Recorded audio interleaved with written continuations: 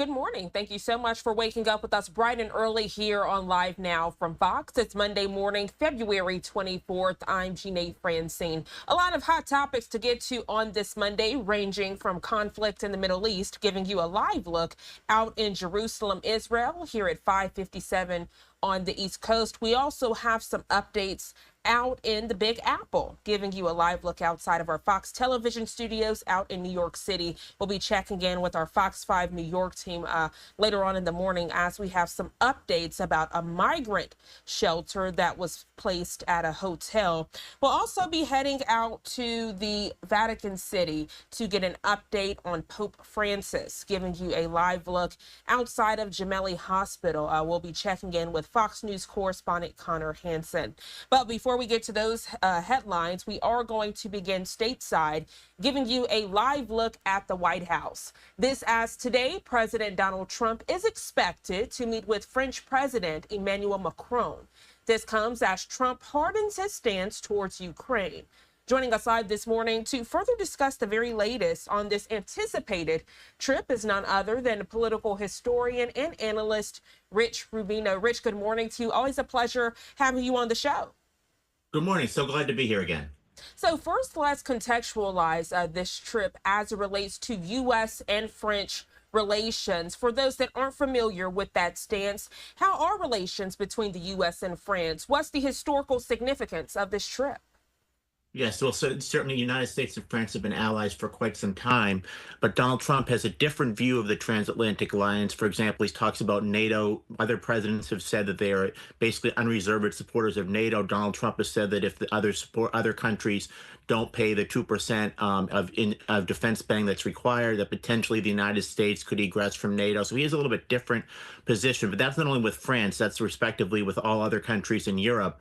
But in terms of France, I think the big issue is really what to do about Ukraine. I think that France fears this, and Britain fears this, and other countries in Europe fear that the United States will support what they believe is a surrender to Russia in terms of the Russian-Ukraine war. That's their essential belief. Some people in Britain, for example, are comparing it to Neville Chamberlain back in 1938. So that's kind of the argument that they're making. You're going to see Donald Trump and Mr. Macron probably negotiating and talking about what potentially could be the final solution, if you will, between Russia and Ukraine. And it's a very different dynamic than I think the United States relationships with other the French relationships with Donald Trump's predecessors. Yeah, Rich, that actually leads into my next question. We know today marks 3 years since the start of the war between Russia and Ukraine. And we've heard the French president say he's warned President Donald Trump about concerns over Russia's president, Vladimir Putin, against the war. Can you highlight and break down these specific concerns? And then again, do you expect these to be the highlighted discussions between the two gentlemen? I do think it's going to be the highlighted discussions. They have a little bit of relationship from Donald Trump's previous term, so we'll see if Mr. Macron can try to work that somewhere to try to get on Donald Trump's positive vantage point, if you will. But yeah, I do think so. I do think that's going to be the main thing. That's going to be the main area of discussion. I think that Donald Trump has a different view of the Ukraine than Joe Biden. Joe Biden was a lot more hawkish on the Ukraine, for example. I think that Donald Trump and his administration have suggested that it's quote unquote unrealistic for Ukraine, for example, to get into NATO. That's something that I think that the French and certainly the British and others would really want to have happen. So it's going to be a very kind of tense discussion about that. Also, Donald Trump, unlike Joe Biden, is willing to meet with the Russians. Joe Biden, once Russia invaded the Ukraine, decided that he was a autocrat and that he was somebody that the United States could not deal with. So obviously they have to adjust to the new administration in Washington that is more at least sympathetic to there being some sort of a solution between Russia and Ukraine. But I think the I think the French rather are trepidatious that agreement could be something that is more beneficial to Russia than something that would preserve the status of Ukraine. You mentioned NATO, Rich, and I'm glad you did so, because in recent talks, we know that Ukrainian President Zelenskyy has mentioned that if a deal can be made with NATO, he'll step down. With your expertise, is that the best thing for Ukraine as they are amid a war with Russia? I think so. I think that's the casus belli, because Ukraine, their biggest fear is their security and the potential that they will no longer be a nation. If they're in NATO, then Article 5 of the NATO Charter guarantees that if they are invaded by an outside power, that means that all 32 NATO countries have to come to their defense. So if Russia were to invade the Ukraine, then under the Charter, all 32 countries would come to the defense, which would make it a lot less likely for Russia to invade the Ukraine. The only time Article 5 has been used, by the way, was after the hot September 11th hijackings, when other countries came to defend the United States. Obviously, Russia, part of the reason they invaded Ukraine in the first place is they were trying to stop NATO expansion. It really began in the 90s with Czech Republic, Poland, and Hungary. I think that the Russians view it that there was an agreement between Gorbachev and the first George H.W. Bush administration that essentially the United States would not continue to expand NATO, but they've been expanding into countries that are a little bit too close to comfort for Russia. Russia is kind of using that as a red line, saying Ukraine is the one country, saying Ukraine will not be allowed into NATO and no other countries in Europe will be allowed into NATO either. And that's really, I think, kind of the inflection point, if you will, in this tete-a-tete. Yeah, Rich, we also know that Zelenskyy said he wants President Trump to be more than a mediator. For many people, that statement was confusing because, as you know, President Donald Trump does not shy away from his direct opinion, and many people feel he has been very vocal with what he wants to happen from this conflict. Yes, I think that there are kind of two ways you can do this. One of them is just the United States uses their good offices, like they did, for example, to end the war under the Clinton administrations in the Balkans, or they can take a position where they're essentially advocating for one leader over the other. I think many believe that potentially that for example, in the Middle East, that the Trump administration tends to favor between Israel and Palestinians, so they trend to favor Israel, for example. I think that Mr. Zelenskyy probably fears that in that same vein that the Trump administration is very much administration that tends to favor Russia. And that's not what they want. They would rather have them either be somebody administration like the Biden administration, which is very sympathetic to them, or an administration that favors some sort of a solution, but is simply using the good offices, using the offices of the United States to try to negotiate a settlement. He does not want the United States to be there as a advocate of the Russian side. Rich, looking ahead this week, we know that President Donald Trump will be meeting with the UK Prime Minister Keir Starmer. Discuss the importance of this trip. Are you expecting those same talks as it relates to international conflicts? We have seen the UK very vocal as it relates to the conflict in the Middle East, as it relates to Israel and Hamas. Are you also thinking they might highlight that topic? Yes, I do. This is the flagship issue of pretty much the transatlantic alliance. He's meeting with both nuclear powers in Europe. First it was France, and then it's going to be Great Britain. I think that he has a little bit more adversarial relationship sometimes with the British Prime Minister. I think it's going to be very interesting to see how they negotiate, to see when if they have a press conference where they talk about both of their sides. But England, just like France, is very much sympathetic to the Ukraine, and I think they're going to say that there should not be any sort of a surrender, that any sort of an agreement is something that's going to benefit the Ukraine. They're also probably going to make unreserved advocacy of the Ukraine joining NATO, which is something that I think is almost a non-starter for the Trump administration. So it'll be very interesting to see. Obviously, Trump has a different tact on foreign policy, America First foreign policy, which is different than his predecessor, Joe Biden. I think that Joe Biden would have been was obviously very sympathetic to the Ukraine, but I think that it's going to be interesting as the British Prime Minister, as well as the British Prime Minister and the French President, try to get Donald Trump to be more sympathetic to the Ukrainian side, and that's probably going to take up the bulk of their conversations. Political analyst and historian Rich Rubino, always a pleasure. Thank you so much for your dialogue and perspective, Rich. I hope you have a great rest of your Monday. Thank you so much for having me on again. Thank you. And as we further discuss this headline, again, President Donald Trump to host French President Emmanuel Macron on this Monday. A quick content reminder for you. Trump is expected to welcome Macron at the White House around 12:15 p.m. Eastern time. So that'll happen this afternoon. Of course, once the cameras are set and we get audio, we'll be sharing that with you right here on Live Now from Fox. 6:07 here on the East Coast. Let's take our first 2-minute commercial break of the hour. We'll be right back.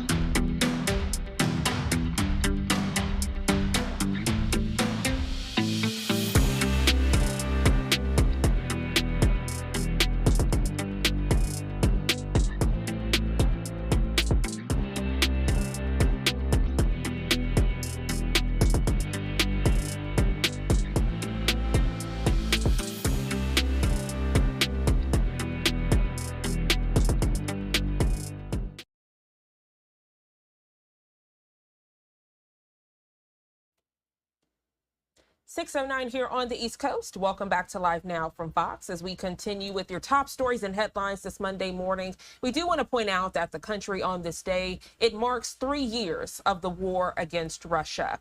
European Commission President Ursula von der Leyen and European Council President Antonio Costa, they both arrived in Kyiv, Ukraine early this Monday ahead of events to mark the start of the war 3 years ago. An emergency summit is also set to be held by leaders of the 27 European countries on March 6th. This is regarding Ukraine and Europe's security. I can tell you all at this hour, an emergency summit is underway. I actually want to give you a live look inside. I won't pot up the audio just yet, but just to further show how that Support Ukraine summit is underway. You can see how different leaders are speaking and having a panel discussion. The last time we listened in, the audio was not in English, but of course, once that audio does turn to English, we will share it with you right here on Live Now from Fox. As we further discuss the very latest of this news alert, we do know that the European leaders' visit comes after U.S. President Donald Trump reversed course on support for Ukraine and on the United States' commitment to defending its European allies. There are several events slated today, as I just mentioned. Of course, we were allowed a camera inside that event I just showed you, but at the moment it was not in English. Of course, once that translation happens, we'll bring it to you right here on Live Now from Fox. As we further discuss this event, we want to hear from you this morning.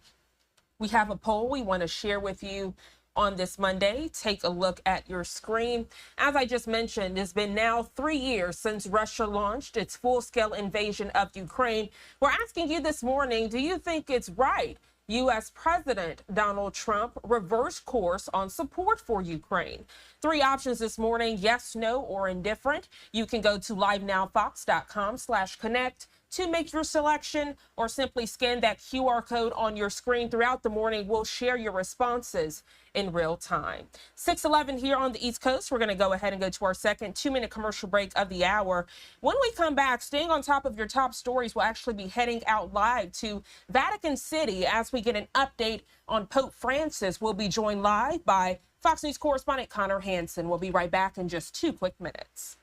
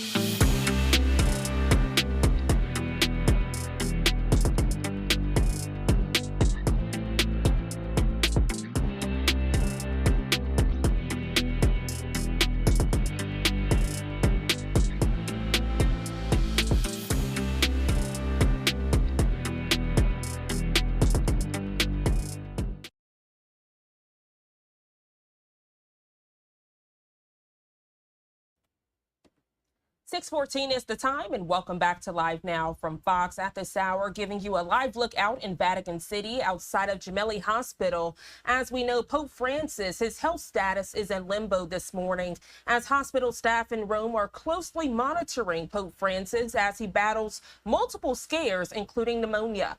While double pneumonia can be a devastating outcome, it can be especially damaging for the elderly. Fox News correspondent Connor Hansen joining us live this morning outside the medical center with the very latest on his condition. Connor, good morning.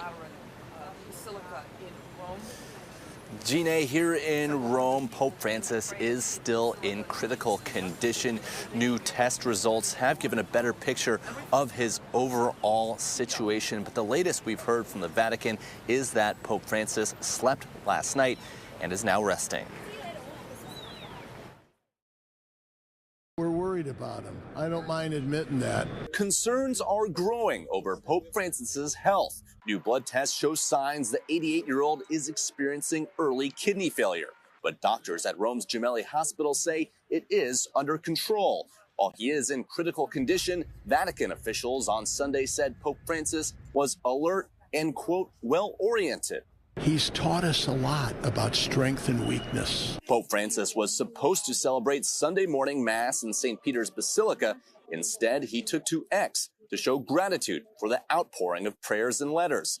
The pontiff was first hospitalized on February 14th for bronchitis. He later developed double pneumonia and is still receiving supplemental oxygen. We are aware of how terrible it is. Over the weekend, churches around the world called on God to help Francis heal. He's I think, one of the greatest popes we've had. Especially the faithful across his home country of Argentina. We also pray with all the church that he can recover so he can continue working on the mission God has given him. Meanwhile, prayer sessions continue outside the hospital. Well, the Vatican is notoriously guarded when it comes to the Pope's health and prognosis. Pope Francis is being kept in his own private suite here at the Gemelli Hospital, where people have been gathering here outside to pray, leave candles, flowers, right here at the statue of Pope John Paul II, who was also a patient here. We've also been told by the Vatican that they are planning a rosary ceremony outside St. Peter's Basilica tonight. Gine?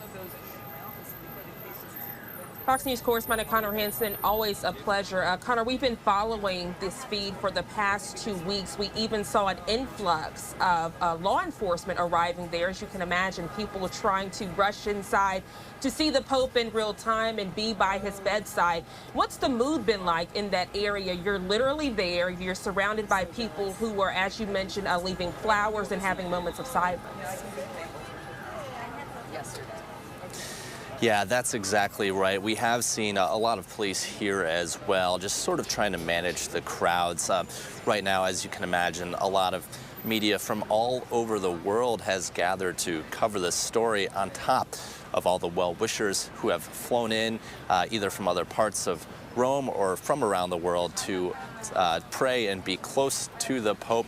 But it's safe to say nobody's getting anywhere close to that private suite of the hospital. It is highly guarded, probably one of the most secure places in the world right now.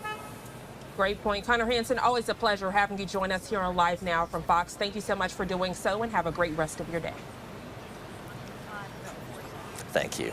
Thank you.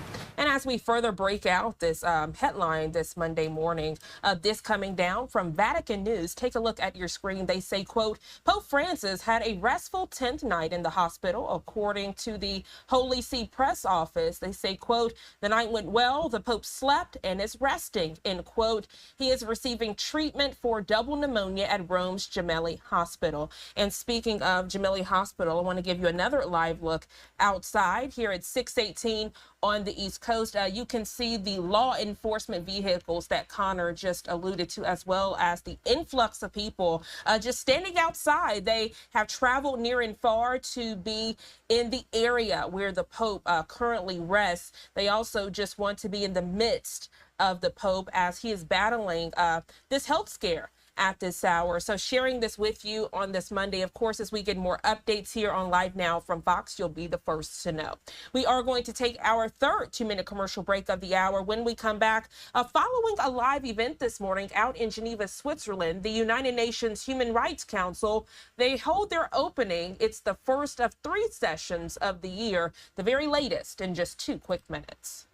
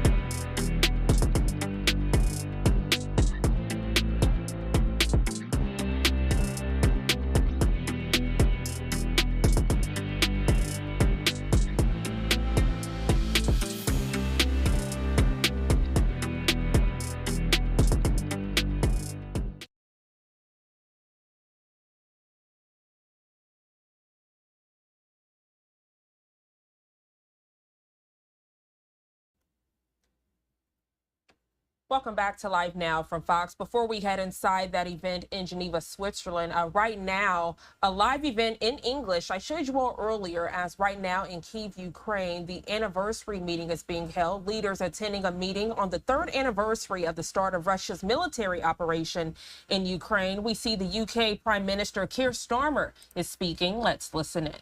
Mentioned earlier, a patient called Petro from the burns unit that I visited in Kyiv. He said to me, if Ukraine fails, Europe will be next. And that is what is at stake here. That is why we will always stand with Ukraine and with our allies against this aggression and for a just and lasting peace. Slava Ukraini. Thank you.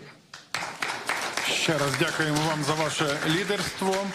Ми продовжуємо включення з особливих місць нашого опору та стійкості. І зараз я маю честь передати слово пані. Okay, so we do see it's back in natural speech, but just wanted to show you all, one, how brief the English comments are, but two, how this event is happening. This anniversary meeting taking place in Kyiv, Ukraine, to mark 3 years of the Ukraine-Russia war. All right, as promised, we are going to transition to another live event. This takes us out to Geneva, Switzerland. Right now, the United Nations Human Rights Council, they are opening the first session of 2025 with a statement from the UN chief, Antonio Guterres. We'll also have comments from the UN High Commissioner of Human Rights, Volker Turk, and several other high officials like the one on your screen. Let's watch and listen in. We will integrate a gender perspective throughout the General Assembly's work and my activities. I have re-established the Advisory Board on Gender Equality to focus on women's economic empowerment. That is necessary for the implementation of gender-related commitments in the Pact for the Future. We are happy that the Human Rights Council has followed this good practice. Additionally, I have appointed co-facilitators to lead consultations in preparation for a high-level meeting. This meeting will commemorate the 30th anniversary of the Fourth World Conference on Women and the landmark Beijing Declaration and Platform for Action, Beijing Plus 30. Excellencies, this year marks the 30th anniversary of the World Programme of Action for Youth. This underscores the critical role of young people in driving inclusive and sustainable development. We will convene member states in May for a discussion on how digitalization can enhance the sustainable development goals. We are convinced that digitalization will empower young people in Africa. Throughout each of these engagements, I will emphasize the indispensable contribution of civil society to advancing human rights. The work of civil society is vital both to this Council and to the broader human rights agenda. That is a message I delivered at my town hall with civil society organizations held in New York just 2 weeks ago. We will also host the annual high-level debate on crime prevention. That will mark the 10th anniversary of the United Nations Standard Minimum Rules for the Treatment of Prisoners, the Nelson Mandela Rules. The high-level debate on crime prevention will address the global prison challenge.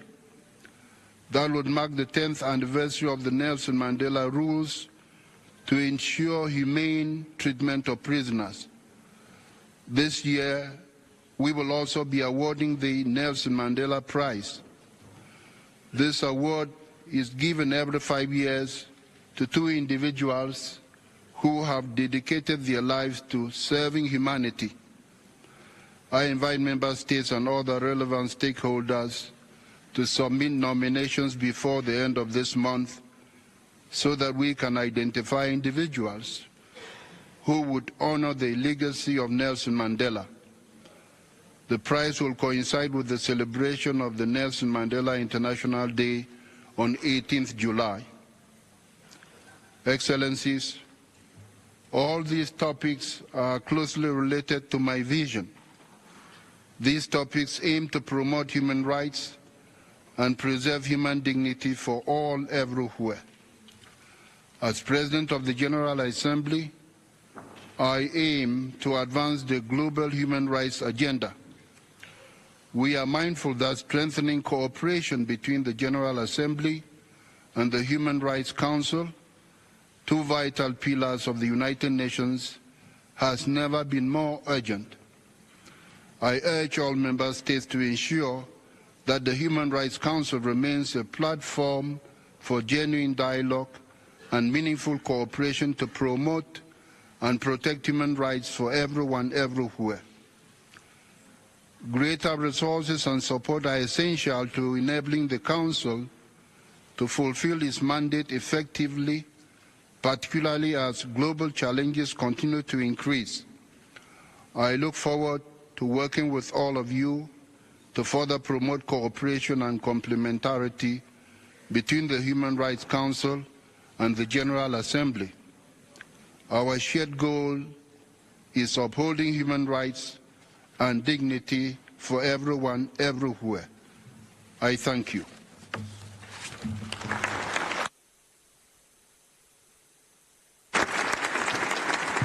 Monsieur le Président de l'Assemblée Générale.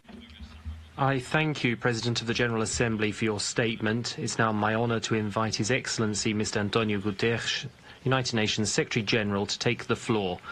Excellency, you have the floor.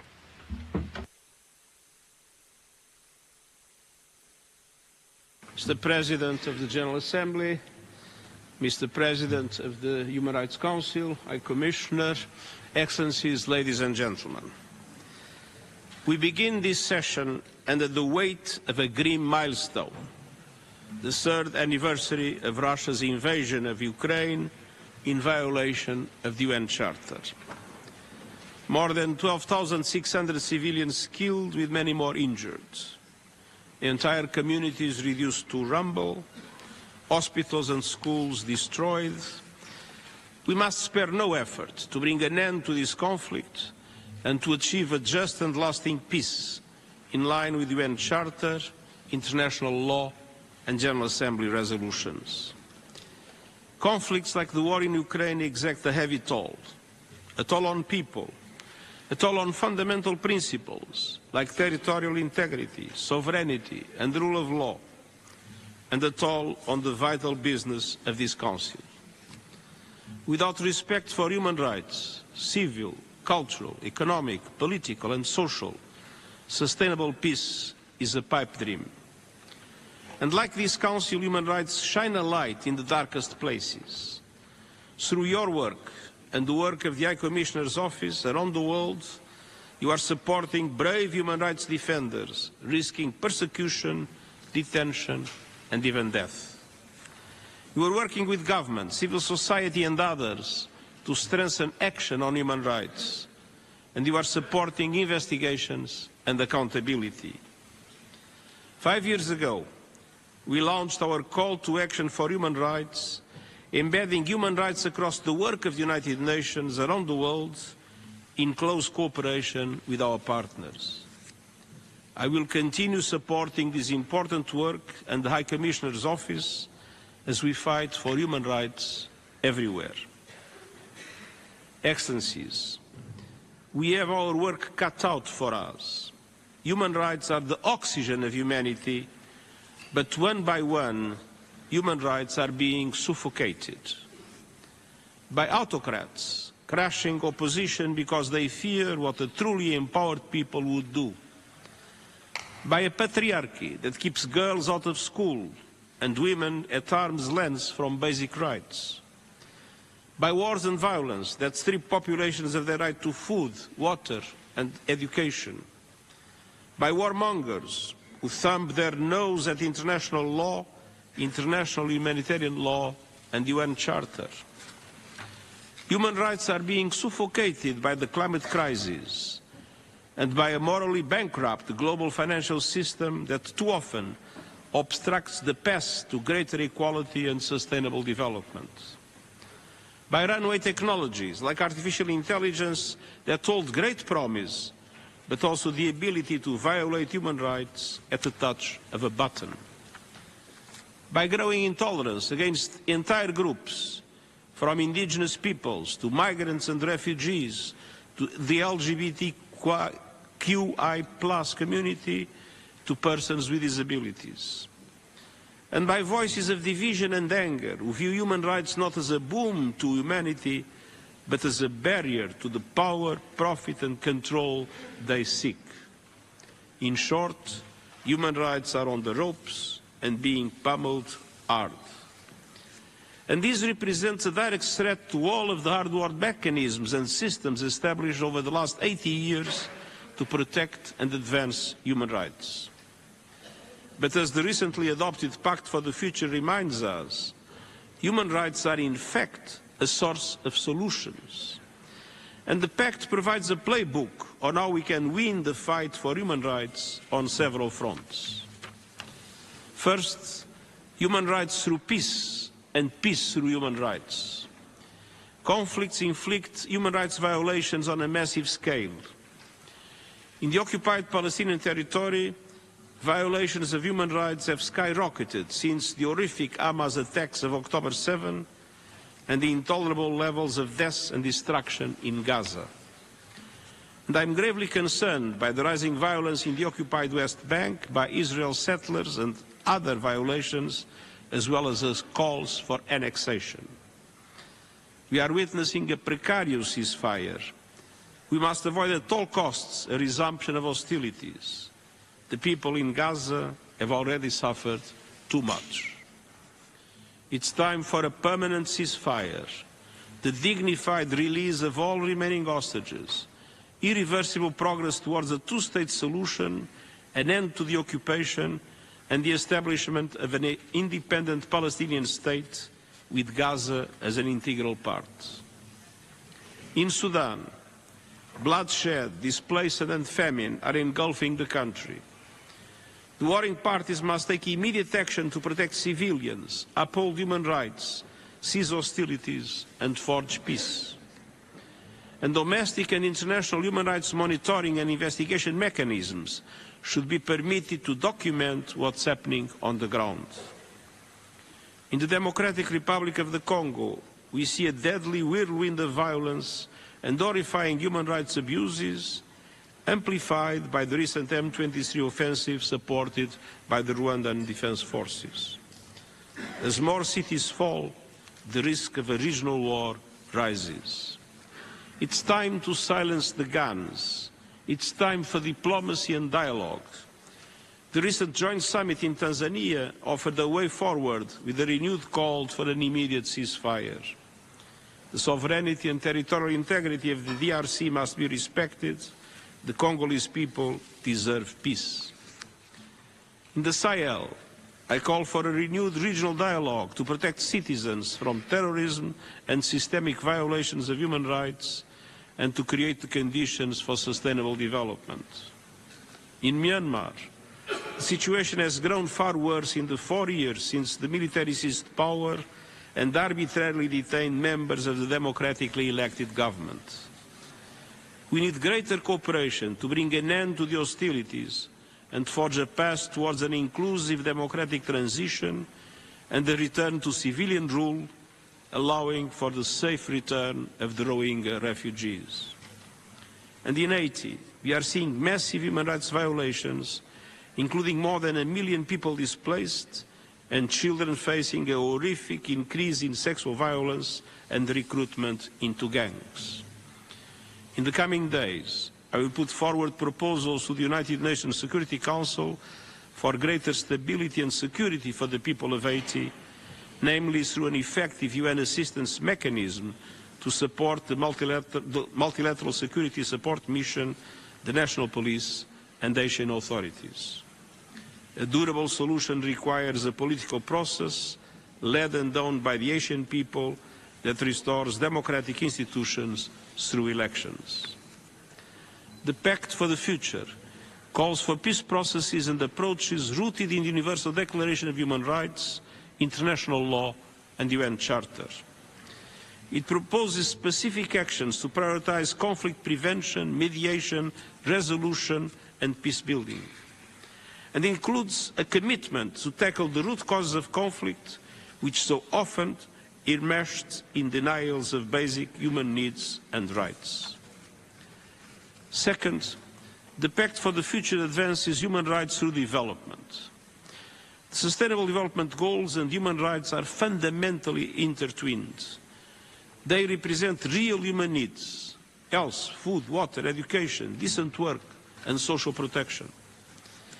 With less than 1/5 of the goals on track, the Pact calls for a massive acceleration through an SDG stimulus, reforming the global financial architecture and taking meaningful actions for countries drowning in debt. This must include focused action to conquer the most widespread human rights abuse in history, inequality for women and girls. The Pact calls for investing in battling all forms of discrimination and violence against women and girls and ensuring their meaningful participation and leadership across all walks of life. And along with the Declaration on Future Generations, the Pact calls for supporting the rights and futures of young people through decent work, removing barriers for youth participation and enhancing training. And the Global Digital Compact calls on nations to champion young innovators, nurture entrepreneurial spirit, and to equip the next generation with digital literacy and skills. Third, the Pact for the Future recognizes that the rule of law and human rights go hand in hand. The rule of law, when founded on human rights, is an essential pillar of protection. It shields the most vulnerable. It's the first line of defense against crime and corruption. It supports fair, just and inclusive economies and societies. It holds perpetrators of human rights atrocities to account. It enables civic space for people to make their voices heard and for journalists to carry on their essential work free from interference or threats. And reaffirms the world's commitment to equal access to justice, good governance and transparent and accountable institutions. Quatrièmement, fourthly, we must achieve human rights through climate action. Last year was the hottest on record and comes on the back of the hottest decade on record.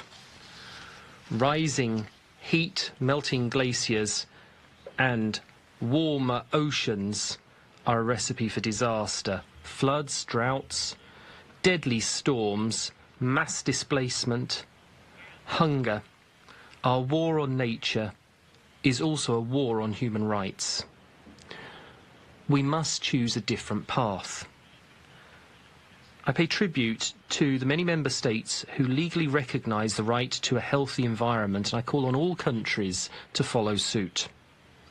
Governments must keep their promise to produce new economy-wide national climate action plans this year, and this has to be done well ahead of COP30 to be held in Brazil. These plans must limit the rising global temperature to 1.5 degrees, including by speeding up the global energy transition. We also need a massive surge in financing for climate action in developing countries so that we can adapt to global warming, slash emissions and speed up the renewables revolution, which offers massive economic opportunities. And we must stand up to the misleading campaign undertaken by many in the fossil fuel industries and its enablers who are aiding and abetting this madness. And at the same time, we must protect and defend those on the front lines of climate justice. And fifth, human rights through stronger, better governance of technology. Fast-moving technologies are now encroaching on every aspect of our lives. This deeply troubles me about human rights being undermined as well. At its best, social media is a meeting place for people to exchange ideas and to trigger respectful debate, but it can also be the stage for fiery combat and blatant ignorance. It's a place where the poisons of misinformation, disinformation, racism, misogyny and hate speech are not just tolerated, but often encouraged. Online verbal violence can easily turn into physical violence in the real world. Recent rollbacks on fact-checking and content moderation online are opening the floodgates once more to more hate, threats and violence. Make no mistake, these rollbacks will actually lead to less free speech and not more, because people are becoming more and more afraid of expressing their opinions on these platforms. Meanwhile, the huge promise of artificial intelligence goes hand in hand with the unfathomable peril to undermine human autonomy, identity and control, and yes, human rights as well. In the face of these threats, the Global Digital Compact brings the world together to ensure that human rights will not be sacrificed on the altar of technology. This includes working with digital companies and policy makers to extend human rights to every corner of cyberspace, including through a new focus on information integrity across all digital platforms. The Global Principles for Information Integrity that I launched last year will support and underpin these efforts as we push for a more humane information ecosystem. The Global Digital Compact also includes the first universal agreement on the governance of artificial intelligence that brings every country to the table and sets commitments on capacity building so that all countries and people can benefit from the potential of artificial intelligence. We need to invest, though, in affordable internet, digital literacy and infrastructure.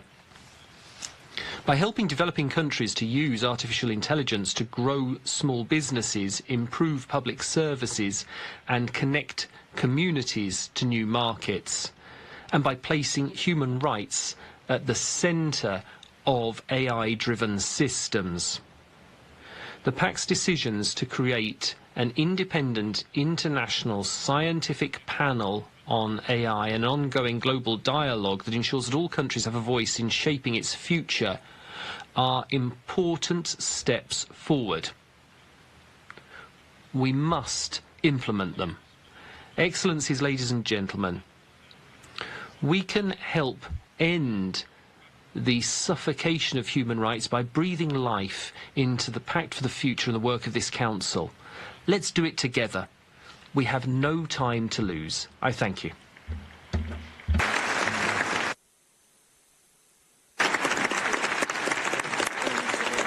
Monsieur le Secrétaire Général, Secretary General, I thank you for your statement. I now have the honour to give the floor to the High Commissioner for Human Rights, Mr. Volker Türk. High Commissioner, you have the floor, sir. Monsieur le Président, President, Secretary General, distinguished delegates, the international system is going through a tectonic shift, and the human rights edifice we have built up so painstakingly over decades has never been under so much strain. Today we mark the 3rd anniversary of the full-scale Russian invasion of Ukraine at a time of escalating civilian casualties, continued wanton destruction of urban areas, and speculation about the war's trajectory. Any sustainable peace must be anchored in the rights, needs and aspirations of the Ukrainian people, in accountability and in the principles of the United Nations Charter and international law. The decisions that are made today, whether they foster justice or impunity will shape what follows. In Israel and the occupied Palestinian territory, where the suffering has been unbearable, I repeat my call for an independent investigation into grave violations of international law committed by Israel in the course of its attacks across Gaza and by Hamas and other Palestinian armed groups. Any sustainable solution must be based on accountability, on justice, the right to self-determination, and the human rights and dignity of both Israelis and Palestinians. Any suggestion of forcing people from their land is completely unacceptable. Mr. President, Excellencies, beyond Ukraine and Gaza, conflicts and crises are tearing communities and societies apart, from Sudan to the Democratic Republic of the Congo, Haiti, Myanmar and Afghanistan. Social tensions are rising as inequalities and injustices breed resentment, often directed at refugees, at migrants and the most vulnerable. Perversely, the richest 1% control more wealth than the majority of humanity. The climate crisis is a human rights catastrophe, crushing lives and livelihoods. Its cascading impacts on food security, on migration, on health, on energy and water threaten human rights now and for generations to come, particularly for women and girls. Meanwhile, digital technologies are widely misused to suppress, limit and violate our rights through surveillance, online hatred, harmful disinformation, harassment and built-in discrimination. Artificial intelligence brings new speed and scale to these threats. The splintering of social media platforms into self-selecting channels that cater to their audience contributes to the isolation of individuals, the atomization of societies, and the loss of a shared public space. And in some quarters, human rights are being shunned, vilified, and distorted. This is the backdrop against which my office and the broader human rights ecosystem, including this Council, are working to promote and safeguard the rights of everyone everywhere. Last year, for example, my office contributed to the release of over 3,000 arbitrarily detained people. We took part in some 11,000 human rights monitoring missions, observed nearly 1,000 trials, and documented some 15,000 situations of human rights violations around the world. In addition to the daily interventions with governments, we issued about 245 statements shining a light on human rights concerns in some 130 countries. Our teams on the ground are supporting countries to improve their laws and institutions and to adopt social and economic policies that reinforce cohesion and address injustice. We contributed to human rights-based approaches to sustainable development, taxation and public spending from Cambodia to Jordan and Serbia. Support to my office is a low-cost, high-impact investment. I call on you to go the extra mile to make sure that my office, your own national human rights institutions and human rights non-governmental organizations can continue to do this essential work.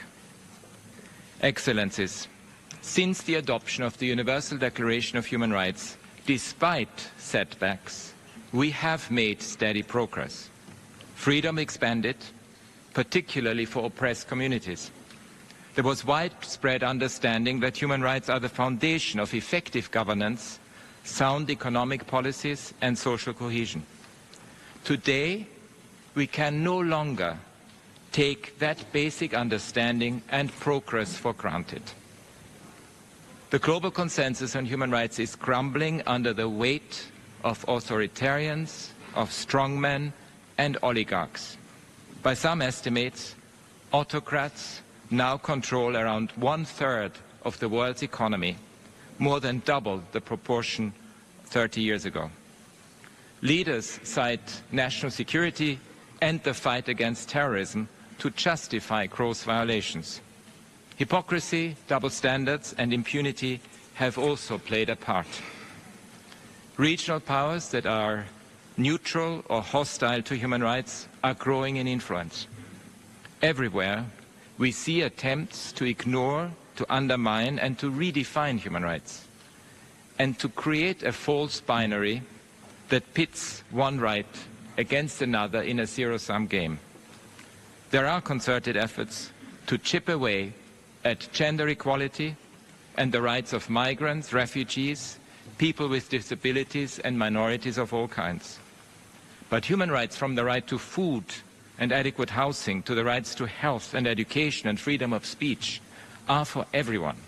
And we need an all-out effort by everyone to make sure that human rights and the rule of law remain foundational to communities, societies, and international relations. Otherwise, the picture is very dangerous. In previous centuries, the unrestrained use of force by the powerful, indiscriminate attacks on civilians, population transfers, and child labor were commonplace. Dictators could order atrocity crimes consigning vast numbers of people to their deaths. Be aware, this can happen again. But we are far from powerless to prevent it. Our tools are the United Nations Charter, the Universal Declaration of Human Rights, the body of international law, and the institutions that work to implement them, including this Council, my office, courts and judiciary, civil society, independent journalists, and human rights defenders around the world. Excellencies, distinguished delegates, today we need an alternative vision. We need the politics of wisdom, rooted in facts, the law, and compassion. First, human rights are about facts. That is why my office is monitoring, documenting, and reporting on violations and abuses in war zones and crises around the world. And I will provide details in my global update next week. In addition to Ukraine and the occupied Palestinian territory, examples include the Democratic Republic of the Congo, Myanmar, Sudan, and Syria, where my office has been documenting abuses and raising the alarm for a couple of years. Or Afghanistan, where we are reporting on the impact of gender apartheid on women and girls. Or Haiti, where my team has reported on the devastating impact of illicit flows of weapons. Never underestimate the power of factual, legal, and moral clarity. Facts on their own can and must prompt action. When the red flags go up, they must trigger an immediate response. That is why the work of this Council and the other human rights mechanisms is so important. While we cannot say exactly how much death and suffering has been prevented by these efforts, we know they make a difference. Second, human rights are about the law, which is a brake on power, privilege, and unrestrained profit. Some things are not for sale. Our international legal frameworks and institutions, including the International Criminal Court, are fundamental to ensuring justice and achieving accountability for the most serious of crimes, preventing future violations and making the world safer for everyone. Equally important are strong institutions at the national level to protect vulnerable people and enable everyone to participate more fully in cultural, religious, social, economic, and public life. It is imperative that we stand up for these institutions when they come under attack. Finally, human rights are nothing without compassion, the glue that unites us in our common humanity. We rarely hear about compassion from today's leaders, but some of the most successful visionaries throughout history, including Nelson Mandela and Eleanor Roosevelt, have led through their remarkable compassion. Human rights go beyond thought leadership to heart leadership.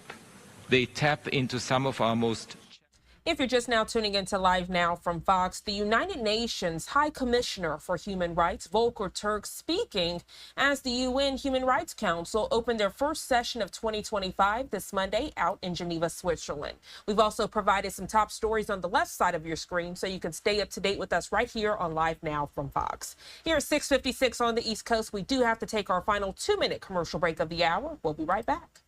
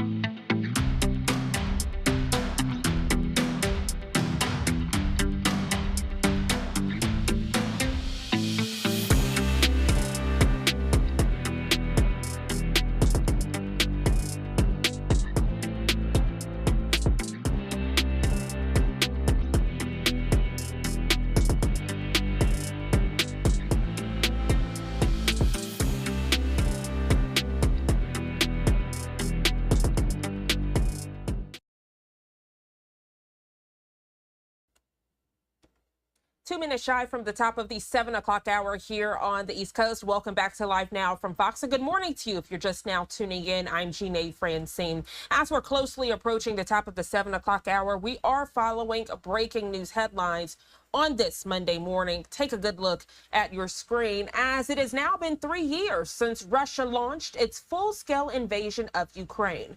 A number of world leaders are meeting in Kyiv today to mark the anniversary. As Fox News correspondent Doug Luzader reports from Washington this morning, President Donald Trump is pressing forward with his plan to end the war. President Trump will be meeting with French President Emmanuel Macron at the White House today, and this will be a central point of contention, how to bring this devastating war to an end. Russia marked the run-up to today's anniversary with a wave of drone attacks on Ukraine's capital over the weekend. Good to see you. It was just as a number of European leaders were set to arrive there in recent hours. Minister for Foreign Affairs of Ukraine. There were pleasantries, but growing uncertainty about what comes next. Overnight, Ukrainian President Volodymyr Zelenskyy posted a statement on X, offering thanks for what he calls 3 years of resistance and 3 years of gratitude. When the war began 3 years ago, many thought it would be over in days or weeks.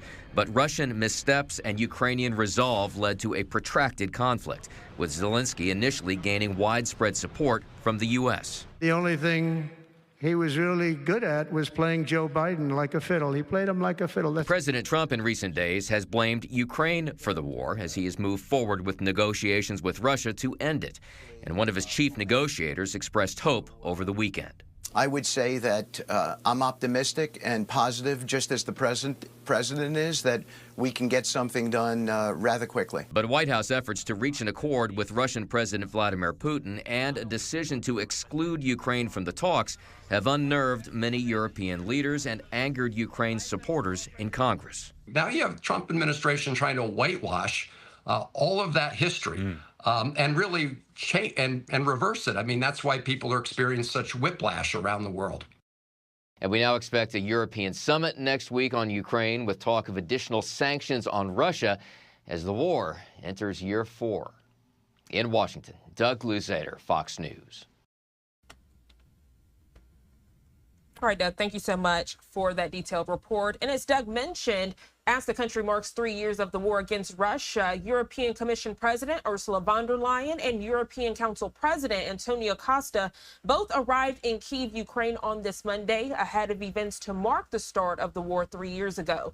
Looking ahead, we know an emergency summit is set to be held by leaders of the 27 European countries on March 6th regarding Ukraine and Europe's security. But on this Monday, an emergency briefing underway in Kyiv, Ukraine. Right now, you're getting a live look inside of that meeting. We've been popping in and out of the meeting all morning, as most of it has not been in English, but we had a few comments in English, such as the one from the UK Prime Minister Keir Starmer. This happening in Kyiv, Ukraine. They're calling this an anniversary meeting. So again, you're getting a live look inside there. The European leaders' visit comes after U.S. President Donald Trump reversed course on support to Ukraine and on the U.S.'s commitment to defending its European allies. That leads us to our question and poll that we are conducting on this Monday. We're asking you, take a look at your screen. Do you think it's right U.S. President Donald Trump reversed course on support for Ukraine? Several answers already coming in bright and early on this Monday. 67% of you say yes, 28% of you say no, 5% of you say you are indifferent. All you have to do is scan that QR code on your screen or go to livenowfox.com/connect to make your selection. Of course, we will share those selections throughout our morning right here on Live Now from Fox. As I did mention, this live event underway this Monday, as today marks 3 years since Russia launched an invasion of Ukraine. They're holding this anniversary summit out in Kyiv, Ukraine. I do want to see if this speaker's in English. Let's listen in. Of all the Ukrainian victims with all the Ukrainian people. We have said it so many times, and we will continue saying it with the same vigor. Slovenia stands in solidarity with the Ukrainian people as they defend their homeland. And they are not fighting only for their country, but for our common values: freedom, democracy, and human dignity. Slovenia is a staunch supporter of the international law. We all want end of the aggression, but it matters greatly how the peace process ends. The result of the peace talks will determine the future of the European security, and this cannot be decided without Ukraine and Europe. We need a lasting solution and a just peace, based on the UN Charter. We remain a strong supporter of Ukraine on its European path. Decision about the Ukrainian NATO membership is, as agreed at the NATO summit in Washington, irreversible. It must remain at the negotiating table. Slovenia, especially in its capacity as a member of United Nations Security Council, will continue sparing no efforts in being active on the diplomatic front in helping Ukraine achieve just and lasting peace with sufficient security guarantees. Many important things have been said today, and I'm glad we gathered in such a big number and showed such strong and unwavering support for Ukraine. Let me just fully support the Finnish President Alex Stubb elements of the process he laid out earlier. We should work along those lines he presented with unity and due diligence. Thank you for your attention, and Slava Ukraini. Дуже вам дякуємо. Зараз маю честь надати слово Руслану Стефанчуку, голові Верховної Ради України. Прошу вас, пане голово. Thank you. Dear colleagues, I'd ask you give the headphones, I'll speak in Ukrainian. Шановний пане президенте, шановний пане прем'єр-міністре, шановні... So as you can see, this event goes from English then to natural speech. Right now, the gentleman speaking in Ukrainian. But before then, we heard from the Prime Minister of Slovenia. And then again, as I mentioned earlier this morning, we even heard from the UK Prime Minister Keir Starmer. Getting back to our megaphone poll this morning, more responses coming in. We're asking, do you think it's right that U.S. President Donald Trump reversed course on support for Ukraine as we are marking 3 years this Monday since Russia launched its invasion of Ukraine. 79% of you say yes, 18% of you say no, 3% of you are indifferent. Continue to let us know what you think by scanning that QR code on your screen or by going to livenowfox.com/connect. Here at 7:06 on the East Coast, we are going to our first 2-minute commercial break of the hour. When we come back, staying on top of your top stories and headlines and heading out to Vatican City as we do have some updates on Pope Francis. We'll be right back.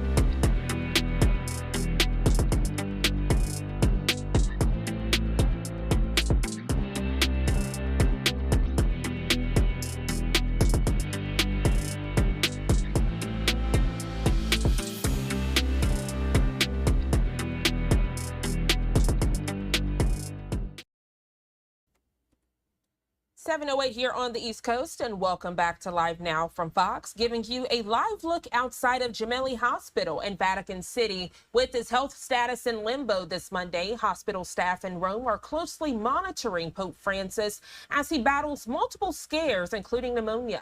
While double pneumonia can be a devastating outcome, it can be especially damaging for the elderly. Fox News correspondent Connor Hansen has the very latest from outside the medical center.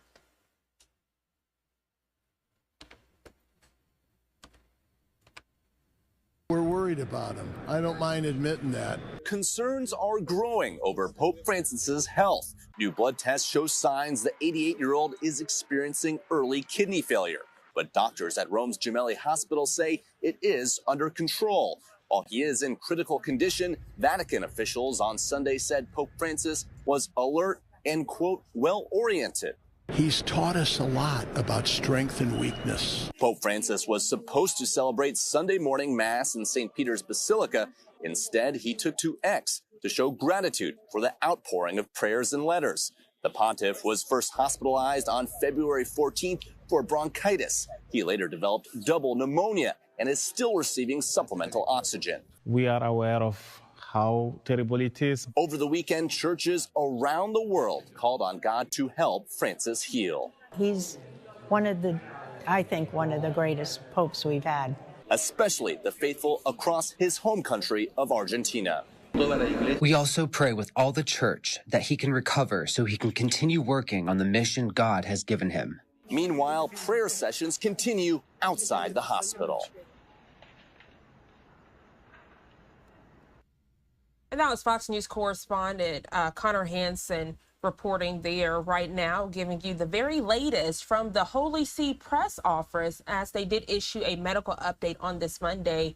They say, quote, "The night went well, the Pope slept and is resting." Again, this coming from the Holy See press office. We also have this official view for you as Pope Francis had a restful 10th night in the hospital. We will continue to follow the very latest on this developing story as Pope Francis is receiving treatment for double pneumonia at Rome's Gemelli Hospital. I want to give you another live look outside here at 7-Eleven on the East Coast. We are going to take our second 2-minute commercial break of the hour. We'll be right back.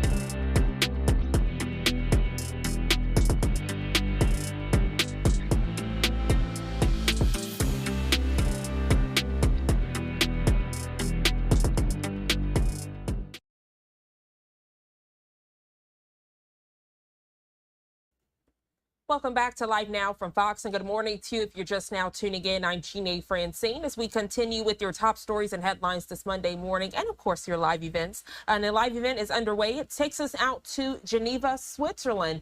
This as the United Nations Human Rights Council, they're opening the first of 3 sessions of 2025. Several statements have already come down this morning from the United Nations Chief Antonio Guterres and the UN High Commissioner for Human Rights, Volker Turk. Another speaker at the podium now. Let's continue to listen in.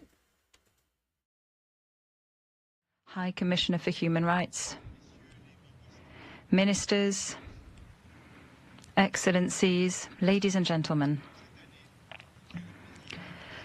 Like every year, it is my great pleasure to welcome you here in Geneva today.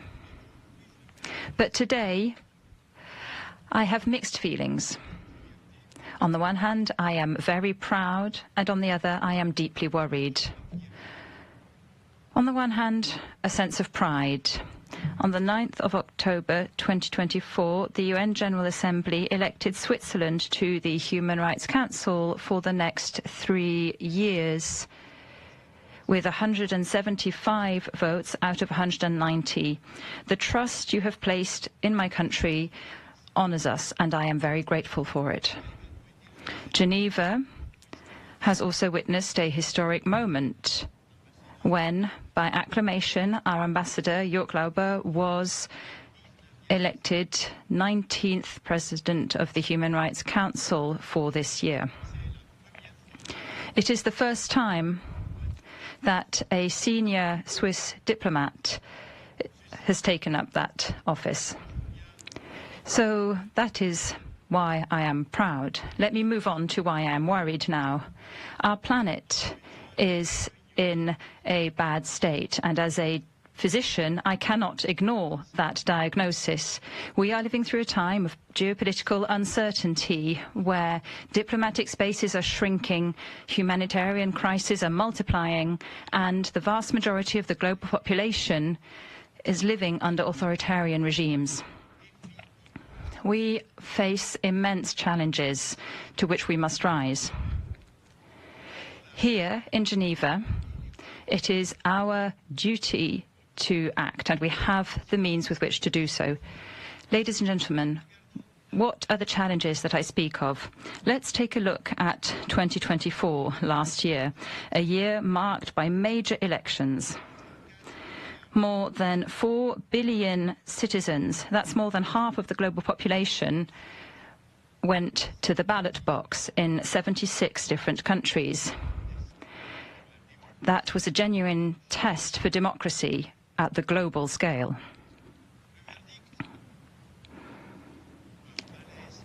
The result of which is deep unease.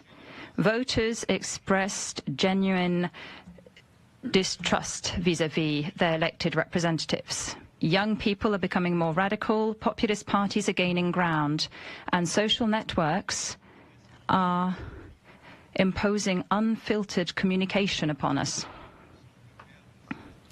It seems as though the world is losing its bearings. And what are the reasons for this?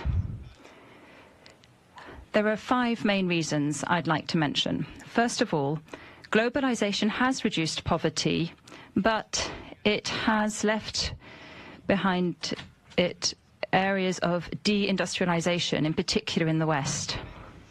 Secondly, the digital revolution is shaking up the job market. Thirdly, identity claims, be they ethnic or sexual identity or other claims, have taken on a scale that is destabilizing many societies and many individuals. Fourthly, social networks exacerbate divisions. And fifthly, the climate crisis is fueling a sense of chaos, which is worsening defiance towards people in governance. What can we do? We see that there is a deep crisis of trust, but also we have lost our points of reference. And in this context, human rights are a fundamental bedrock upon which we can stabilize our societies. I'm thinking in particular of individual rights and respect for privacy, the right to free and transparent elections, the right to labor and economic stability, the right to freedom of expression, with the responsibility of the media being recalled, and also the right to a sustainable environment. 19 years on from the creation of the Human Rights Council in 2006, one is forced to note that the challenges are growing. The war in Ukraine, and today we mark the 3rd anniversary with a great sense of sorrow, is a tragic example of that. You must also take into account the ongoing tensions in the Balkans, the Caucasus, conflict in the Middle East, instability in Northern Africa, and war in sub-Saharan Africa. The international context is increasingly alarming. While I was preparing this statement for the 7th consecutive year, my optimism gave way to increased realism. I am now convinced that it is more necessary than ever before to focus our efforts on the protection of fundamental rights, especially as regards the right to freedom of expression, of religion and of association, our right to life and to equality before the law, to education, our right to ownership, and the total prohibition of torture and slavery. As we face threats against democracies, The Human Rights Council of the United Nations must act united and with determination. The hour is not one for division, but for concerted action in order to uphold the principles that guarantee peace and stability. And that is something that the Swiss presidency can achieve. The primary responsibility of the Swiss presidency is to ensure the smooth running of the Human Rights Council work, thereby enabling it to fully deliver on its mandate. Human rights are not a luxury, but a necessity. As our ambassador Jörg Laubens said just after he was elected in December 2024. Switzerland is concerned by the decisions of some member states to withdraw somewhat from the Council. Human rights are a matter of concern for all of us. Every member of the United Nations should shoulder its responsibilities in this respect. The Swiss presidency is not merely an honor, it is a matter of responsibility. And so I would like to take this opportunity to express my full support for Jörg Laubens, whose long experience within the United Nations, both in New York and here in Geneva, will serve him well as he seeks to achieve this mission. Switzerland will continue to carry out with determination the responsibilities it has assumed over the past 2 years on the United Nations Security Council.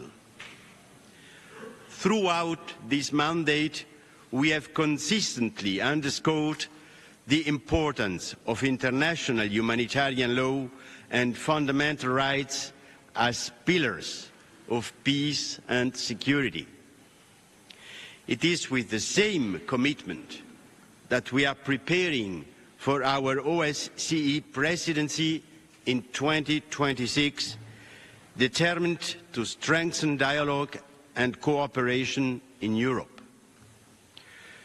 Switzerland stands for effective, targeted multilateralism rooted in the principle of subsidiarity. 80 years after the founding of the United Nations, the state of the world serves as a pressing reminder that our mission is far from complete. Thank you for your attention, and I wish you all productive discussions.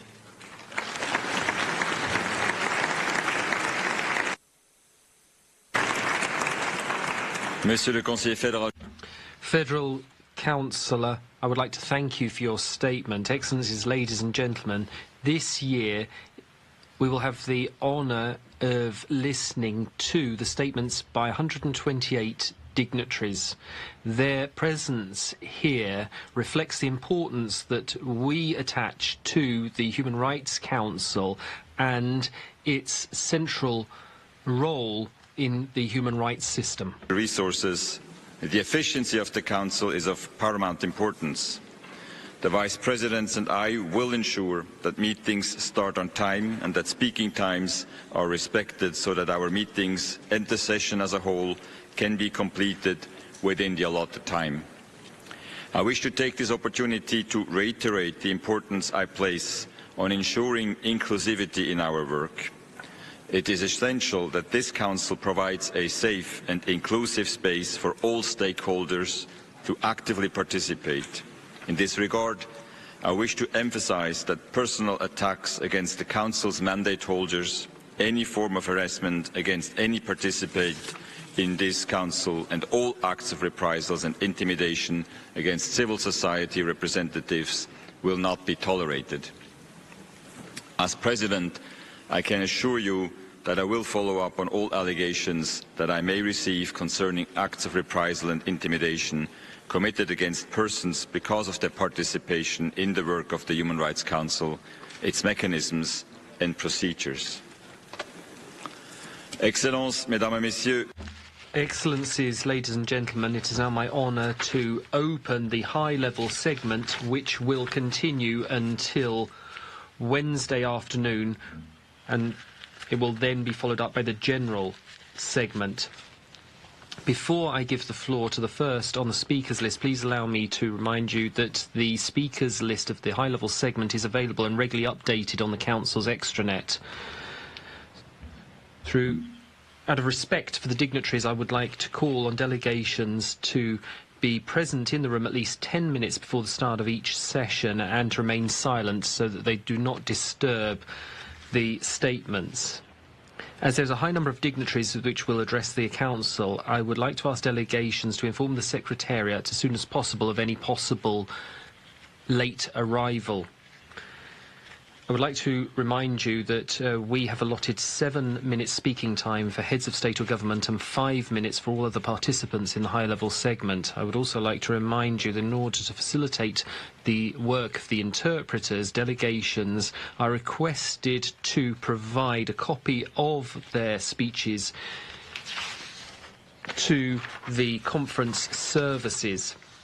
I would also like to remind you that the online inscription service can be used to upload a copy of speeches. They will be posted on the Council's extranet. It's vital that they be provided in Word format in order to ensure the Council's accessibility to persons with disabilities. If they are not in an accessible format, they will not be posted on the extranet. I would now like to give the floor to the first speaker of the high-level segment, His Excellency Mr. Luis Alberto Arce Catacora, the Constitutional President of the Plurinational State of Bolivia. Brother President of the Human Rights Council, Brother High Commissioner for Human Rights, distinguished heads of delegation, representatives of the member states and observers of the Human Rights Council, I'm honoured to address you. The plurinational state of Bolivia is now a member of the Human Rights Council for the 4th time since the Council was established in March 2006. This unequivocally reflects our steadfast commitment to promoting and protecting human rights. Since we held our first mandate in 2008, our tangible action has shown that defence of human rights, particularly those of the historically marginalised peoples, is a priority for our state. Bolivia is an active member of the Council and cooperates constructively with various mechanisms. We've undertaken various roles. We've been the Vice President of the Council. We've facilitated discussions on efficiency and streamlining. We've been the focal point for gender issues, and recently we underwent our 4th Universal Periodic Review. President, today's world is complex. We're affected by the consequences of a multidimensional crisis of the capitalist system: food insecurity, poverty, general inequality, forced displacements, and the harmful effects of the climate crisis, which are compounded by irrational production systems and imperialist, colonial, neo-colonialist wars to take control of natural resources. There's a failure to respect people's self-determination and the decent life of people by imposing economic blockades and unilateral coercive measures against the sovereign peoples in our region. It's against this backdrop that we as states must strengthen dialogue, cooperation and solidarity so that we can tackle shared problems. Our path must be a commitment to strengthening effective multilateralism. Bolivia recognises the fundamental role played by the Human Rights Council as a platform which, sheltered from all politicisation and double standards, should promote the universality, interdependence and indivisibility of individual and collective human rights. Our human rights policy makes fair treatment and balanced treatment of civil and political rights and economic, social and cultural rights a priority. In particular, individual rights cannot be separated from collective rights and vice versa. Bolivia has worked on promoting the right to development and by ensuring a life free of violence for women and children and the full inclusion of older persons and persons with disabilities.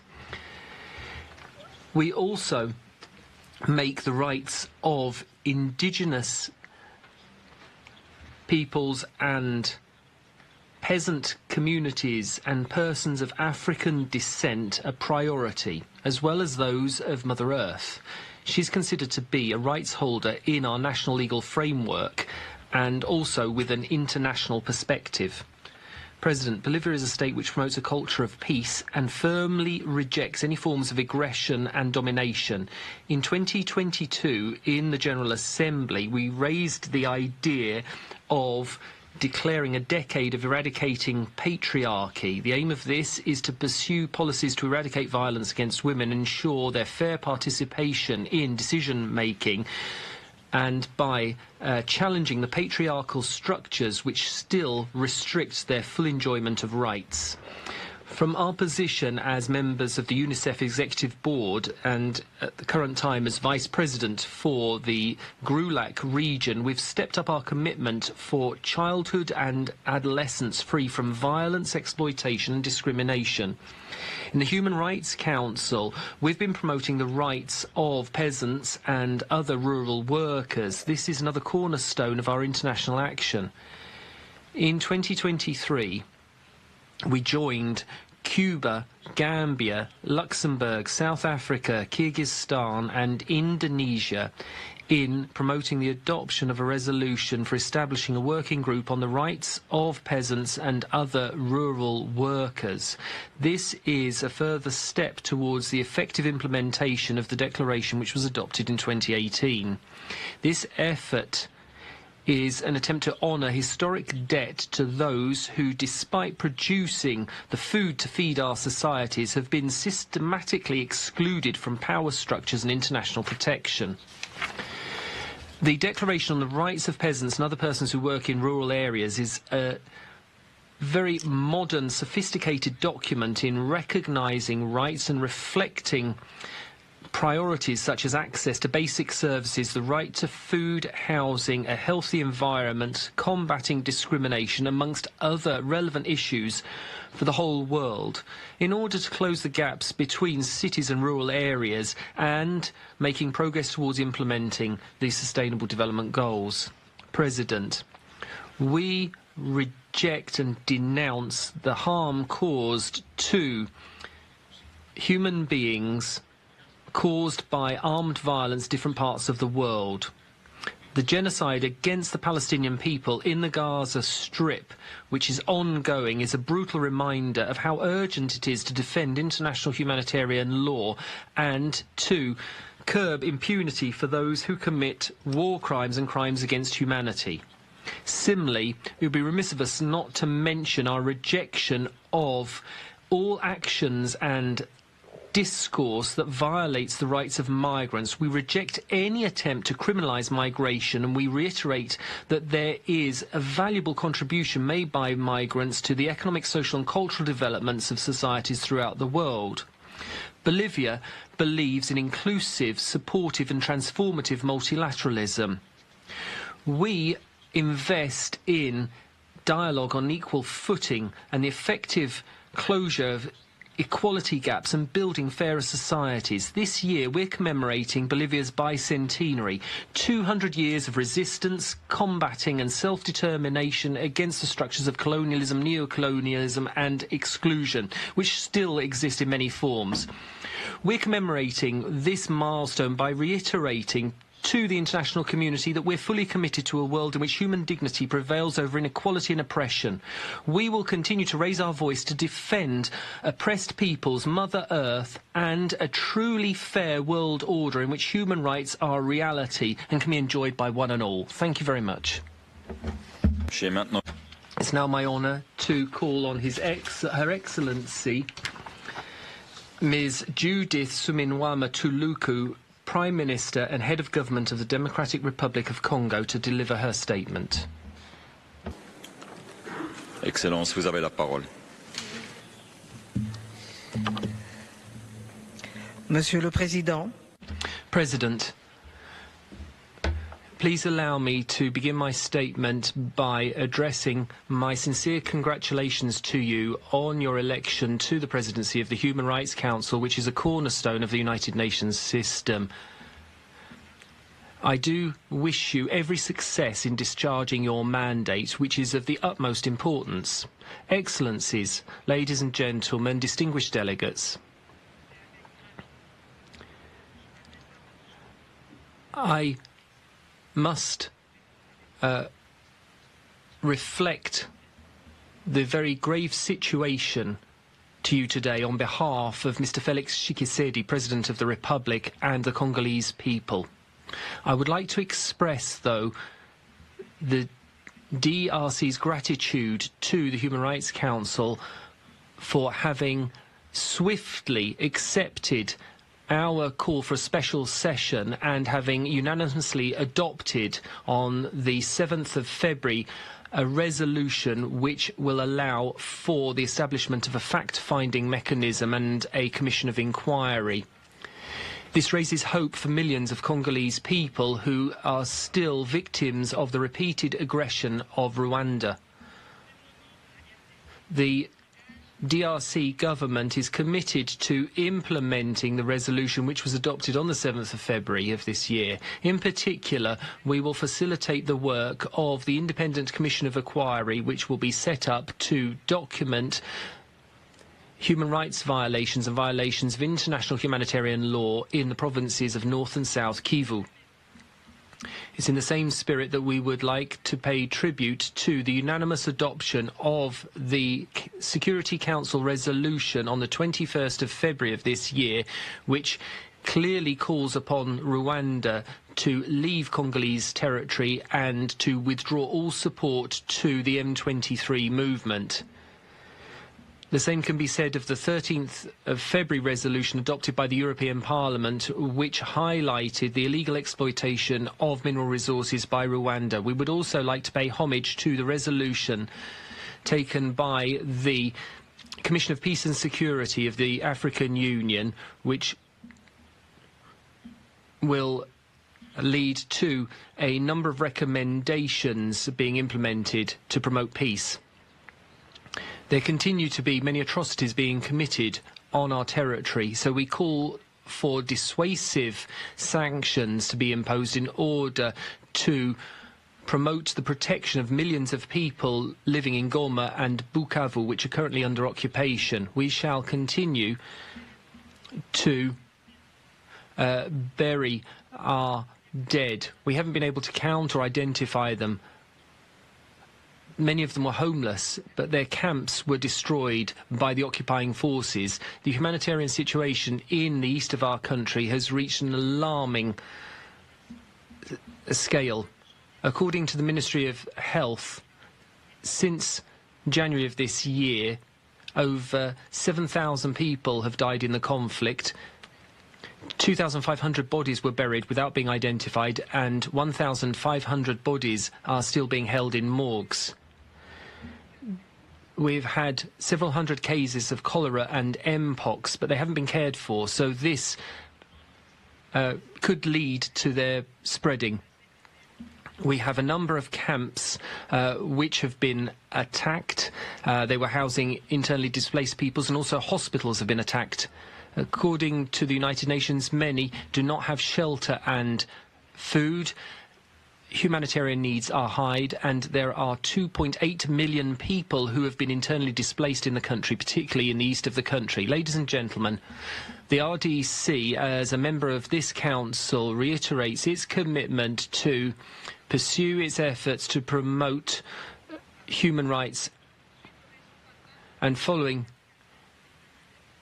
our recent fourth Universal Periodic Review and our appearance before the CEDAW committee, we have made a commitment to draw up a plan to implement the recommendations coming from the Universal Periodic Review and treaty bodies, and we count on support from the Office of the High Commissioner for that purpose and for exchanging good practices. During the 52nd session, we reiterated our commitment to transitional justice and improving the situation of women and children through our president, and also for improving prison conditions. These are the priorities for my government and continue to be so. With regard to the right to a healthy environment, the Democratic Republic of Congo has made commitments in this area. We have strategic minerals, forests and biodiversity, so we're playing our role to preserve an environmental balance. Let's do this together. Ladies and gentlemen, I cannot describe the distress of millions of victims of this conflict, forced conscription of children, women being raped.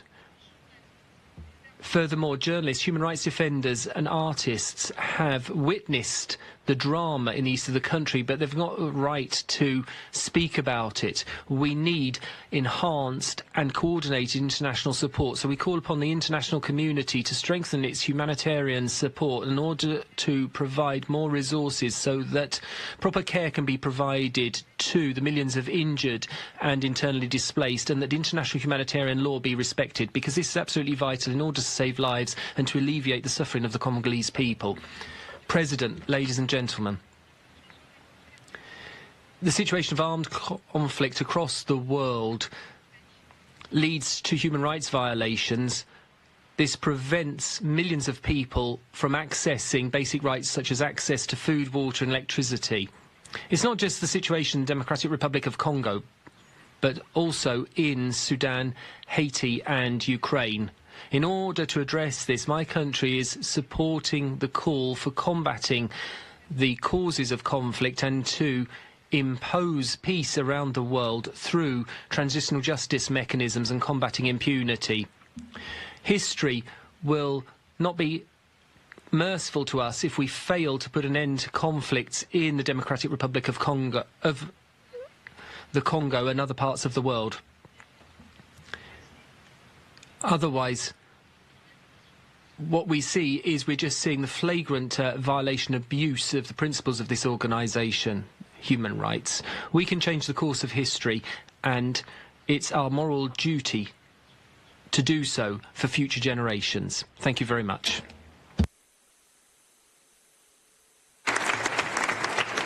Excellences, je vous remercie. J'ai maintenant l'honneur d'un... Excellencies, thank you. I now have the honour of inviting His Excellency Mr. Musalia Mudavadi, Prime Cabinet Secretary and Cabinet Secretary for Foreign and Diaspora Affairs of Kenya, to take the floor. Excellency, you have the floor. Mr.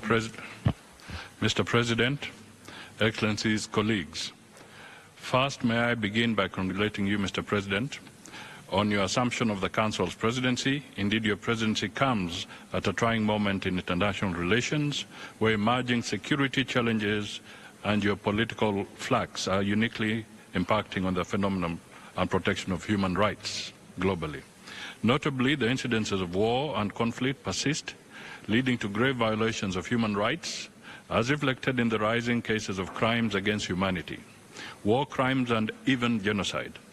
The implication is that the Council's crucial role in addressing abuses, preventing conflict, and its emphasis on the need for peace has become more important. Today we are witnessing violent conflicts characterized by indiscriminate attacks on civilian populations, including schools, hospitals, use of sexual and gender-based violence as a weapon of war, rise in violent extremism, dissemination of economic livelihoods, and forced displacements. The United Nations High Commissioner for Refugees, in its Global Appeal 2025, projects that over 139 million people globally will be forcefully displaced or become stateless by the end of 2025 due to conflicts. Most of these are vulnerable people from developing countries. Recent reports by UNICEF indicate nearly 47 million children are displaced due to conflict, with the numbers expected to continue increasing. The global organization Save the Children International reports that 1 in 11 children are being denied of their basic rights to live, learn, be protected and prosper due to violent conflict, adverse climate change and global economic instability. Today in Africa, over 2.8 million children are out of school. The wars in Sudan, Democratic Republic of Congo, Libya, Gaza, Lebanon, Ukraine, Haiti, Myanmar are some of the notable examples of crises, including Africa's forgotten conflicts. They have been spoken to earlier by other speakers.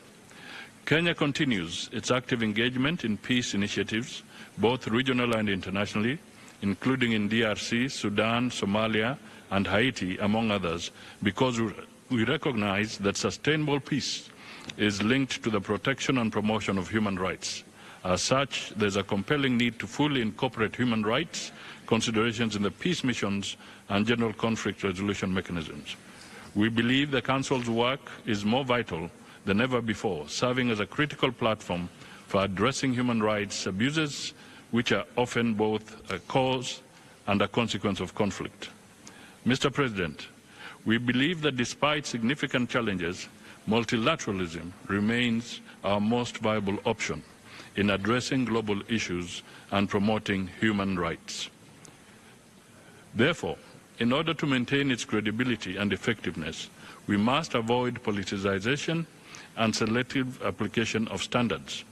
The Council should serve as a platform for constructive dialogue, impartial assessment, and collaborative action, fostering genuine progress in the global human rights landscape. Kenya reaffirms its commitment to advocating for marginalized groups, particularly in the face of rising xenophobia, Afrophobia, and racial discrimination. As the current chair rapporteur of the Intergovernmental Working Group on the Durban Declaration, Kenya is dedicated to combating racism and related intolerance, welcoming the second International Decade for People of African Descent and its focus on respiratory justice and development. It is important to mention the 2025 AU theme of the year, Justice for Africans and the People of the African Descent through Reparations, a clear demonstration of Africa's commitment to justice, accountability, and the recognition of historical injustices. Kenya commends the Council's crucial work in recognizing the inextricable link between climate change and human rights. We acknowledge the urgent need to address environmental crisis as a recognition of the direct connection between environmental degradation and human rights abuses. Kenya will continue to champion this cause during our tenure on the Council.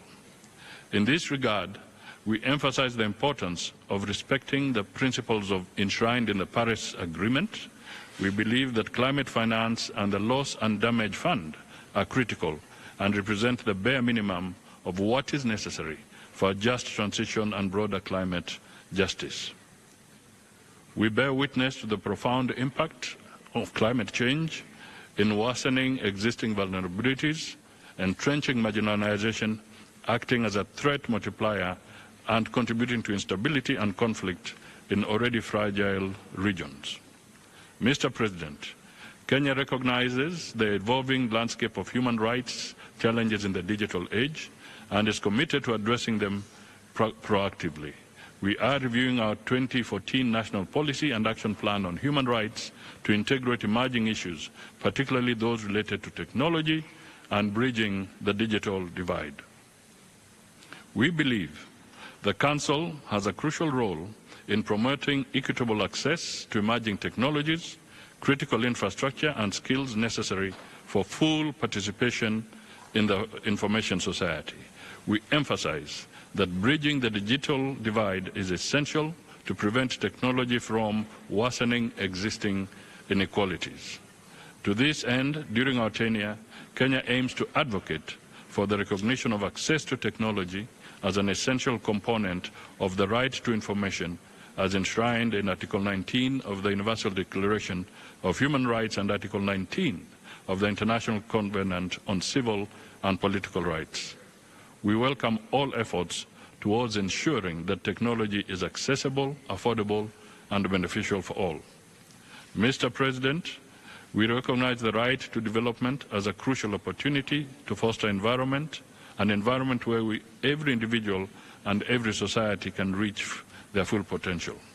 Kenya will use its position in the Council to advocate for an equitable and democratic international order to serve all humanity.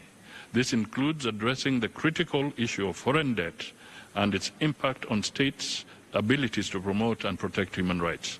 We believe the Council is uniquely positioned to provide a platform for discussing and advancing reforms in the global financial architecture to ensure greater equity. Mr. President, Kenya's strong adherence to human rights is evident by its membership in most of the key international human rights instruments. The government remains dedicated to their full and effective implementation, which entails both regular reporting to treaty bodies and constructive engagement in dialogue with them. Additionally, Kenya is an active member of the regional human rights mechanisms, including the East Africa Community Court of Justice and Africa Charter on Human People's Rights. Domestically, Kenya has implemented various legal, policy, judicial, and other mechanisms to safeguard the enjoyment of these rights by all citizens. In 2010, Kenya established one of the most progressive constitutions in history. Its Chapter 4 is dedicated to the Bill of Rights, which protects fundamental freedoms and rights. This Bill of Rights applies to all people and state organs without discrimination. Kenya is cognizant of the fact that corruption. If you're just now tuning into Live Now from Fox, we are live in Geneva, Switzerland, as the Prime Cabinet Secretary of Kenya is speaking at the first session of 2025 for the United Nations Human Rights Council. On the right side of your screen, that top right box, a live look outside of Gemelli Hospital in Vatican City as the Pope remains in the hospital this Monday morning. We're also looking ahead as today, President Donald Trump will meet with the French President Emmanuel Macron in Washington, D.C. We have to take our third 2-minute commercial break of the hour. When we come back, heading out to the Big Apple, giving you a live look outside of our Fox television studios there as we are following some breaking news as relates to a migrant shelter. The details in just 2 quick minutes.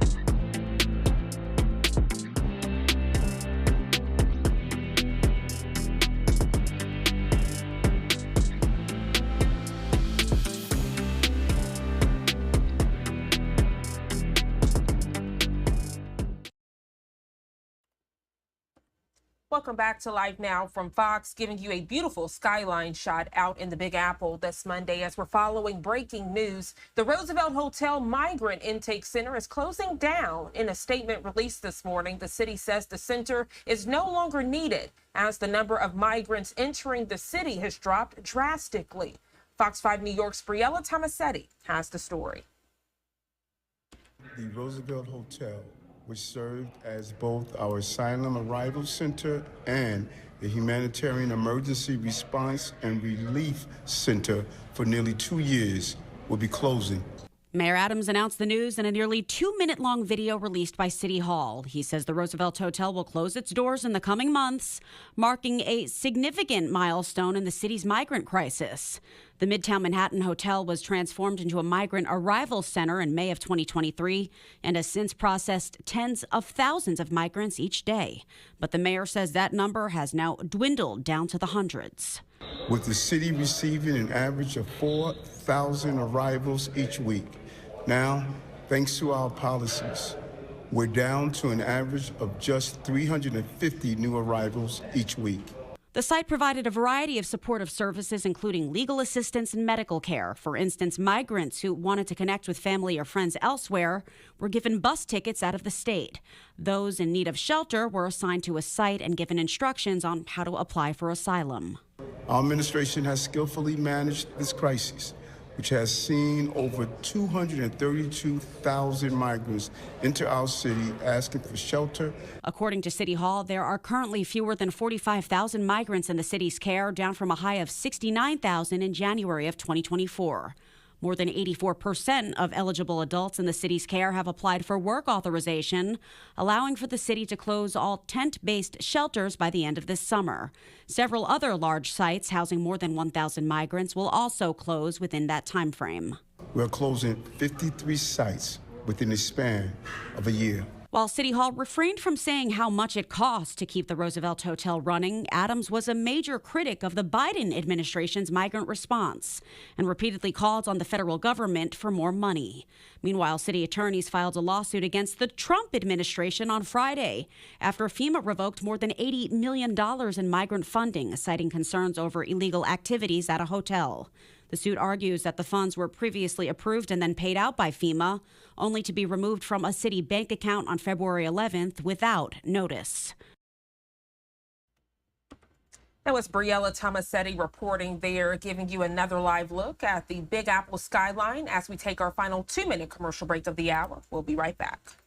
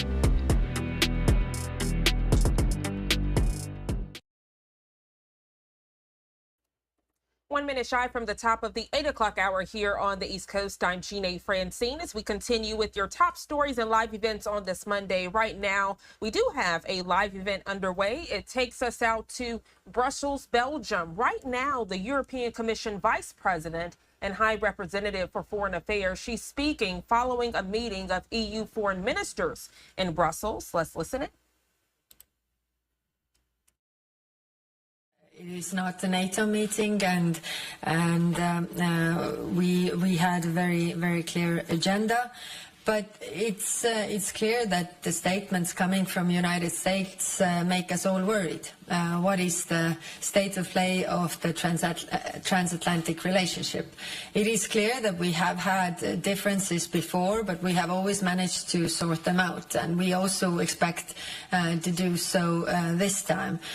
We are reaching out to American new administration. I will also tomorrow travel to United States to meet Marco Rubio and other representatives there to discuss the issues that are of interest to both of us. But I want to stress that NATO is a defense alliance that is there to be for the defense of all the members, and it has worked well also for America. Let me remind you that the only time Article 5 was called was for America. So countries like my own went to support America in their issues, and we lost a lot of soldiers there. I mean, we lost 12 soldiers as Estonia, and if you think how small country we are, I don't even know what is the percentage to compare. But it's clearly that we were with our allies, I mean, we hope that the transatlantic alliance works, because it has worked for both ways, and so far we don't have any indication that it wouldn't. Of course, it's going to change, that is very clear, but we shouldn't, I mean, throw something out of the window that has worked well so far. Alexandra. HRVP, thank you. Alexandra Voudouri with Greek Daily Καθημερινή. One question following today's talks with foreign ministers. Do you sense that next week, during the Extraordinary Council, there will be concrete decisions regarding the long-term security for Ukraine? And secondly, you just said that you will be reaching out tomorrow, the US administration, and you're meeting with US Secretary of State Marco Rubio. My question is, what are your principal aims for these talks? I mean, will you try to convince them that Europe needs to be at the table, negotiating table? Thank you so much. Thank you. First on the initiative. So today around the table I heard a broad support for the initiative. So we didn't have concrete numbers in the initiative so that the leaders would fulfill them or fill them in. And I think, you know, today it was a broad support for the principles that we have to move forward. And I saw a lot of willingness around the table to do so. So, yes, I expect, and I also said there that, you know, some said that we need to have, you know, explore this, so we need to discuss in details and take the time. The problem is that we don't have time, and that's why I really pushed that on the 6th of March we are able to take decisions, because it's important to send also the signal that we are able to do this. So I'm positive or optimistic, I would say, regarding this. On the meetings, so I will travel tomorrow, but the meetings will be on Wednesday and Thursday. With what are we going? Of course, what is going on right now, the war in Ukraine, and how what is at stake really, and what is the European position on different issues. I've been very clear that no deal without us, without Ukraine or without Europe, will not work in practice, and therefore US also needs to work with us. A bad deal for Ukraine is a bad deal for Europe, but it's also a bad deal for America. And I must say, last week I was in South Africa and met a lot of leaders from different parts of the world, and everybody is very concerned about the multilateral system, really, and you know, whether the international law that we have right now that protects sovereign states from aggression by other states is really in place.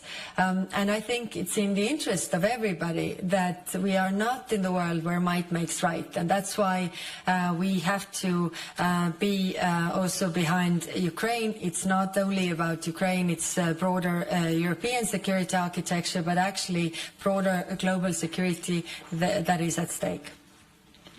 Valeria. So right now, the European Commission Vice President, she's speaking to the media following a meeting early this morning with different European foreign ministers. A question and answer underway on several topics as it relates to NATO and even her visit to the U.S. in the coming days to discuss international affairs. On the left side of your screen, we have added top stories of the day. 8:06 here on the East Coast. We are going to our first 2-minute commercial break of the hour. Before we do so, I do want to share this new live feed coming into our Live Now from Fox Studios. It takes us out to the nation's capital. You're getting a close-up shot there of the White House. We are looking ahead today. As we know, French President Emmanuel Macron will be in close talks with U.S. President Donald Trump. We had, based on our schedule, that he is slated to have an official welcome ceremony at 12:15 Eastern time, but he could arrive before then. We will continue to monitor the shot and, of course, bring you the latest here on Live Now. When we come back from this break, staying there at the nation's capital, checking in with Fox 5 DC's Melanie Onwick, getting a close examination of Elon Musk's email as it relates to federal workers. The details when we come back in just 2 quick minutes.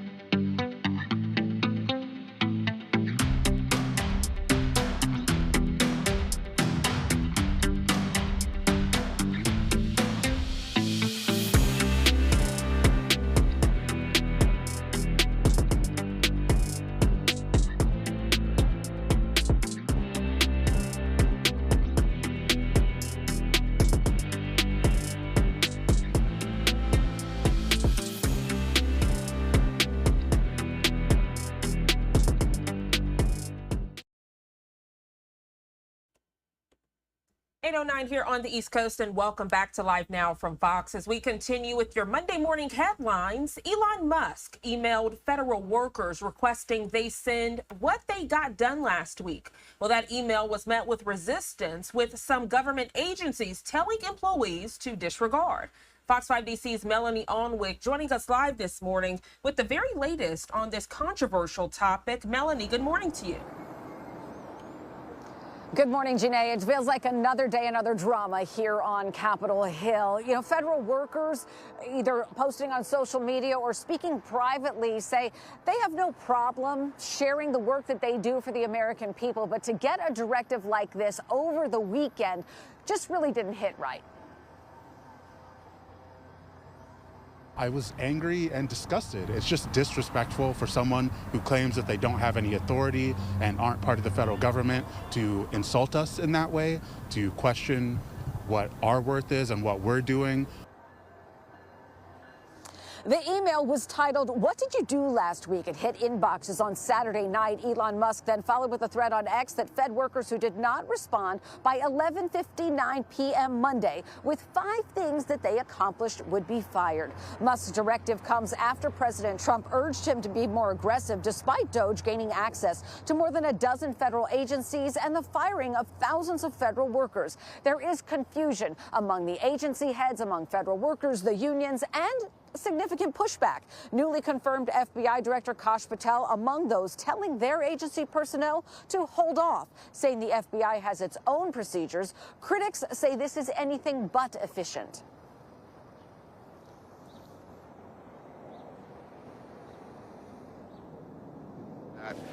It shows that, again, this type of idea of Musk coming in there with the chainsaw that he was famously brandishing at a political event in Washington, D.C. this week, it's a lot more complicated than that. Running government's a lot more complicated than that. The State Department, Department of Defense, the National Security Agency, Health and Human Services also reportedly telling workers to wait for more guidance. Now, Elon Musk has said this is nothing more than a pulse check and that it's not terribly complicated for federal workers to do this. However, the unions representing almost 1 million federal workers say, don't respond to this. Talk to your agency head. And if you end up having any kind of negative action like being fired for failure to respond, the union will have your back. All right, Fox 5 DC's Melanie Onwick, always stellar and detailed reporting. Thank you so much. A lot of eyes on this story, Melanie, so people can see what happens in the long run. Thank you so much for joining us. Yeah, you're welcome. As we further discuss this topic, giving you a live look at the U.S. Capitol here at 8:12 on the East Coast. And while we are in D.C., also want to take you back out to the White House to show you this live look again as we are awaiting the French President Emmanuel Macron to arrive at the White House to meet with President Donald Trump. We are keeping a close eye on the U.S.-French relations this morning, as today marks the 3rd year anniversary of the Russia-Ukraine war. We're going to have the very latest from Fox News correspondent Doug Luzader when we come back.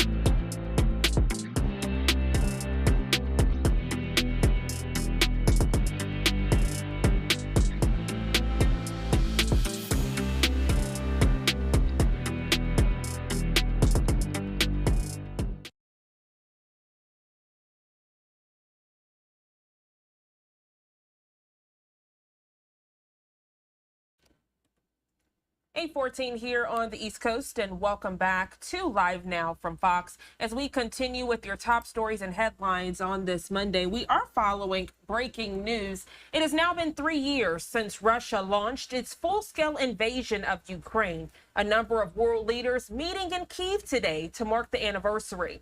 As Fox News correspondent Doug Luzada reports from Washington this morning, President Donald Trump is pressing forward with his plan to end the war. President Trump will be meeting with French President Emmanuel Macron at the White House today, and this will be a central point of contention, how to bring this devastating war to an end.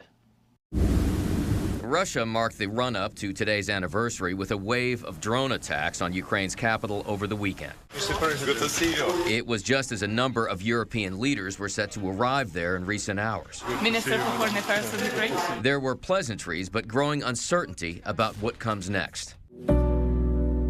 Overnight, Ukrainian President Volodymyr Zelenskyy posted a statement on X, offering thanks for what he calls 3 years of resistance and 3 years of gratitude. When the war began 3 years ago, many thought it would be over in days or weeks. But Russian missteps and Ukrainian resolve led to a protracted conflict, with Zelenskyy initially gaining widespread support from the U.S. The only thing he was really good at was playing Joe Biden like a fiddle. He played him like a fiddle. President Trump in recent days has blamed Ukraine for the war as he has moved forward with negotiations with Russia to end it. And one of his chief negotiators expressed hope over the weekend. I would say that I'm optimistic and positive, just as the president is, that we can get something done rather quickly. But White House efforts to reach an accord with Russian President Vladimir Putin and a decision to exclude Ukraine from the talks have unnerved many European leaders and angered Ukraine's supporters in Congress. Now you have the Trump administration trying to whitewash all of that history. And really change and reverse it. I mean, that's why people are experiencing such whiplash around the world. And we now expect a European summit next week on Ukraine with talk of additional sanctions on Russia as the war enters year 4. In Washington, Doug Luzada, Fox News. All right, Doug, thank you so much for that detailed report. And as we further discuss this breaking news headline, we're asking you this morning, do you think it's right that U.S. President Donald Trump reversed course on support for Ukraine? As mentioned, as we are marking 3 years since Russia launched that full-scale invasion of Ukraine. Several votes coming in on this Monday. Right now, 75% of you say yes, 24% of you say no. 1% of you are indifferent. You can continue to let us know what you think by scanning that QR code on your screen or by going to livenowfox.com/connect. For further analysis of this headline, I want to take you back out to the nation's capital, giving you a live look there at the White House. As I did mention, French President Emmanuel Macron is expected to be in D.C. today for close talks with President Donald Trump. It is expected that one of their topics of discussion will be conflict with Russia and Ukraine. So we are keeping a close eye on this. It is slated for him to arrive around noon Eastern time, but he could arrive a little sooner since we already have the shot. But you can rest assured that right here on Live Now from Fox, we will be keeping a close eye. 8:18 here on the East Coast, and we are following some breaking news right now. I want to transition the shot on your screen, getting the very latest from Fox Business this morning. We are learning Apple is committing $500 billion to the U.S. economy in a historic initiative. The company announcing it on this Monday, marking an extraordinary new chapter in the history of American innovation. Apple's 11-figure commitment will roll out over the next 5 years. It will involve building an advanced AI server manufacturing factory near Houston, as well as doubling the company's advanced manufacturing fund from $5 billion to $10 billion. The tech giant also plans to establish an Apple Manufacturing Academy in Detroit, as well as hire 20,000 new employees with focuses on research and development, silicon engineering, artificial intelligence, and machine learning. President Donald Trump making this statement on your screen on Truth Social moments ago. He says, quote, Apple has just announced a record $500 billion investment in the United States of America. The reason? faith in what we are doing, without which they wouldn't be investing 10 cents. Thank you, Tim Cook and Apple, end quote. Again, that coming from President Donald Trump. Now, the company said in a statement, this new pledge builds on Apple's long history of investing in American innovation and advanced high-skilled manufacturing, and will support a wide range of initiatives that focus on AI, silicon engineering, and skills development for students and workers across the country. Apple also plans to expand teams and facilities in numerous states, as I mentioned: Michigan, Texas, California, Arizona, Nevada, Iowa, Oregon, North Carolina, and Washington. In a statement, Apple CEO Tim Cook said that his company is, quote, bullish on the future of American innovation, end quote. This is a developing story. We'll continue to follow this right here on Live Now from Fox. 8:20 here on the East Coast. Let's go to a quick 2-minute commercial break. We'll be right back.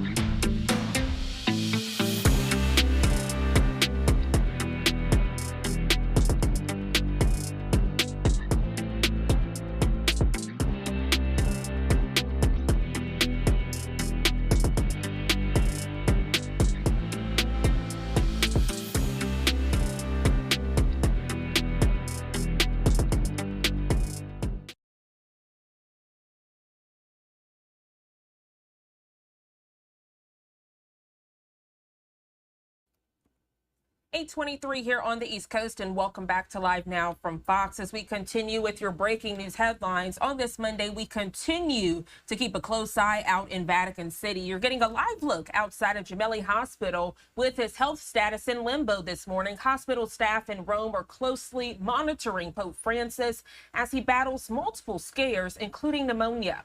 While double pneumonia can be a devastating outcome, it can be especially damaging for the elderly. Fox News correspondent Connor Hansen has the very latest from the medical center.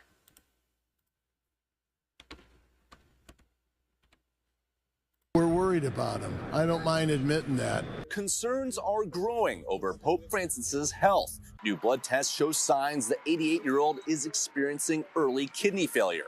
But doctors at Rome's Gemelli Hospital say it is under control. While he is in critical condition, Vatican officials on Sunday said Pope Francis was alert and, quote, well-oriented.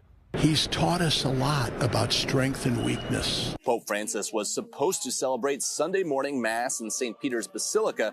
Instead, he took to X to show gratitude for the outpouring of prayers and letters. The pontiff was first hospitalized on February 14th for bronchitis. He later developed double pneumonia and is still receiving supplemental oxygen. We are aware of how terrible it is. Over the weekend, churches around the world called on God to help Francis heal. He's I think, one of the greatest popes we've had.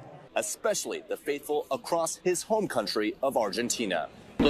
We also pray with all the church that he can recover so he can continue working on the mission God has given him. Meanwhile, prayer sessions continue outside the hospital. And now it's Fox News correspondent Connor Hansen reporting there. This in on this Monday from Vatican News on X says, quote, Pope Francis had a restful 10th night in the hospital, according to the Holy See press office. They provided this quote, the night went well, the Pope slept and is resting. And again, he is recovering treatment for double pneumonia at Rome's Gemelli Hospital. This is a developing story, so make sure you are staying tuned right here on Live Now from Fox. As we continue with your top stories and headlines, want to take you back out to a live event. It takes us out to the area of Europe as we continue to follow this live event this morning. We know the United Nations Human Rights Council, they are opening the first of 3 sessions of 2025 in Geneva, Switzerland. Let's continue to watch and listen in. I'll also make sure to pop up some boxes of other top stories we're following on this Monday.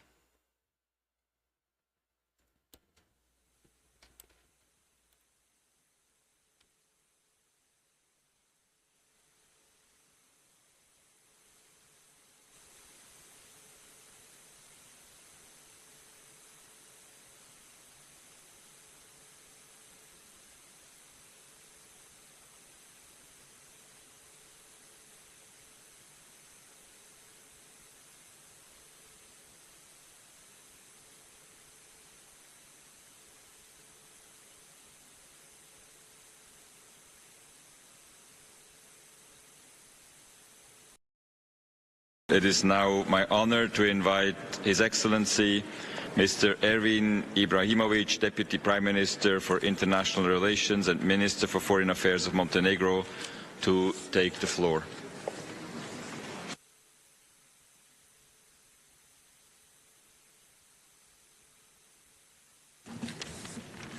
Excellencies, ladies and gentlemen, I am honored to address the Human Rights Council on behalf of Montenegro.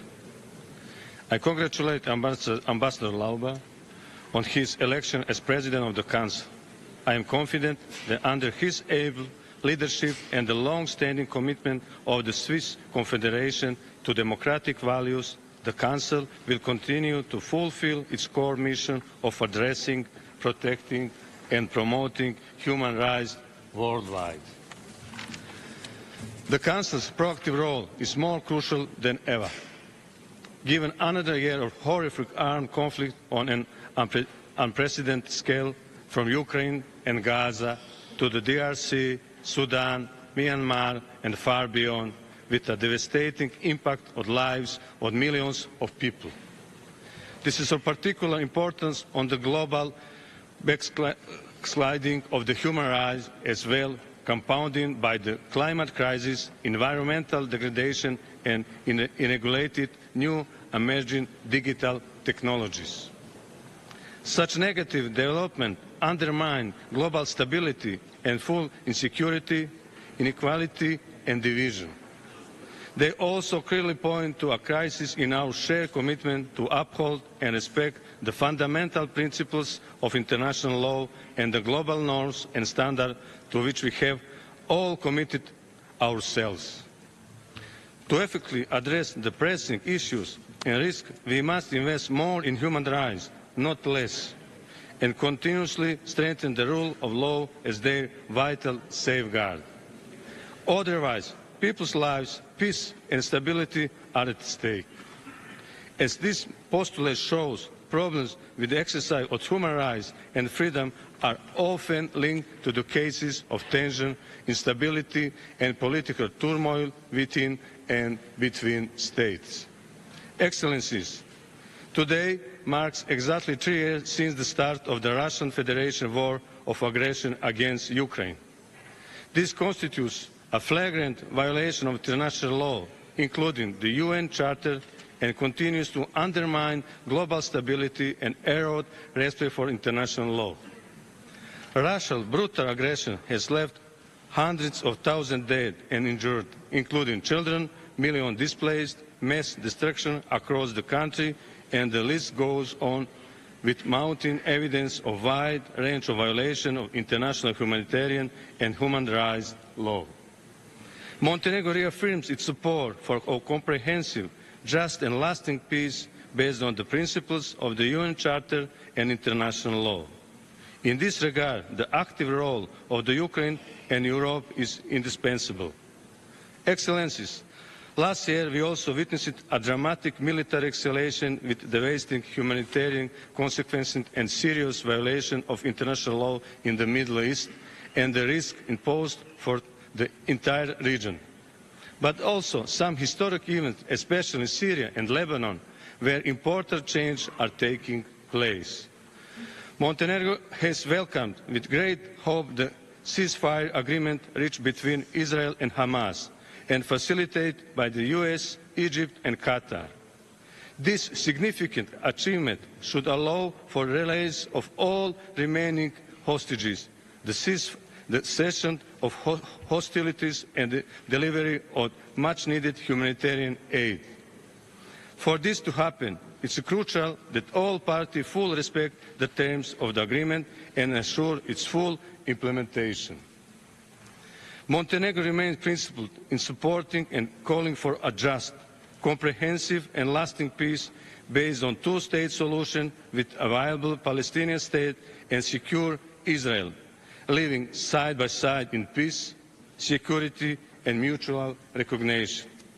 Excellencies, in this time of heightened global conflict and tension and an alarmingly growing trend of disrespect for international law, we must ensure that human rights are at the center of the response to multiple crises and reaffirm our strong commitment to effective multilateralism and rules-based international order, with the United Nations at its core, as the Pact for the Future also highlights. Montenegro regrets the decision of the USA administration to withdraw from the HRC, given its vital contribution in protecting and promoting human rights and freedom worldwide. Finally, Excellency, Montenegro has just completed its second mandate of Human Rights Council. We have worked closely with partners from all regional groups to advance the human rights agenda with special focus on vulnerable and marginalized groups. With the same enthusiasm and commitment, Montenegro will continue to be a fair and reliable actor on the Council, as well as to fully cooperate with all EU human rights mechanisms. With that in mind, I am confident in your support for the candidacy of Montenegro, the Human Rights Council for the 2030-2032. Thank you for attention. Thank you very much. Thank you, Excellency. I now have the honor to invite His Excellency Mr. Eduardo Rodriguez Parilla, Minister of Foreign Affairs of Cuba, to take the floor.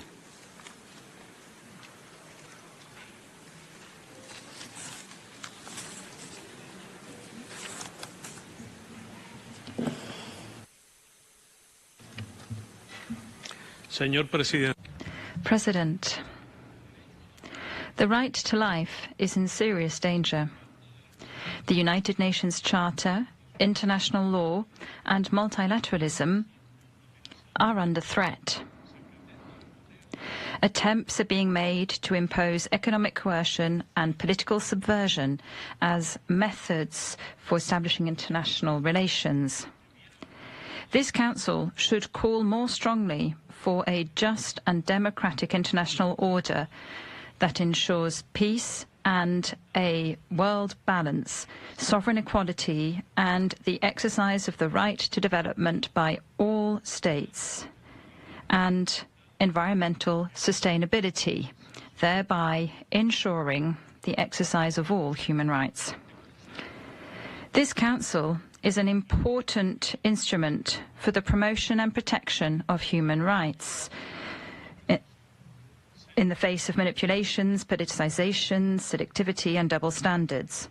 We urgently need all states to truly commit to the human rights mechanisms that are of a thematic and universal and non-discriminatory nature.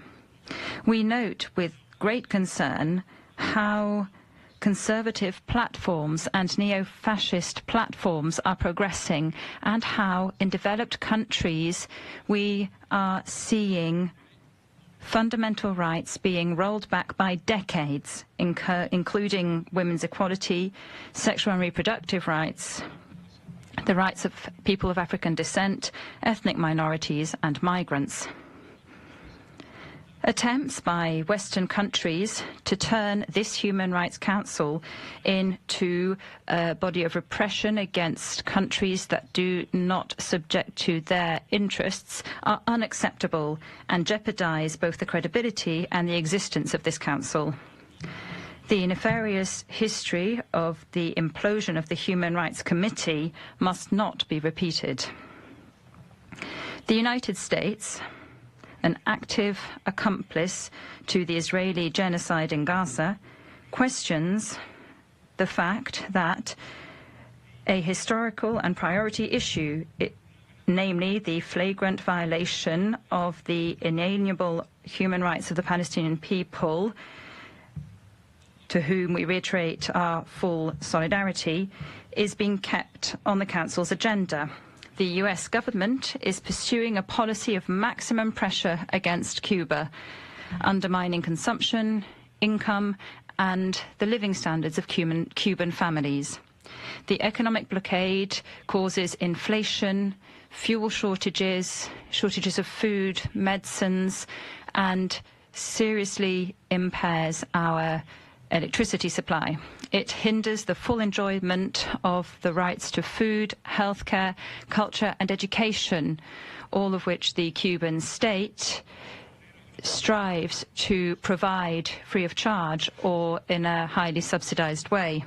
We'd like to thank the 123 states who last July spoke out in this council against the inclusion of Cuba on the US State Department's spurious list of countries that allegedly sponsor terrorism.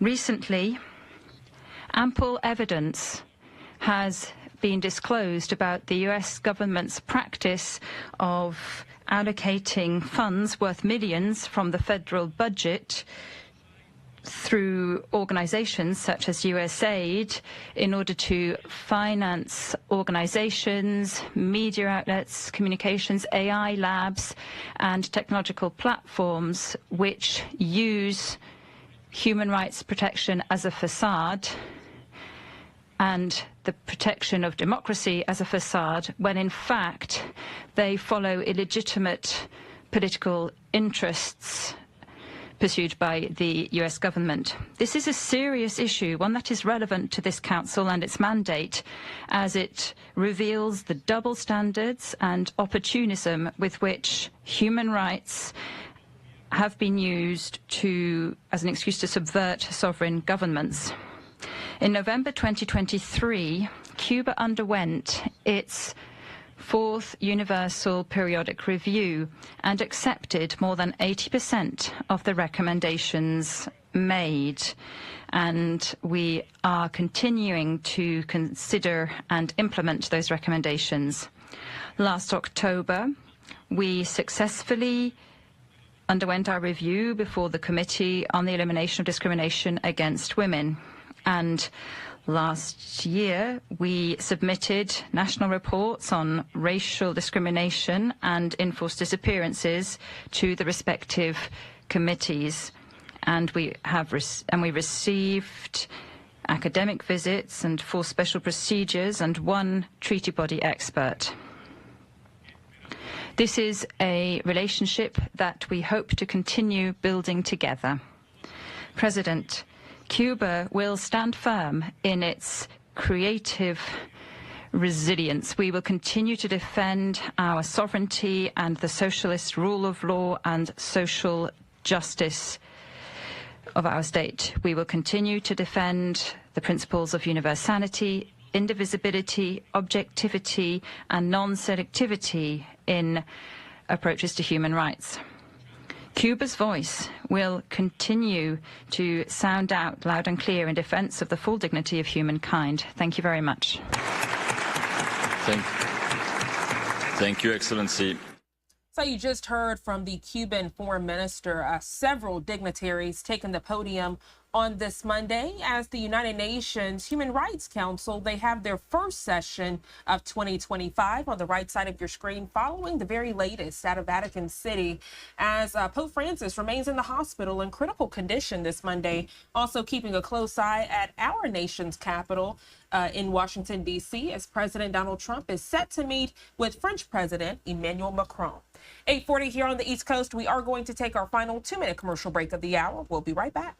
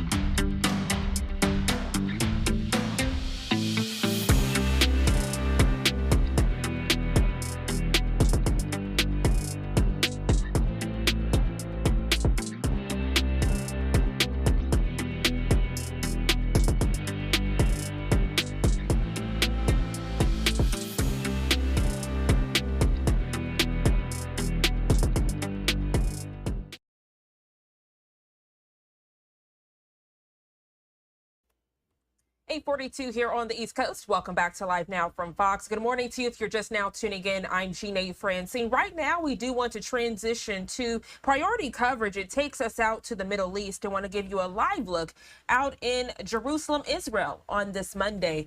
A few miles away out in Tel Aviv, Israel right now, the Israeli government spokesperson, David Mencer, he's holding the daily Israeli government briefing. A lot of updates he wants to share. Let's listen in now.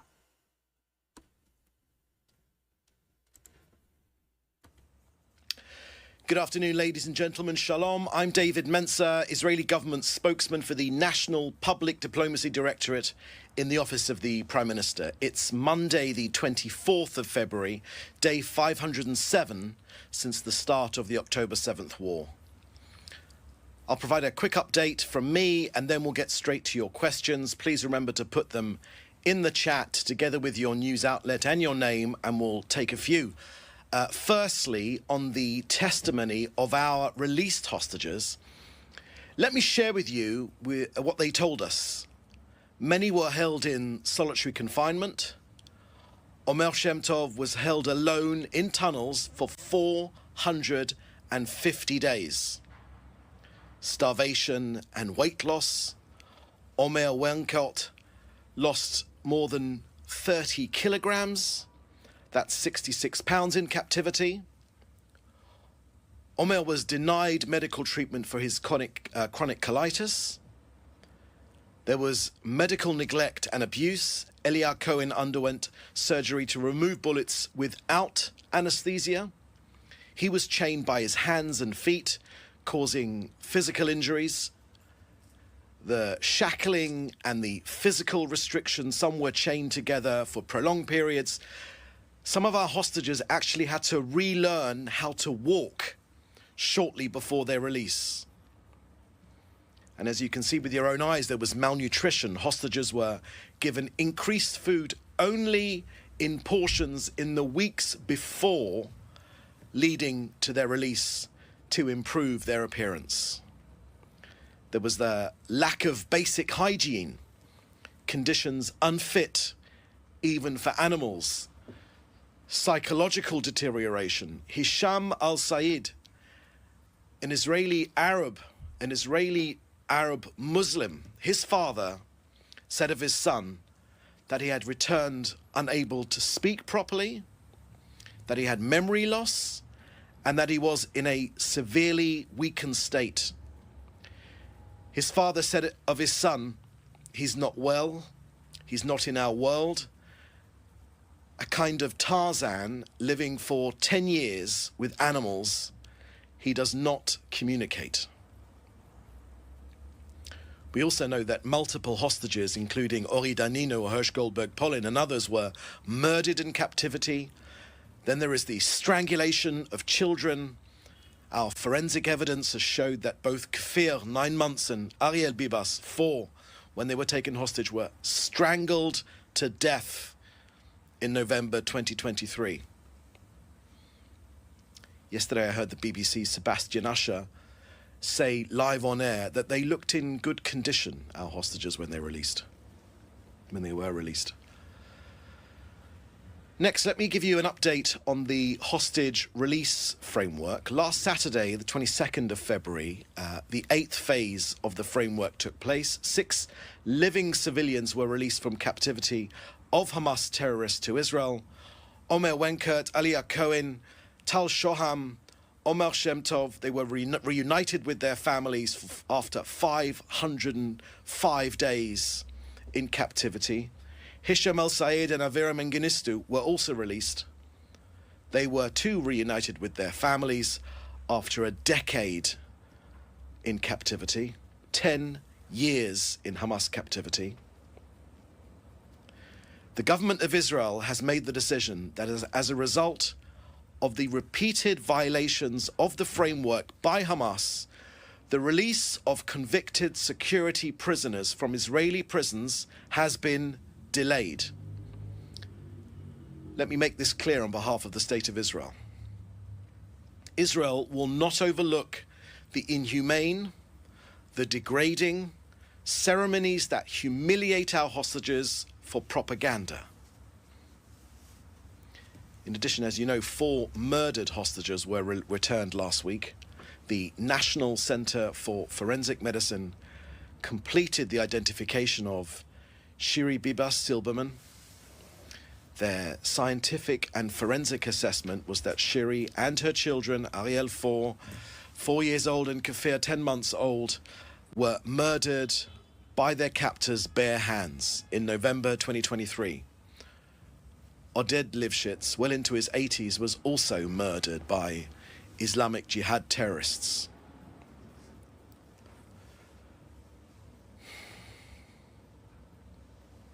Next, here is an assessment of hostages remaining in captivity. 63 hostages remain hostage in Gaza. 60 are men, 3 are female. Israel's assessment is that 36 people have been murdered. Their bodies remain hostage. This includes Hadar Goldin, abducted in 2014. In the coming week, 4 deceased hostages are expected to return. Let me make the Israeli government's position clear. We will bring them all home, every single one of them. Lastly, on the operation against terrorism in northern Samaria, which has been expanded, dozens of terrorists have been eliminated, hundreds of wanted terrorists arrested, and multiple terror infrastructures attacked from the air and the ground. There will be no safe havens for terrorists in Judea and Samaria. Let me remind you that on Thursday, explosive charges were laid in multiple buses in Bat Yam in central Israel, some of which actually exploded. This is a serious terrorist event. Imagine what your country would do if multiple buses were exploded. Israel will not let this pass, and we will reach anyone who plans or tries to harm our citizens, wherever they are. Israel is well aware that the incessant incitement by Hamas and Iran and their attempt for more murderous violence against innocent civilians will not be tolerated. Israel says no. That's the end of our briefing here today. Please put your questions in the chat together with your name and news outlet, and we'll take a few right now. Okay, first question I can see here is from Jonathan Sacerdotti, who is an independent journalist, and he asked, does the Prime Minister's office have a comment on the BBC's documentary which featured its presenter and narrator, the son of a Hamas minister, and also used non-sequential editing claiming to show events from one day which were clearly not filmed on the same day, particularly regarding the BBC's use of children in a documentary who were clearly groomed and scripted by Hamas.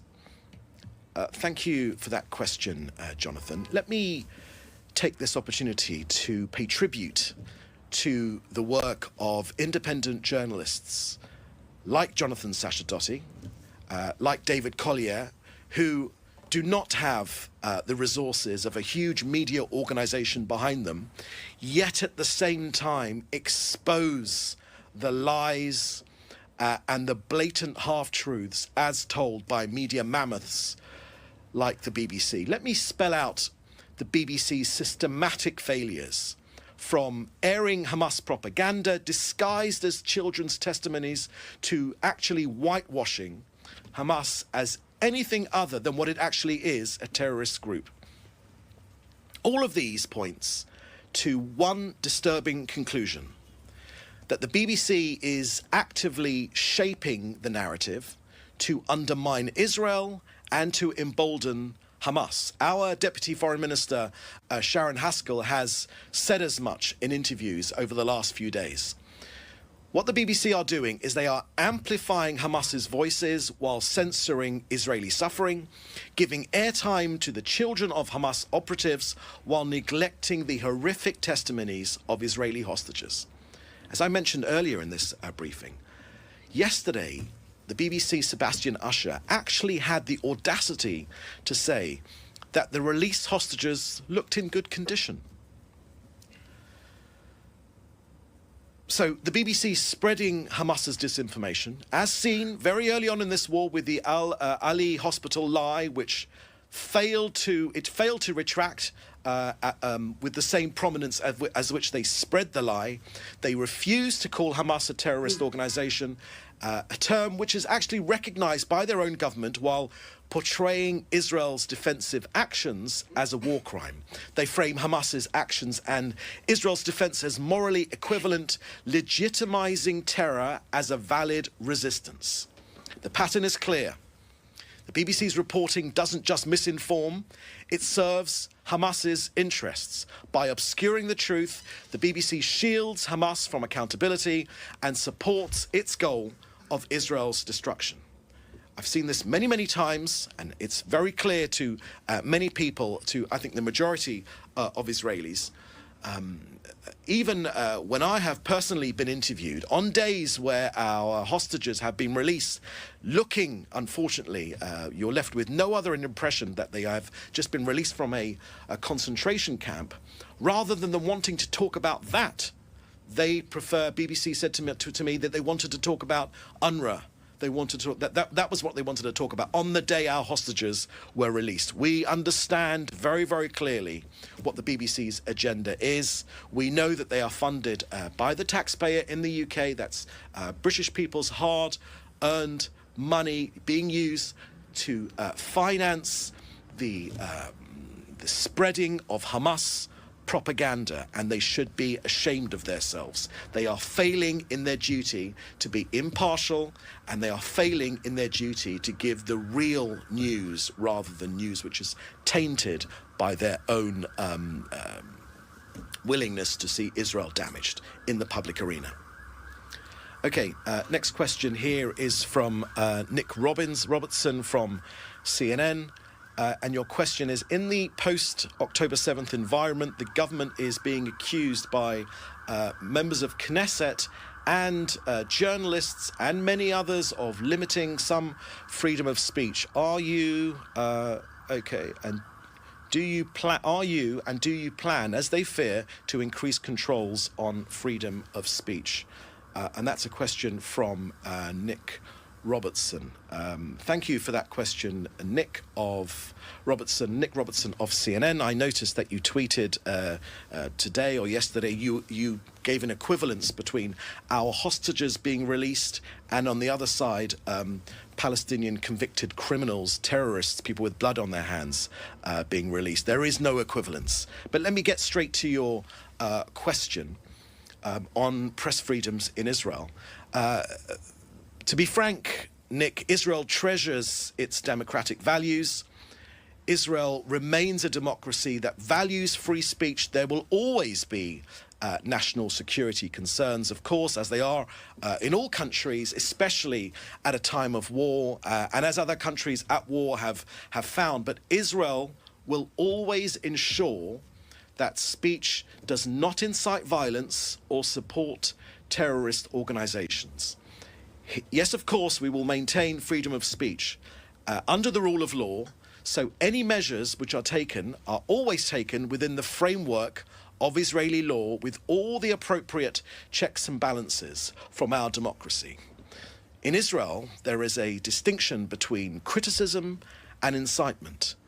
Criticism of the government will never be silenced. Just half a minute of exposure to Israel's vibrant media will make that crystal clear that criticism of the government in our media and international media will never be silenced, but we will not tolerate calls for violence or the glorification of terror. That is, I think, in sync with almost every other democracy in the civilized world. Yes, of course, freedom of speech is enshrined. Excuse me, we're just having an issue here. We'll try and get that fixed.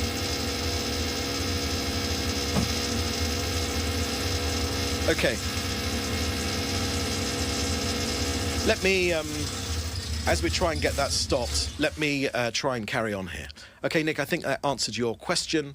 Next question from Joel Pollack at Breitbart News. Is there any prospect for Palestinian self-governance, given the fact of terror in the West Bank and Gaza? Why not just tell the world that the project of Palestinian statehood has failed? Thank you for that question, Joel. Joel Pollack of Breitbart News. Let me answer that question this way. The Palestinians have been offered an opportunity for a state many, many times in our recent history. And let me make this clear. A Palestinian state, it is clear now from the leadership of the Palestinian Authority and other Palestinian leaders that they want a state in place of Israel rather than living alongside Israel. And also that a Palestinian state, which is just a precursor to try another method to destroy this country, Israel will of course never tolerate such an opportunity, such a situation. So I think that any Palestinian state right now will be seen as a reward for terrorism, and Israel of course cannot allow that to happen. Yes, of course, Israel's people and Israel's government are constantly searching for ways to live in peace with our neighbors, with all of our neighbors in this region. Of course, the way we say hello and goodbye is the word shalom, which actually means peace. Peace is always first and foremost our default objective, but a state which is merely a precursor, another opportunity, or just another step to trying to destroy Israel, no country would put up with that, and Israel is no different. And of that, there is wall-to-wall support here in Israel. Okay, let me take a final question here from Alexander Cornwell from Reuters. Under what circumstances will Israel release the 600 plus Palestinian prisoners that were expected to be released this past weekend. And is that handover ceremony, is it that the handover ceremonies need to be stopped, or are there other requirements in addition to this? And you've also asked, who does Israel believe is behind the bomb plot in Bat Yam last Thursday? On this, let me just, Alexander, let me just answer your question in this way, because there's a lot of equivalence being put in the international media about Palestinians, convicted terrorists being released, and our hostages. And I mentioned to you before that Nick Robertson of CNN compared in his tweet, just I think today or yesterday, that 6 Israeli hostages have been released, and then he wrote that 600 Palestinians in exchange were not. Let me tell you some of who these terrorists are. For instance, one of them is Bilal Abu Ghanim. On October 13th in 2015, he was behind a bus attack. He carried out the bus attack. It was bus number 78. It was in Jerusalem's Armona Natziv neighborhood. This is what he did, this terrorist. He used a pistol to shoot at the passengers. That's one of the terrorists. Or how about Omar Al-Zaban? He is a senior commander in the Al-Qassam Brigade. He was involved in attacks that resulted in the deaths of 27 Israelis. 27 Israelis he killed. For that, he was sentenced to 27 life terms, plus an additional 25 years. He's been in custody since 1998. Some of his attacks have been, for instance, the 1997 Machane Yehuda market bombing. Al-Zaban was also involved in suicide bombings at Jerusalem's Machane Yehuda market in 97, as I said, which resulted in 16 fatalities. Also on Ben Yehuda Street, the bombing in Tel Aviv, he participated and planned the execution of a triple suicide bombing on Jerusalem's Ben Yehuda Street, which killed 5 people and injured nearly 200. Let me share with you some of the victims, because we tend to, the international media tends to talk about these Palestinian prisoners who they're called. They are convicted terrorists. Let me talk about some of their victims of that particular Ben Yehuda Street bombing in Jerusalem. Among them was 5 fatalities. One of them was a 14-year-old boy. His name was Yael Botvin. Yael Botvin. She was celebrating admission to a particular high school at the time of the attack. She was very excited about that. Let me tell you about another of these terrorists being released or want to be released. What about Nael Barghouti? He was first arrested in 1978. He was arrested at 20 years old and he was sentenced to life imprisonment plus 18 years. He was freed after 33 years in another prisoner swap. But of course, he went back to terrorism, as many of these terrorists do.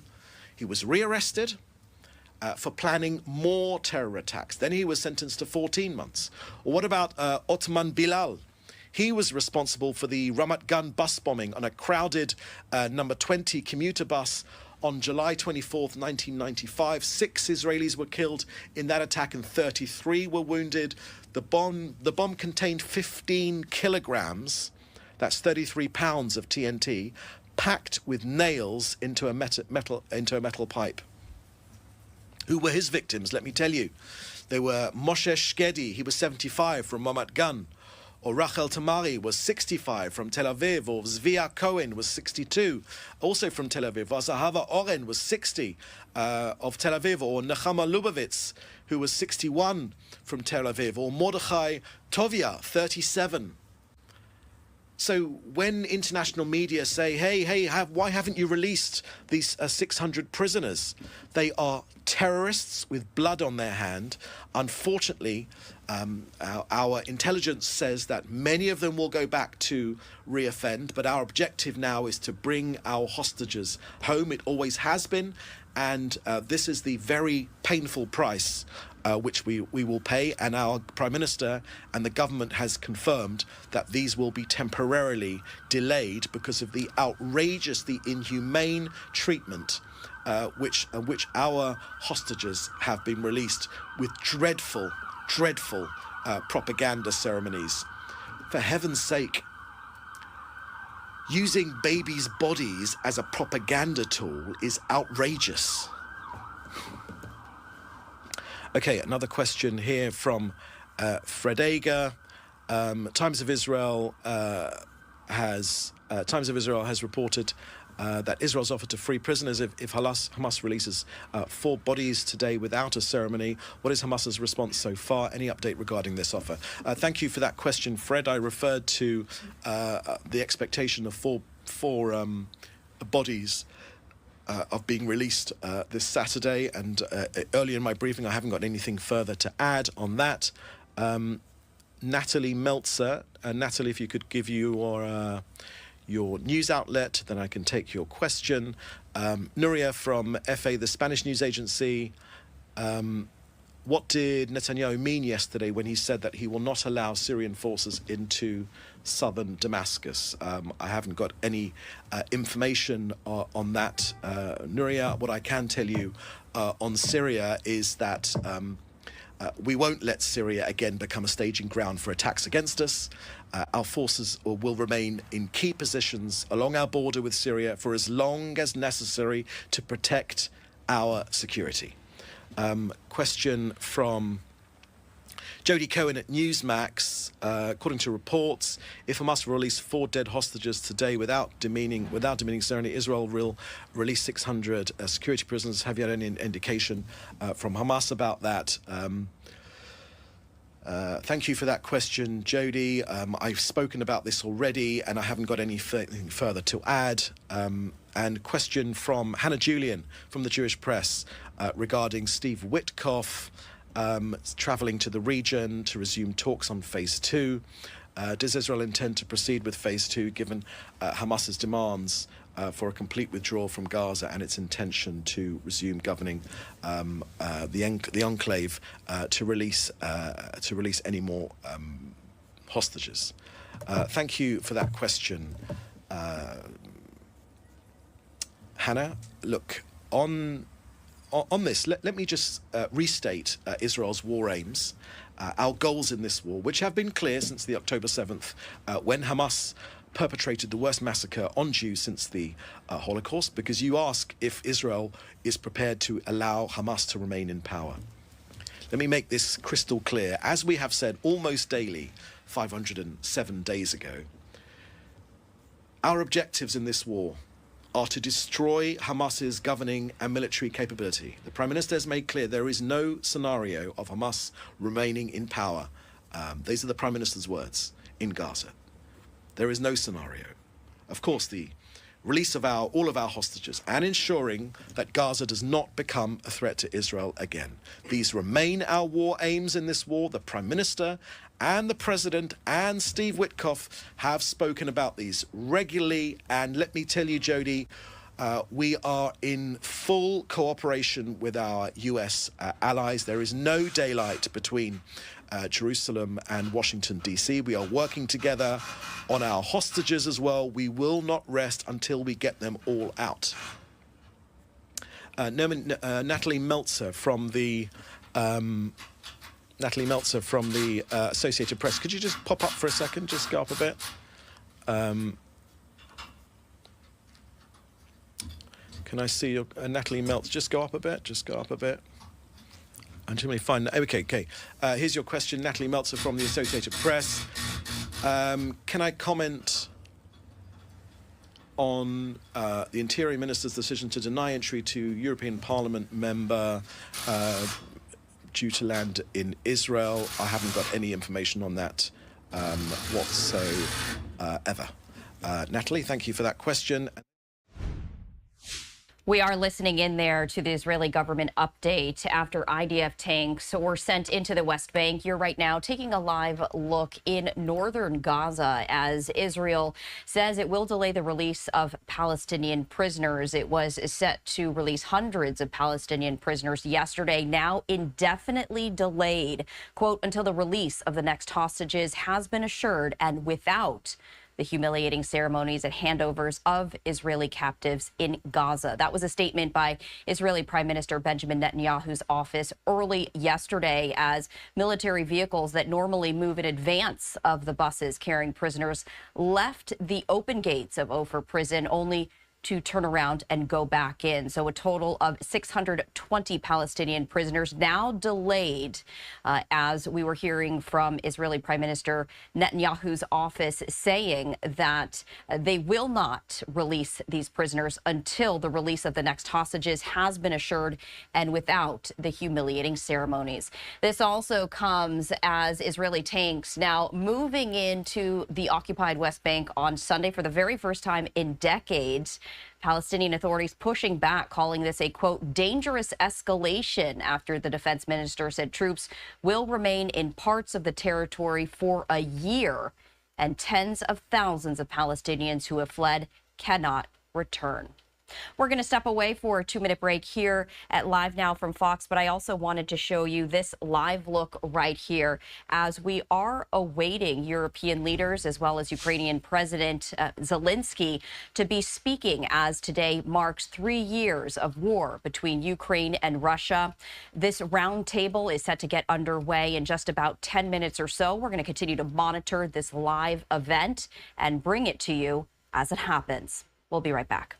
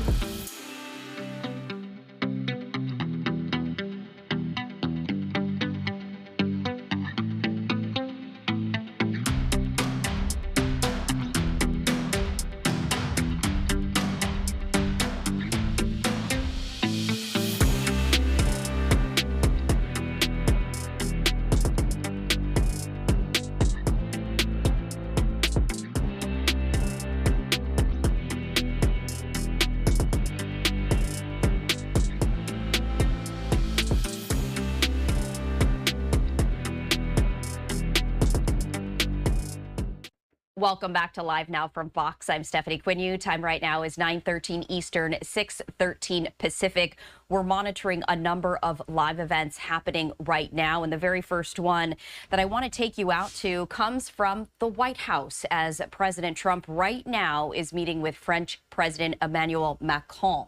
Now, he is holding talks this week with both Macron and British Prime Minister Keir Starmer at a moment when there is uncertainty about the future of transatlantic relations.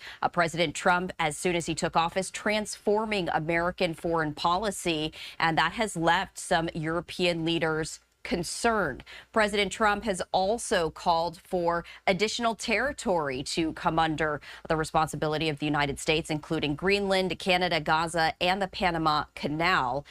Some notable, moments, come from the military, economic, and power of the United States that has dominated since the post-World War II era. So happening today, President Trump hosting French President Macron on the third-year anniversary of the war in Ukraine. UK Prime Minister Starmer will be at the White House on Thursday. Now, both of these visits come after President Trump has criticized how Europe has handled the war between Ukraine and Russia. And so we are monitoring this situation. We are expecting both President Trump and President Macron to hold a joint press conference at 2 p.m. Eastern Time. We will bring that to you as it does happen. We are also continuing to follow an update taking us out now to Rome, Italy, as Pope Francis right now remains in critical condition. This is the hospital where Pope Francis has been since February 14th. He was initially admitted for bronchitis, then developing double pneumonia. And the very latest from the Vatican is that he had a very restful and good 10th night in the hospital. This is from the Vatican saying, quote, Pope Francis had a restful 10th night in the hospital. The night went well. The Pope slept and is resting. Pope Francis continues to receive treatment for double pneumonia. And last night, the Holy See press office said his condition remains critical, although he has not experienced any respiratory crises since Saturday morning. Now, the Pope did receive blood transfusions to bring up his hemoglobin levels. He's also been administered high-flow oxygen therapy to help with breathing. And earlier on Sunday, the Pope attended Mass in his apartment at the hospital with the doctors and nurses who are overseeing his treatment. The Vatican also stating that he has some mild kidney failure as well. Any new updates from the Vatican, we, of course, will bring that to you. Meantime, the UN Human Rights Council opened its session today. That is happening right now. We are still waiting to hear from European Union leaders and Ukrainian President Zelenskyy as they are set to meet. And we just got that new feed back up and running right here. So I did want to share that with you as we are monitoring this live event that is set to get underway in just about 5 minutes or so. European leaders and Ukrainian President Zelenskyy are scheduled to speak at this roundtable. Today marks 3 years of war between Russia and Ukraine. Now, earlier, President Trump's administration proposed to give the U.S. $500 billion worth of profits from Ukraine's rare earth minerals as compensation for wartime assistance. Zelenskyy said that has been taken off the table and they are now working on a different deal. Zelenskyy had earlier declined a U.S. draft agreement on exploitation of his country's minerals, saying that it did not contain security guarantees and also came with a $500 billion price tag. Zelenskyy also yesterday, when speaking with journalists, said that he would be willing to step down from his position if this meant peace and also if Ukraine were granted NATO membership. We are going to continue to monitor this live event as soon as we see Ukrainian President Zelenskyy and European Union leaders come out for this roundtable discussion. We will share that with you. In the meantime, as I mentioned, the UN Human Rights Council is currently underway. Let's head over there now and listen in. El gobierno ha concebido un macroproyecto de dotar a la población de viviendas dignas para todos los ciudadanos. Disponemos de la mejor red de carreteras para una adecuada intercomunicación municipal y se ha descentralizado la administración para facilitar los servicios administrativos básicos. El Gobierno ha modernizado los servicios policiales para garantizar la seguridad ciudadana y están formados en materia de derechos humanos. La lucha contra la corrupción, la protección de la propiedad pública y privada, así como los derechos de los ciudadanos, están siendo garantizados a través de la Agenda Nacional de Investigación Financiera, la Comisión Nacional de Lucha contra la Corrupción el Tribunal de Cuentas, el Consejo Nacional para el Desarrollo Económico y Social, el Defensor del Pueblo, el Parlamento Bicameral, la separación de los tres poderes, la Fiscalía General y otras instituciones. So we're listening here as a number of members here at the UN Human Rights Council talking as this is the very first session of 2025. There is no translation. We were trying to see if there was an English translation. That is not the case, but the UN has a number of meetings happening today that I also wanted to let you know about, including an emergency special session on Ukraine. This comes as today marks 3 years of war between Russia and Ukraine. And the UN Special Council, at this emergency session, they are expected to hold a vote when it comes to Ukraine. So we did also want to let you know about that. And we're taking a look at that vote, talking about the peace and security of Ukraine. That vote is scheduled at 3 p.m. Eastern time. So we're going to keep a very close eye on that as the emergency session is set to get underway at 10 a.m. Eastern time. So, of course, there's going to be hours of deliberation and discussion before that vote. We did want to let you know about that as well. We do see that this individual is now stepping away. We're going to step away for another 2-minute break as we are anticipating the meeting between Ukrainian President Zelenskyy and European Union leaders to get underway any moment now. This is another live look from that meeting room in Kyiv, Ukraine. And you can see that there is a little bit of movement. We're going to step away for that second 2-minute break, continuing our live coverage as we are anticipating hearing from Ukrainian President Zelenskyy.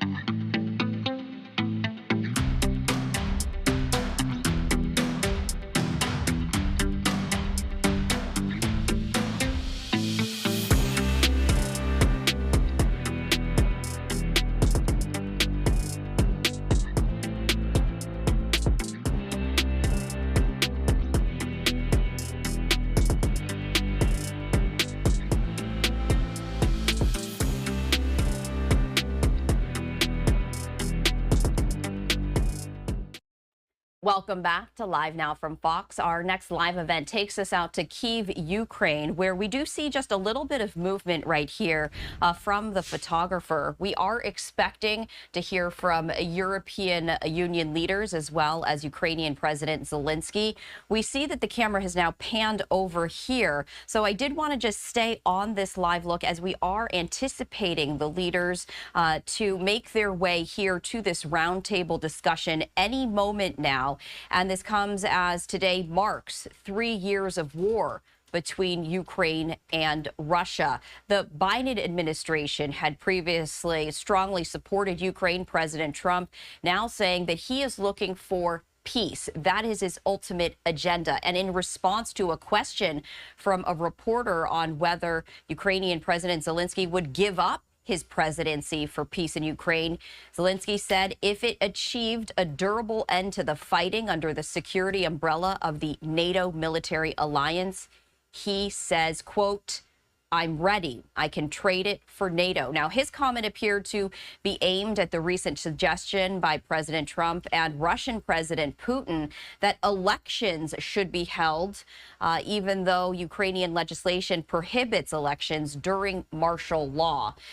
President Trump's engagement with Russian officials, and they are working on those agreements. They are still in the early stages, but President Trump and President Putin are expected to perhaps meet in the coming weeks.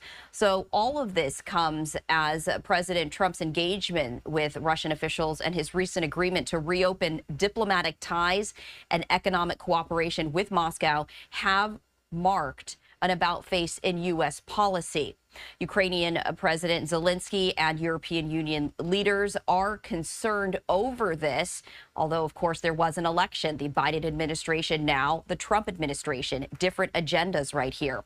Zelenskyy expressing concern that President Trump is pushing a quick resolution that would result in Ukraine losing territory and being left vulnerable into future Russian aggression. U.S. officials, they have asserted the Ukrainian leader would be involved if and when peace talks actually start. So those peace talks not yet at the level, and as of now, Ukrainian President Zelenskyy has not been part of the initial planning process.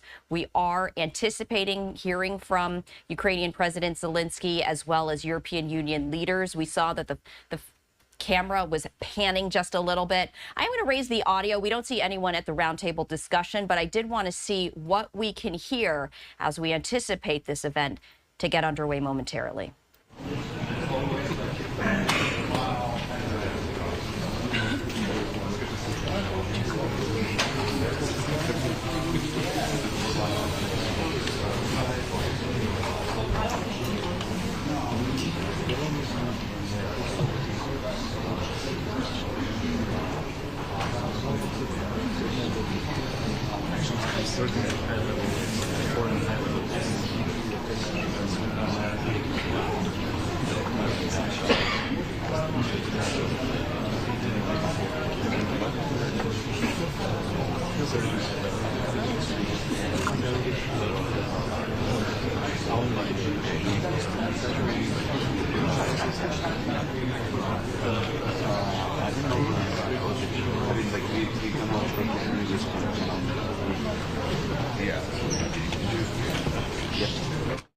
We hear the ambient noise of the room as we are awaiting European leaders and Ukrainian President Zelenskyy to enter into the room to start speaking. You can see actually the backdrop saying support Ukraine. European Union leaders have been very vocal in their continuing support of Ukraine, and so we will be hearing from them momentarily. Meanwhile, the European Union Vice President did speak a little bit earlier this morning, and as we await this live event, I did want to play out some of those remarks for you as we continue to wait. And he also questioned whether NATO would exist in its current form by the time of its summit in June. Was there any discussion about that point of view, about those remarks today, and what's your view on them? Thank you. Thank you. First, there was not a discussion about this because it is not a NATO meeting, and we had a very clear agenda. But it's clear that the statements coming from the United States make us all worried. What is the state of play of the transatlantic relationship? It is clear that we have had differences before, but we have always managed to sort them out, and we also expect to do so this time. We are reaching out to American new administration. I will also tomorrow travel to United States to meet Marco Rubio and other representatives there to discuss the issues that are of interest to both of us.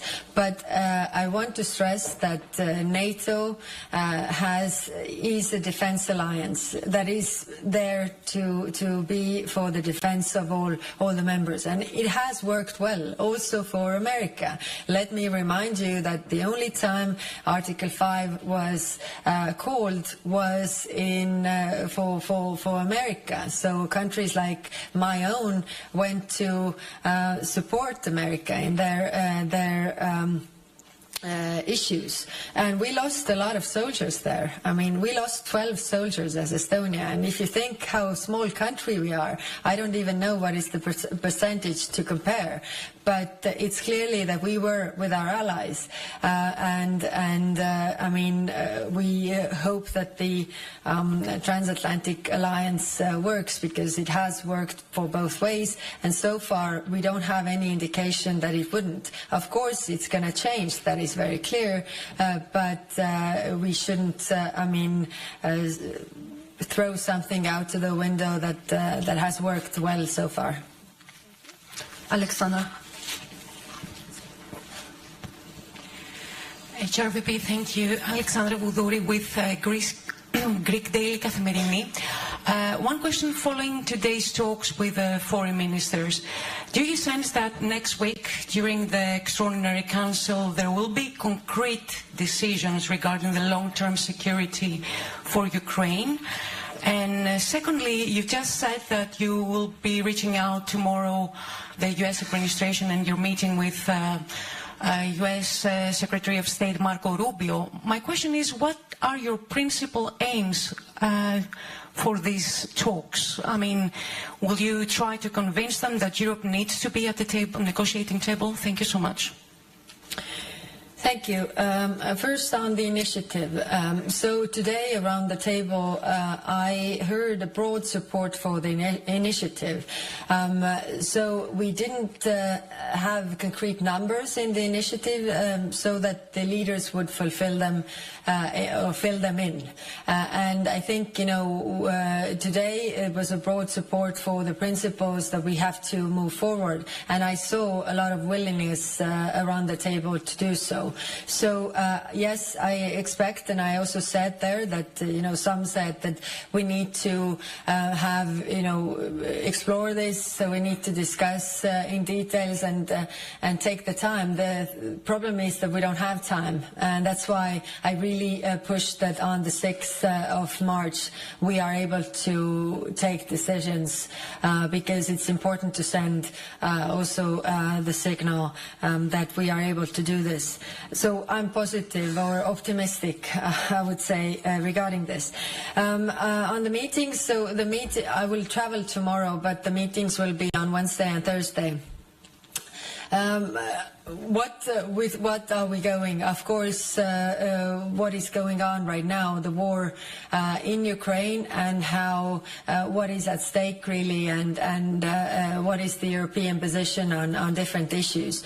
I've been very clear that no deal without us, without Ukraine or without Europe, will not work in practice, and therefore US also needs to work with us. A bad deal for Ukraine is a bad deal for Europe, but it's also a bad deal for America. And I must say, last week I was in South Africa and met a lot of leaders from different parts of the world, and everybody is very concerned about the multilateral system, really, you know, whether the international law that we have right now that protects sovereign states from aggression by other states is really in place.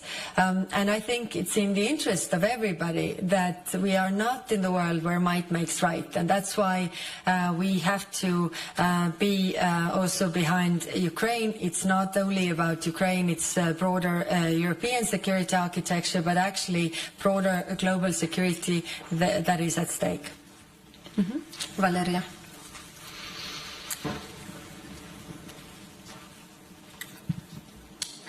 Hello, Valeria Pashko, the public broadcaster of Ukraine. So, on the light of the recent statements that coming out from the White House and the statements by European leaders that Ukraine is needed to put in a strongest possible position for negotiations, what my question is so practical? What the real security agreements the EU can provide Ukraine with? And one more clarification. Today is also the anniversary of the annexation of Crimea. Can you confirm that the statements of European officials regarding the territorial integrity of Ukraine includes also Crimea? Thanks a lot. Security arrangements. So, of course, all the member states, and not only member states, but also countries in a broader global sphere that have signed security agreements with Ukraine, have to answer what are they in practice. If you think in practical terms, what could they be, then you come to the same items that are there. I mean, for any security guarantee to work. The strongest security guarantee, and actually also the cheapest one, is the NATO membership. If NATO membership is not on the table, although we agreed that Ukraine's path to NATO is what was the word? Yes, irreversible, thank you. Irreversible, so we agreed this, so in the end Ukraine must be also part of NATO.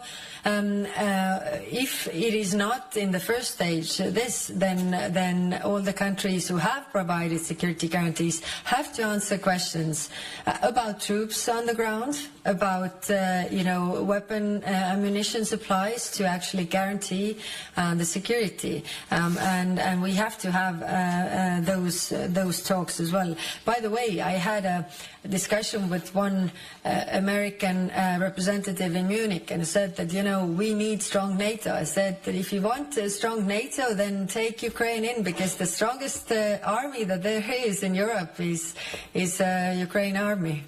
Thank you. Justina. Hello, my name is Justina Ilkevičiūtė, Lithuanian public broadcaster.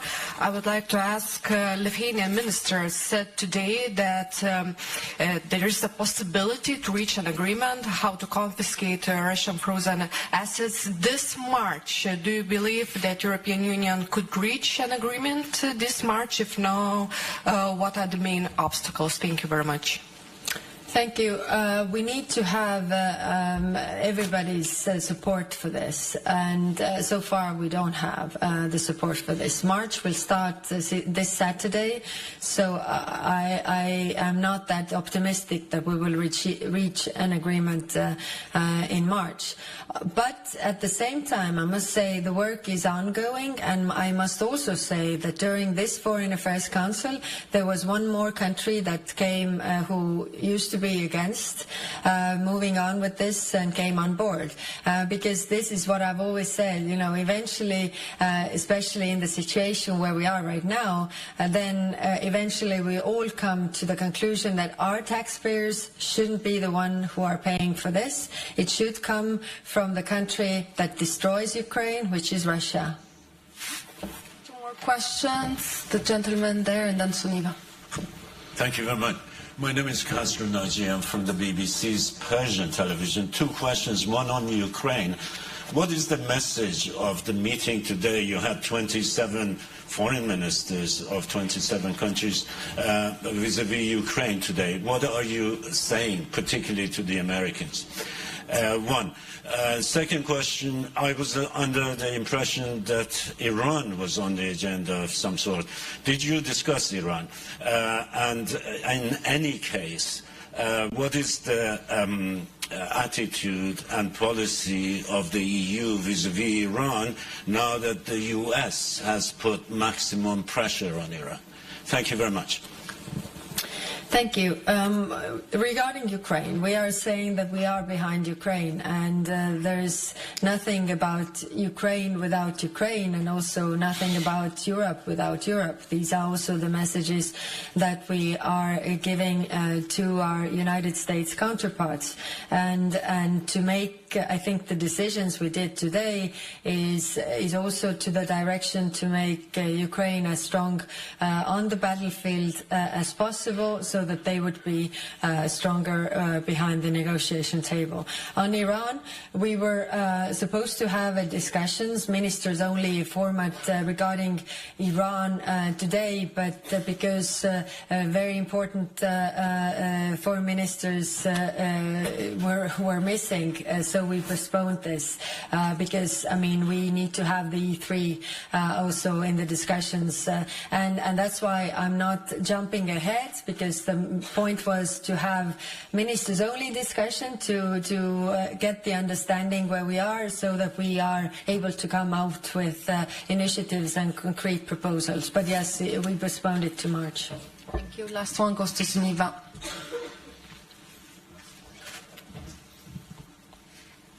Thanks, Sunniva Rose from The National. I have a question on Syria. You made some significant announcements regarding the banking sector, specifically to allow transactions associated with the energy and transport sectors. I was interested in understanding if All right, so I did want to transition here as we do see Ukrainian President Zelenskyy and European leaders now getting seated at this table in Kyiv, Ukraine, as today marks 3 years of war between Russia and Ukraine. Let's listen in. Prime Minister of Estonia, Kristen Michal. Prime Minister of Iceland, Kristrún Frostadóttir. Prime Minister of Norway, Jonas Gahr Støre. Prime Minister of Spain, Pedro Sánchez. Prime Minister of Sweden, Ulf Kristersson. So we will begin with our opening remarks. I think it's the greatest show of unity and freedom in this city that we have certain leaders speaking to the press together. And let's start without further delay by going to, we have Euronews with us, right? Okay, I see it. In the middle. So please everyone stand up when you ask your questions, get the microphone and go on. Hello. Can you hear me? Yes. Hello everybody. My question is addressed to President of the European Commission, Ursula von der Leyen. You have spent the last 3 years building an unprecedented sanctions regime against Russia, really, and you have promised time and time again to make Russia pay for its aggression.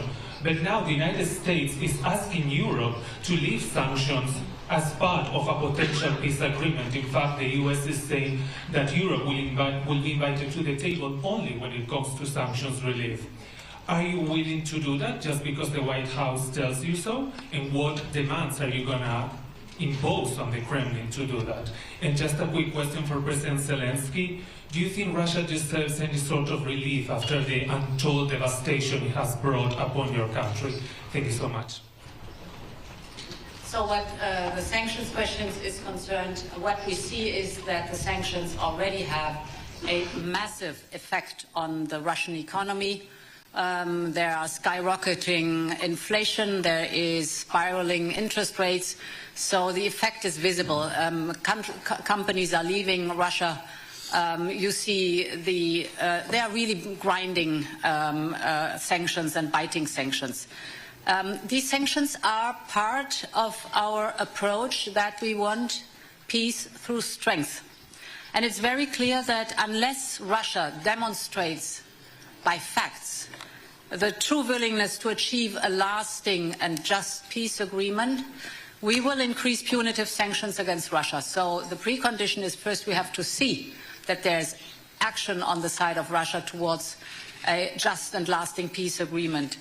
Presently, there is no lasting peace agreement, so that it's much too early to speak about anything of potentially maintaining or increasing or lifting sanctions. This discussion can only be led after we've seen concrete steps on the Russian side.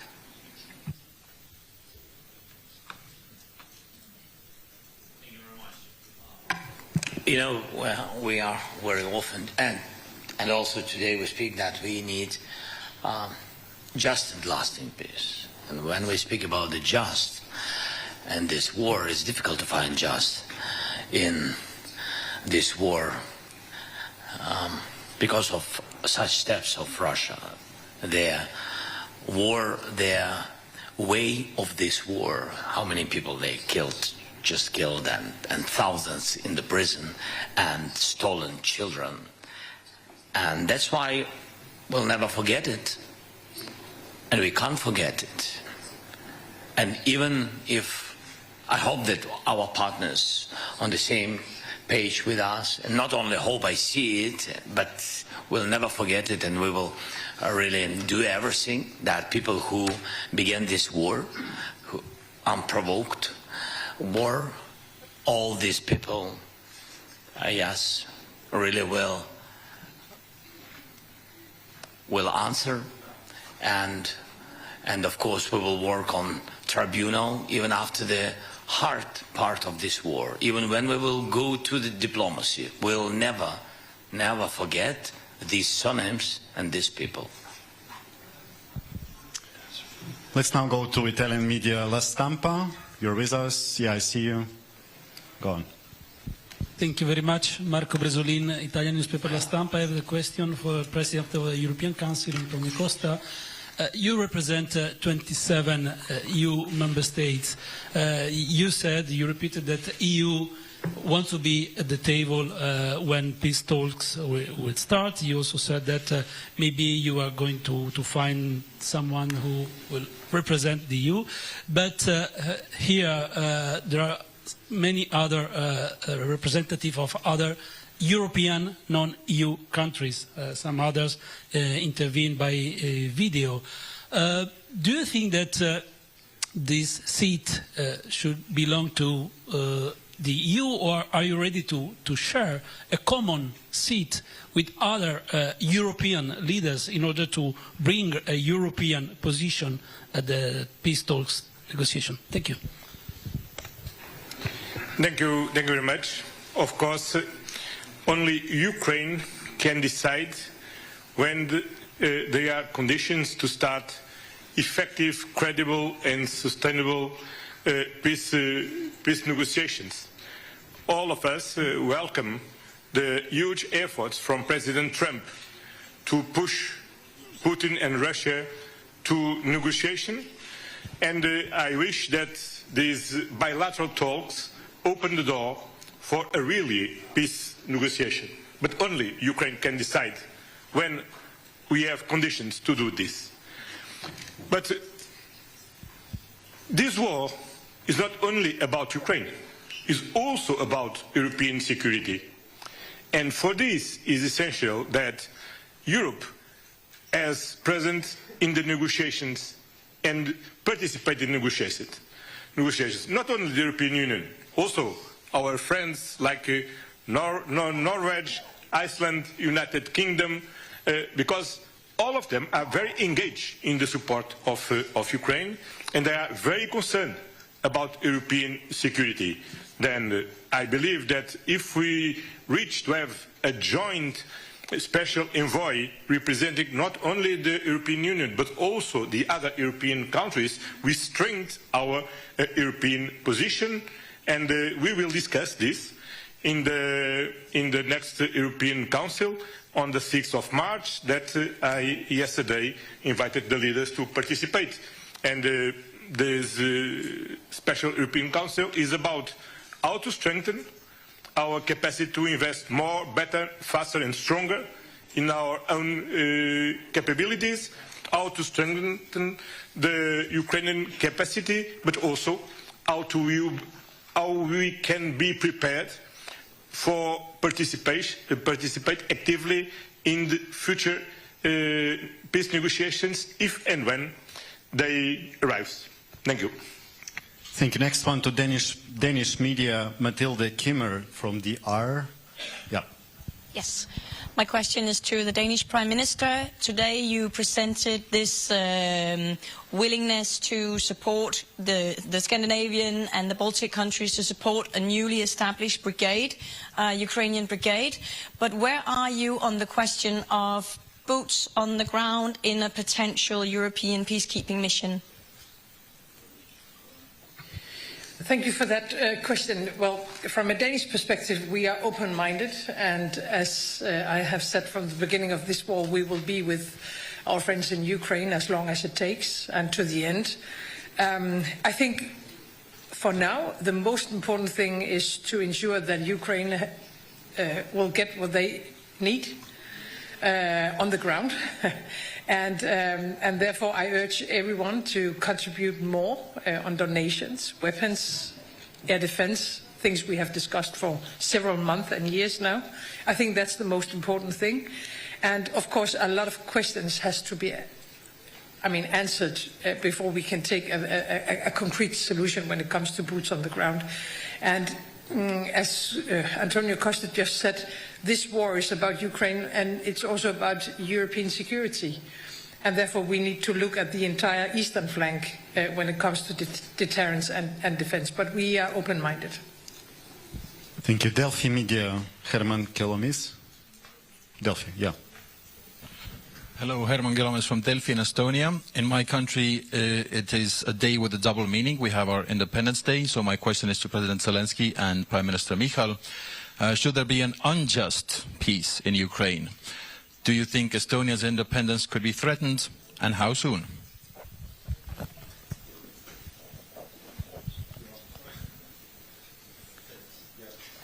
Thank you. It's your birthday, you start. Yeah, it's Estonia's birthday today, 107. The short answer probably would be that all of EU and NATO are under threat if Russia's and Putin's goals and objectives will not be changed. Longer one probably is that Estonia knows its neighbor well, as everybody does. We have invested in defense for many years, and we will. Our aim is to go to 5% of GDP. Next year it's probably near 4 already. And we know that independence is invaluable. That's why I'm here, not in Estonia celebrating Estonia's birthday, to support Ukraine, because we have the common enemy and common fight. Ukraine is fighting the fight also for Europe and Nordics and Baltics, everybody. So to answer the question, the unjust peace probably would hit everybody, also United States, because Iran, North Korea, everybody would assess that they can do whatever they want. So everybody in this probably are together. And to EU and everybody, just a thought that if you count the men who bear arms in Russia right now, if the war would end right now, there are more than it was before the war. What will they do? Will they become physical education teachers? Probably not. They will find new jobs. So this is a threat all over the world. Before the war it was called Wagner's, whatever they were called. But right now it's somewhat different. So to conclude, European Union, NATO, everybody in civilized and democratic world are under the threat until Russia is forced to change its goals. Thank you. Again, my congratulations to you, your country, your people. We are very proud that today you are here in such a special day. Thank you so much, and my congratulations, and God bless. You'll never have a war. And what is very important, I think, in risk, answering your question, yes, all the countries which been before 1990, 1991, which been under Russian influence. Yeah, so I think Russia, first of all, wants to have their influence continue it and be present on these territories of on these independent countries, which been before, during Soviet period, being the republics of Soviet Union, and of course it's Ukraine and Moldova, and of course Estonia, Litva, Latvia, and of course where their influence was very strong during the 20th centuries, it's Poland, it's Slovak, and other countries. So the most dangerous moment when you have people who has Russian roots, it's not bad. I'm just how it was with Crimea. I'm just sharing with you our experience. When you have some society, and of course, if you are bordering with Russia, you have such society. I mean, it's with other nations, it's the same. So when you have Russian-speaking people, or their roots, or their families, which half of Estonian, half Russian, like we had Ukrainian, father Ukrainian, and Russian mother, it can be so. It's our history very long. I mean, you are in risk, because it was with Crimea, it was with the East, with Donbass at the very beginning. They said that they are not occupying our territories, that they defend Russian-speaking people. That's why I think that Estonian people have these risks if we will fall down, Ukrainian. I think all such countries who I mentioned, I think have this risk because of Russian policy, because their view of the world, Russian world. Thank you, Mr. President. And we now go to Iceland. Dagny Erlendsdottir from Iceland National Broadcaster. Yes. Thank you. I have a question for the Prime Minister of Iceland, Kristrún Frostadóttir. Your government has decided to increase funding to help Ukraine. On what projects will that be spent? Thank you. Yeah, so this is, we're obviously very much aware of our geographical situation in the world. And even though we might be a small country, we think it's very important that we show through direct action, not just with words, that we're stepping up. We are a country without a military, but we are a country that has high welfare because we have security. And I think there's increased understanding that defense for peace in Europe is extremely important. So we're making this step of doubling our contributions when it comes to defense for Ukraine. And our hope is that we will mostly use these funds to go through the Danish initiative, which we know has been very effective, both financially and for the Ukraine, but also through our demining efforts that we've worked on with Lithuania. So that will be our chief focus. But then we are also obviously supporters through the MB8 of the brigade. We don't have arms or a military, but we will be financially supporting that. So this is an important step for Iceland to take, and like I said before, important to show solidarity with Ukraine. Thank you, Excellency. Let's go now to Canada. Marie-Ève Bédard from Radio Canada. Hi, good afternoon. If you'll indulge me 1 second, je vais commencer en français. Monsieur le Premier ministre, avec vous, vous avez parlé plus tôt ce matin de la volonté du Canada de collaborer avec les partenaires européens dans le cas où la paix sera atteinte. Est-ce que ça veut dire pour vous des soldats? I'll translate very quickly. Did you mean this morning that Canada was willing to send boots on the ground should there be peace to cooperate with European allies to guarantee Ukraine's security? And if I may, a question for both of you, President Zelenskyy and Prime Minister Trudeau. How significant and important is it to have a North American ally at this table now, given the fact that in the past month, both of you have had conversations that sounded like they came from an adversary with the United States and its president, Donald Trump? What's the significance of Canada's presence here today? Well, first of all, Canada has been there for Ukraine from day one, indeed from before day one, as in 2015 we started training Ukrainian military forces on the ground in Ukraine, which was a significant part. Western training to the Ukrainian armed forces is one of the reasons why Ukraine has been able to stand up to the Russian invaders so effectively over the past years. It's not just Canada, a number of countries have been involved, but for historical reasons, Canada having the second largest diaspora of Ukrainians in the world means that we felt deeply connected to Ukraine. But we also believe deeply that it's not just about Ukraine.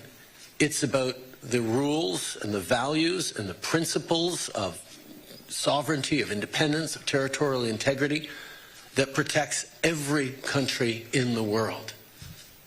All of us rely on those rules to be able to build peace and security. And we know that with the world changing, we're all going to have to do more around peace and security. One of the key themes that we heard today, as we've heard from many, many partners around the world in NATO and elsewhere over the past number of years, is people are going to be doing more on defense. 9.5 years ago when I took office in Canada, the previous government had us down below 1% of defense spending, even though the NATO 2% pledge had been made a year or two before. In the subsequent time, we have more than tripled defense spending on the path to 2030, and we're on our way to 2%. And we know we're going to have to continue to do more and more in an uncertain world, and Canada will be there. As to how we will be there, we will work with our neighbors on it, but everything is on the table because we need to make sure that might no longer makes right in this world. That's what has led to 80 years of incredible stability and prosperity, not just in Europe, but around the world, because of the institutions we built out of the ashes of World War II. And standing up for those institutions is in the best interest of every single one of us. Now, as a collection of different nations, we will have different perspectives from time to time on the best way forward, and those will be worked out in forums like this or at the G7 forum or elsewhere. But we are united in our values. We are united in wanting to see peace and fairness and prosperity for all our citizens, and that's what continues to drive us forward. Le Canada va toujours être là pour l'Ukraine. On est là depuis les débuts. On va continuer de l'être et on regardera comment on peut mieux aider dans les années à venir. Parce que défendre l'Ukraine, c'est pas juste défendre l'Ukraine, c'est défendre les principes et les valeurs qui nous protègent tous. Merci à vous. Victor Guerrero, Televisión Española. Sorry. Really, with pleasure. That's okay. No, he can tell us how much he likes Canada. Because I love Canada. And I really appreciate that we have such relations with you, Justin. And you helped a lot, and a lot of your people helped us at the very beginning of war. We never shared, by the way, that we've been in touch, and really at the very beginning of the war, we didn't have really huge technologies with drones and etc. When we began to produce drones, and even when we bought drones with some partners, they didn't have Canadian high-level optic technologies. And Canada helped us with this, and we spoke a lot of this, and we had this, and we began to help our guys on the front line, on the battlefield, with these drones and etc. It was really first weeks and first months of the first year of war. Then, Justin, absolutely right about training missions. Really, the part of our army was prepared by Canadian officers, instructors, but what is very important, and it was very important again the first year, because they've been well trained. For today, the situation changed. After that, after Canada, we had such missions in Europe, in different countries, and then so the experience of this war gave us new knowledge of the war, and of course today when we trained abroad, we have to come back and train again on the battlefield, because the war is changing. It's technological war.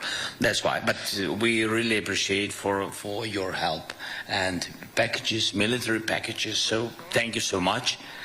And I think that's all. Yes. Well, with regards to Donald Trump and having a partner and partner here. With Donald Trump. This is, by the way, this is question to you, to Canada. And I mean, that's with Donald Trump. Now we had a conversation. It was very good conversation, G7 conversation with the leading role of Canada. Yes, thank you very much, Justin, for organizing this meeting. Everybody been there, and we spoke about it, and we hope that United States will continue support, like all the partners. All the partners do it, and we need also not to lose this unity between Europe and United States. Thank you. Thank you. Now we can proceed to Victor, finally to you. Where is the Spanish media? Yes. Hola. This is a question for Pedro Sánchez, Spanish Prime Minister, and also for President Zelenskyy. First in Spanish, then I will translate in English. Señor Presidente, usted esta mañana decía que España va a apoyar a Ucrania el tiempo que haga falta y con mayor determinación. España, su gobierno, está valorando o podría valorar enviar soldados dentro de una fuerza de paz o en otro formato.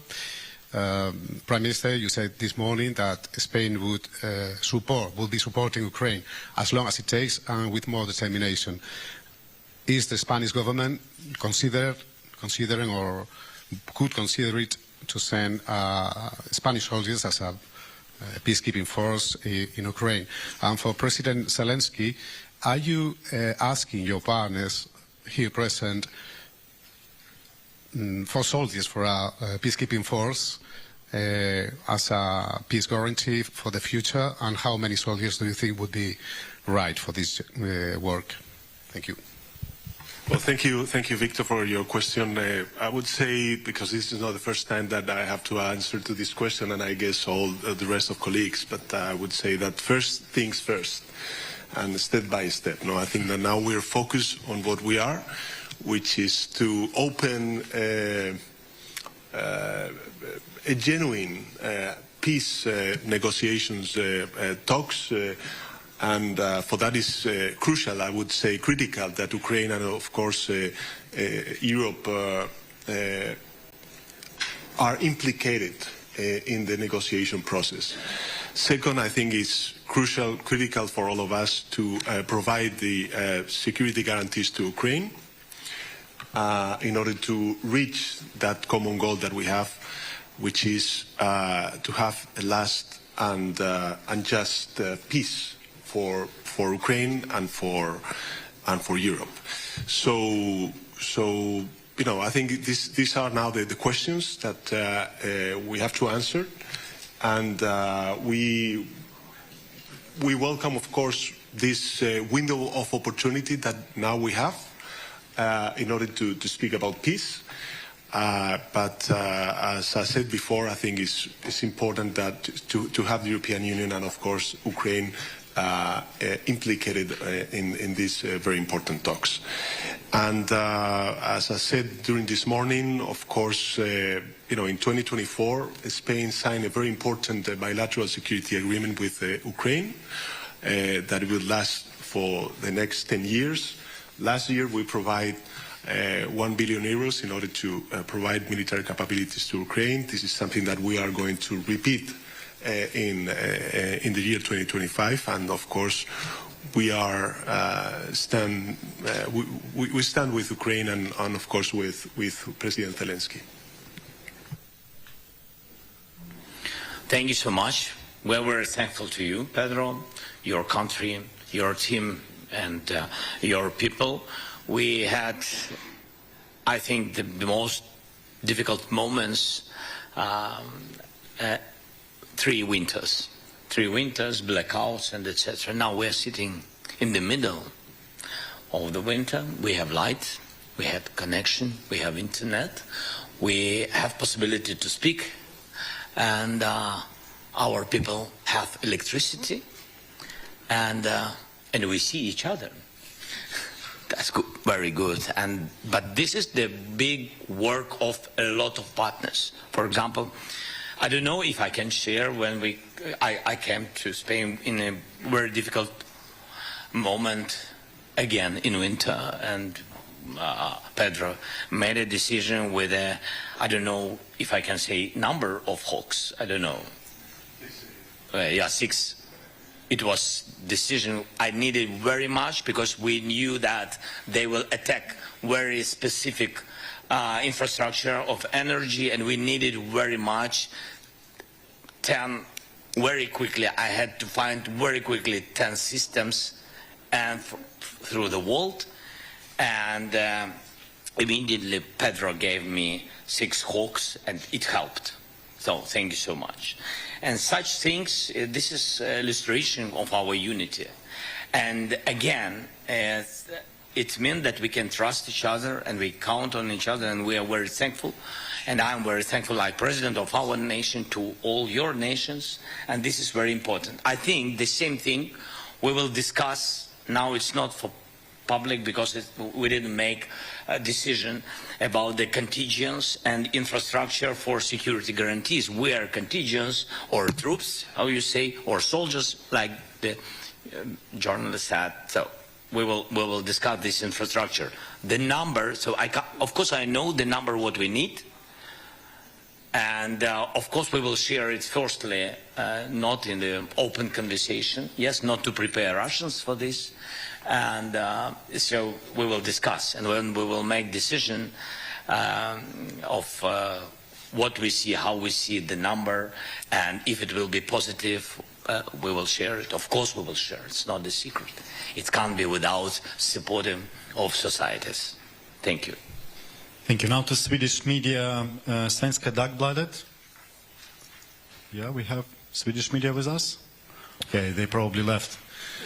Have not waited until now, yes? Okay, let's go now to Norway then, another Nordic nation. Marius Helge Larsen. Okay, at least we have you. Hi. I'm Marius Larsen from the Norwegian news agency NTB. I have a question for President Zelenskyy or anyone else who would like to answer it. You have now been through... Can you ask Sweden, please, because they don't have journalists. President Zelenskyy, Sweden, and anyone else. Okay? Sweden, Zelenskyy, or anyone else, or my Prime Minister, who hasn't gotten any questions yet. So, but it goes to you first, President Zelenskyy. You have been through 3 terrible years of war. What are your hopes for Ukraine and the Ukrainian people for the next 3 years to come?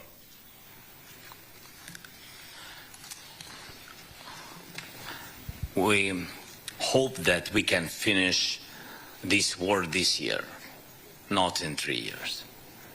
It's very, very difficult. Very difficult for all our nation to go through this war, but with all respect to our soldiers and our people. So I can't speak about 3 years. If we speak about how to prepare security because of the Russia, they can come back in 10 years. If we will not be prepared. They will not come back if we will pressure them, put them to their place, to their territory. And if Ukraine will be in EU and in NATO in closest years, of course it will help us very much. And I think that they will not come back if we will have strong army and strong allies and strong unity, to my mind. Because they will never, forgive the world that they didn't win. And you see that they will not win. Thanks. Thank you. And what about Sweden? Yes, you have a question to your Prime Minister or not? If not, we will proceed. No? Okay. I think everything was so clear. Okay, yes. I have a question for my Prime Minister as well, Jonas Gahr Støre. Today, your colleague Mette Frederiksen in Denmark said that 3% of the budget to defense is not enough. You have set the goal to reach 3% within 2036. Do you think that is a fast enough pace? Well, I think we have made that significant shift of lifting us far above 2%. First, we were among countries that did not have a plan. Then we had a plan, then we moved beyond. We are now about 2.5, and we may reach 3% before 2036, by the way. I think we may need to invest more in defense, and I think that debate should be on figures, but also on quality and capabilities. Because if we get lost in figures, we will have 32 allies with silos and percentages. What we need to do now is to deliver on what we have agreed at NATO, in Vilnius and in Washington about regional plans. So we work now with Sweden and Finland in the north of the Nordic region to make sense of our capabilities in defending the Nordic part of the Nordic region. And we debate with our Danish friends and our German friends and our British friends that around the North Sea we should also have investment in the best capabilities. We are listening here as European Union leaders and Ukrainian President Zelenskyy are currently speaking in Ukraine as today marks 3 years of war between Ukraine and Russia. We are going to continue to follow this after this 2-minute break. Stay with us.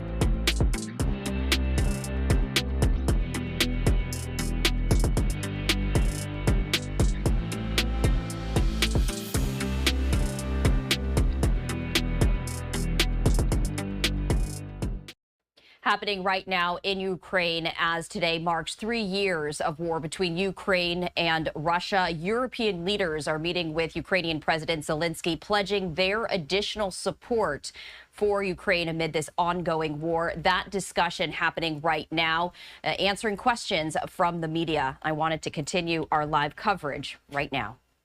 And in my mind, that plan or sketch goes in 3 phases. The first phase is the pre-negotiation. That's where we are right now. This is when we have to think really hard how we put more pressure on Russia and basically how we support Vladimir and Ukraine and what kind of security arrangements we have. And if I may, just as a side note, I'm getting a little bit frustrated about this debate on boots on the ground, because that sort of misses the whole point. That is that the strongest boots on the ground in the world right now are with Ukraine. They have the land forces. Then it's a question about which phase and how Europe will come to support Ukraine. In the air, in the sea, with reconnaissance, with intelligence, etc., etc. The second phase of the plan is when the ceasefire begins. And that's actually quite crucial, because that's when you start looking at the modalities and the agenda of the actual negotiations, and that's when you start looking at confidence-building measures. And then the third phase is the peace process, and that's when you start talking about the big issues of territory, and that's when you start talking basically about recompensation, about justice, which President Zelenskyy was talking about earlier. So what I'm trying to say is that I think we in Europe, we need to get our act together. And in order to get an act together, you have to have a plan to the Americans, because if you don't have a plan to the Americans, you're not going to get involved in negotiations. And right now the negotiations are happening above our heads without any kind of a plan and strategy. That's why I think this meeting has been extremely important, and that's why I think that the next 2 weeks are crucial also about the future of European security. And there was another, yeah. Just some words. I think that you are sorry that I'm telling but I think that you are neighboring the same problem. Yes, and that's great. So that's big success that you are in NATO. And my congratulations to Sweden. And also, that's why, so we are very thankful that we have such close partnership with Finland, with Alexander. And of course, you gave us a lot of packages during this war. And it was very important, useful. I can tell you, especially, by the way, first year, I'm focusing a lot of times on the first year, but I think that the first year, first months, was the most important. The most important in this battle. And when those times we didn't have 155 artillery, I mean Western kind of NATO standard systems of artillery. We didn't have long distance weapon and etc. We had Ukrainian production, Soviet period production, any weapon, artillery and etc. and their air defense, S-300, for example, missiles. And it was very difficult. It was big deficit because it's big deficit in the world. And Finland helped us very much, because really we found only some countries who had it in their storages. Yeah, so it was very important, especially those months, those first weeks and months. And about your neighbor, and I think, and of course, Ukraine will be always thankful for this and never forget it. And I think those experience of such enemies or such problematic neighboring, how to save the border, and you have very long border with Russia, and that's why I think our experience of how to defend the contact line or defend the front line, and the same technologies how to defend the border, I think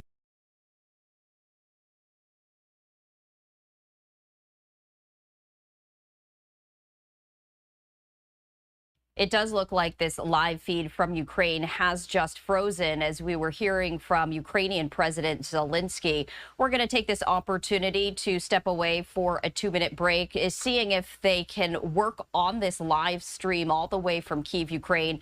This as European Union leaders are currently meeting with Ukrainian President Zelenskyy, pledging their support. So right now that live stream has frozen as these discussions are ongoing. Working to see if they can update that live stream, as it does appear that perhaps a number of these live feeds are currently frozen with the Associated Press. We are going to monitor all of this and be right back in 2 minutes. Stay with us.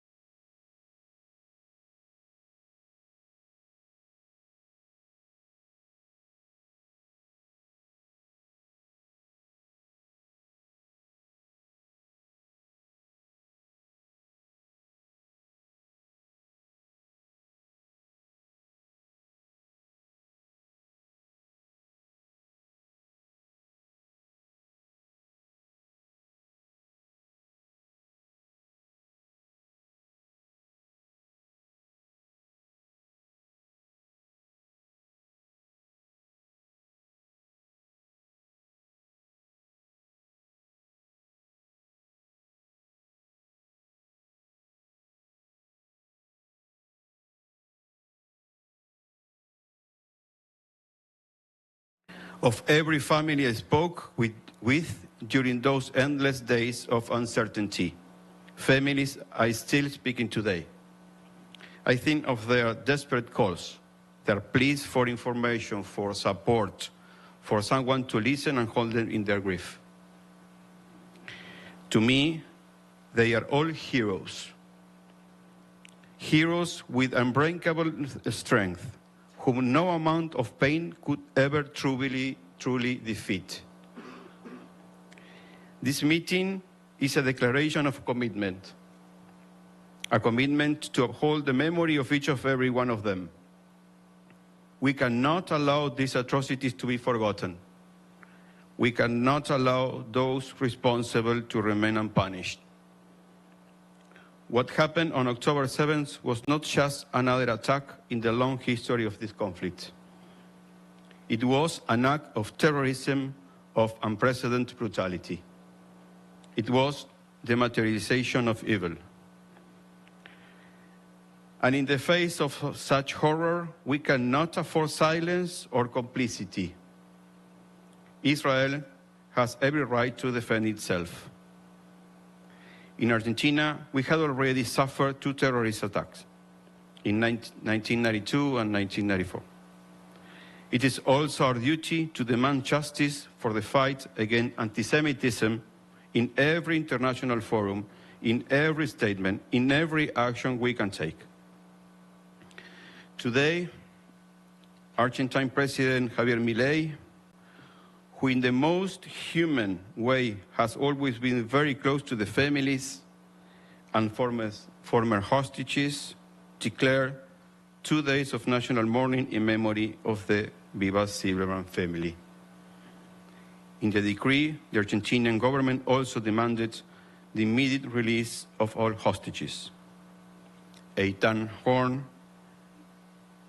David and Ariel Cunio, and Lior Rudaev, we want you this side, along with the other hostages.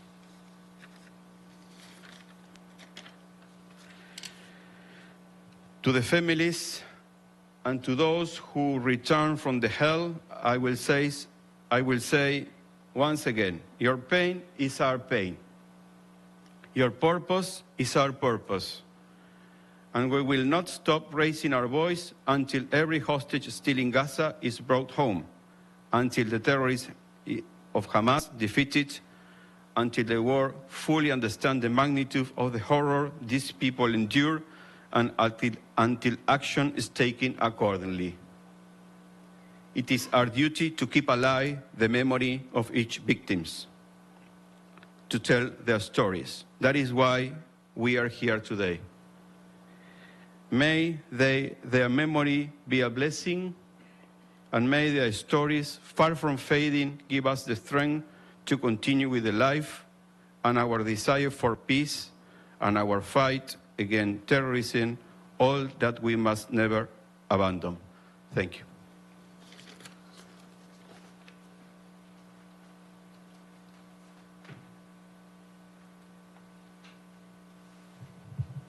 Thank you very much, Ambassador, for your words and for your commitment.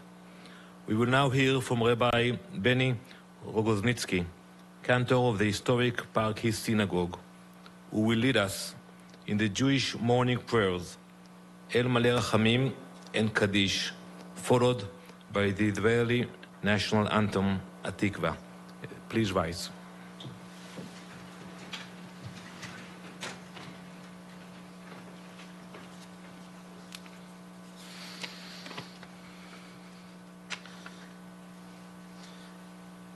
Hey, Maleh Rachamim, Shochein B'meromim, Hametzei Menucha Nechona, Betzei Lekanefei HaShechina, B'mahalot Kedoshim uteorim kezoar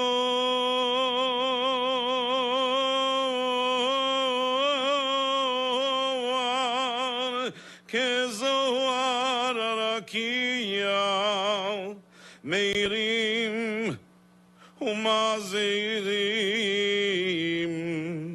et nishmat shiri bibas שעליך לעולמה, שנרצחה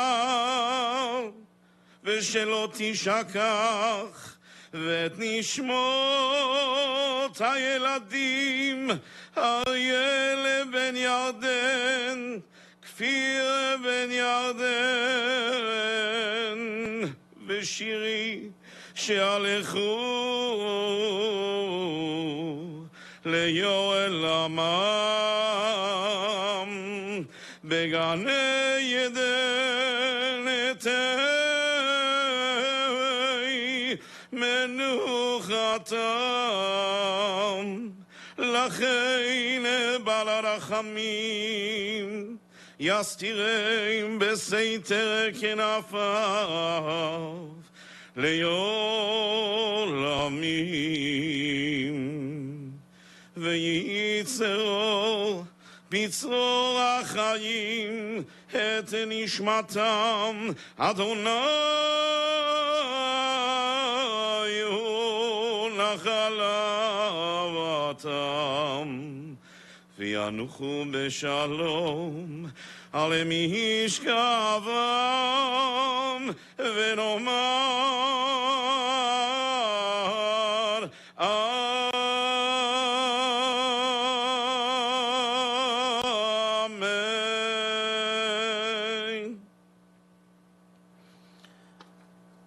The Kaddish prayer. יתקדל ויתקדש שמי רבה, בעלמא דברה חירותי והמליך מלכותי, בחייכון וביומכון ובחיי דכל בית ישראל, בעגלה ובזמן קריב אמרו אמן. יהי שמי רבה מברך לעולם ולעולמי עולמיה, יתברך וישתבח ויתפאר ויתרומם ויתנשא, ויתהדר ויתעלה ויתעלל, שמי דקודשה בריחו, לילה מן כל ברכתה ושירתה, תושבחתה ונחמתה, דאמירן בעלמא ואמרו אמן. יהי שלמה רבה מן שמיה, וחיים עלינו ועל כל ישראל ואמרו אמן. עושה שלום במרומיו, הוא יעשה שלום עלינו ועל כל ישראל, ויאמרו Amen. Please join me for the Israeli national anthem. כל עוד בלבב פנימה, נפש יהודי הומיה, ולפת מזרח קדימה, עין לציון צופיה. עוד לא עבדה תקוותנו, התקווה בת שנות 2000, להיות עם חופשי בארצנו, ארץ ציון ירושלים. להיות עם חופשי בארצנו, ארץ ציון ירושלים.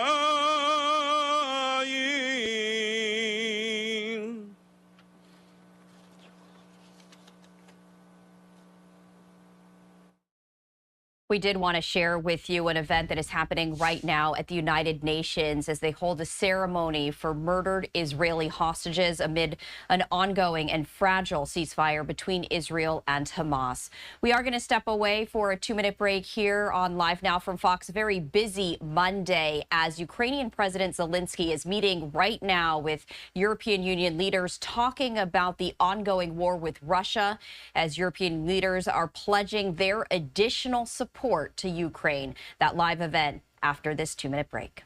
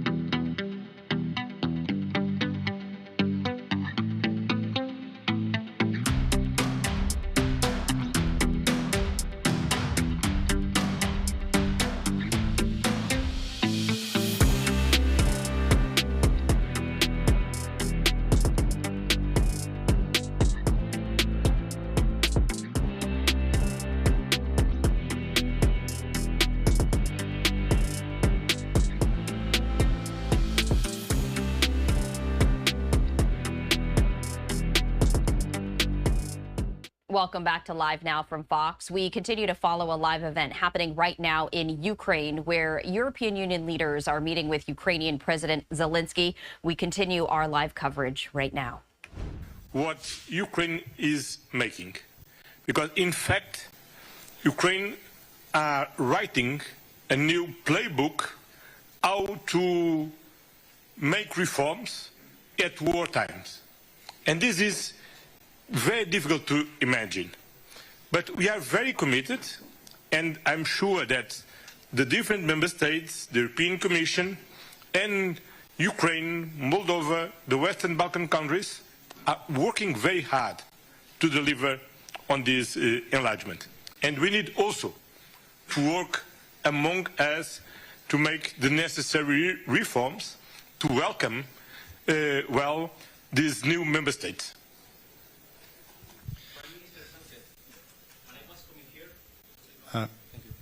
El Confidencial, Fermín Torrano. While I was coming here, I met just in the street a Ukrainian friend who told me to say thank you for the €1 billion you announced today.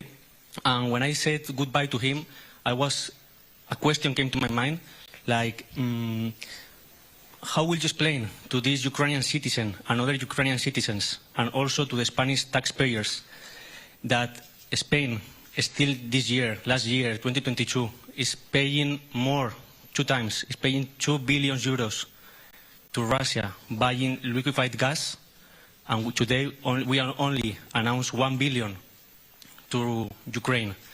And so I would like to ask you, what will you tell to him, to Spanish taxpayers, because this money is still helping to fund the war?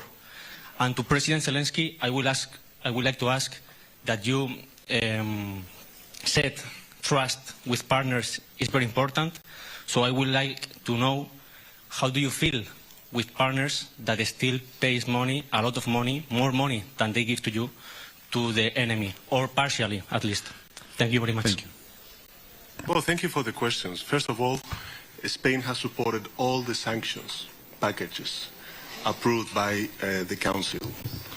And we've been very constructive and positive in order to increase the pressure on Russian shoulders in order to stop the war.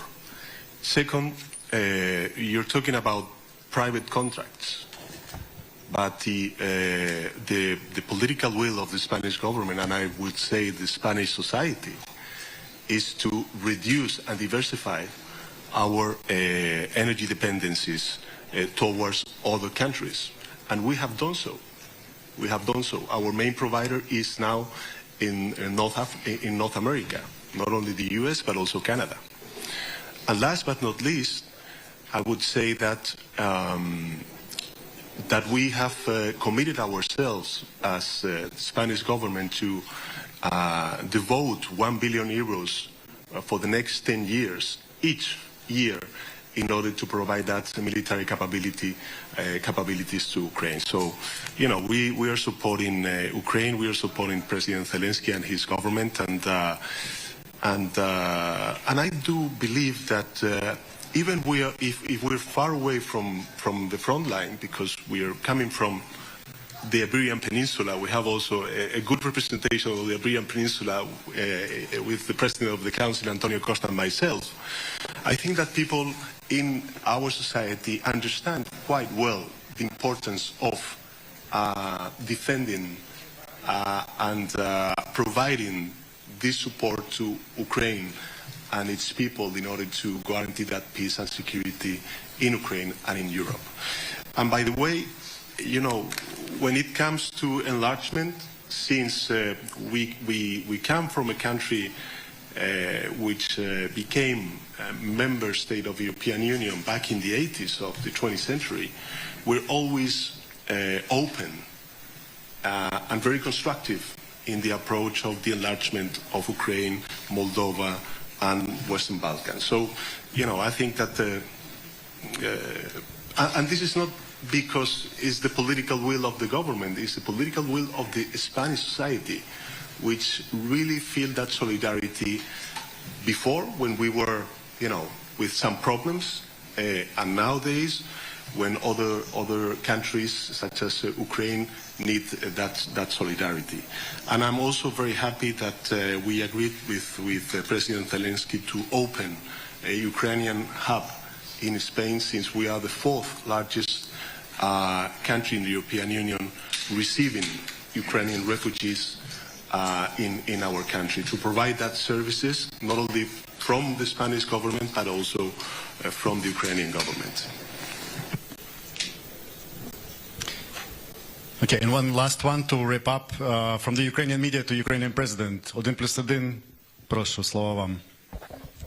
Пане президенте, ви не раз говорили про те, що Росія насправді абсолютно не прагне миру, і, власне, в підтвердження цих слів сьогодні маємо картину, коли тут об'єднаний світ збирається для того, щоб поговорити про мир, поговорити про домовленості, вирішити нагальну проблему. Росіяни в обличчі Лаврова говорять про те, що ми не проти, щоб Європа була на перемовинах, проте ми все одно не припинимо вогонь, якщо не задовольнять все, що хочемо ми. Тобто позиція у них конкретна. Ви сьогодні згадали і сказали про те, що хочете, аби до кінця року ми мали мир.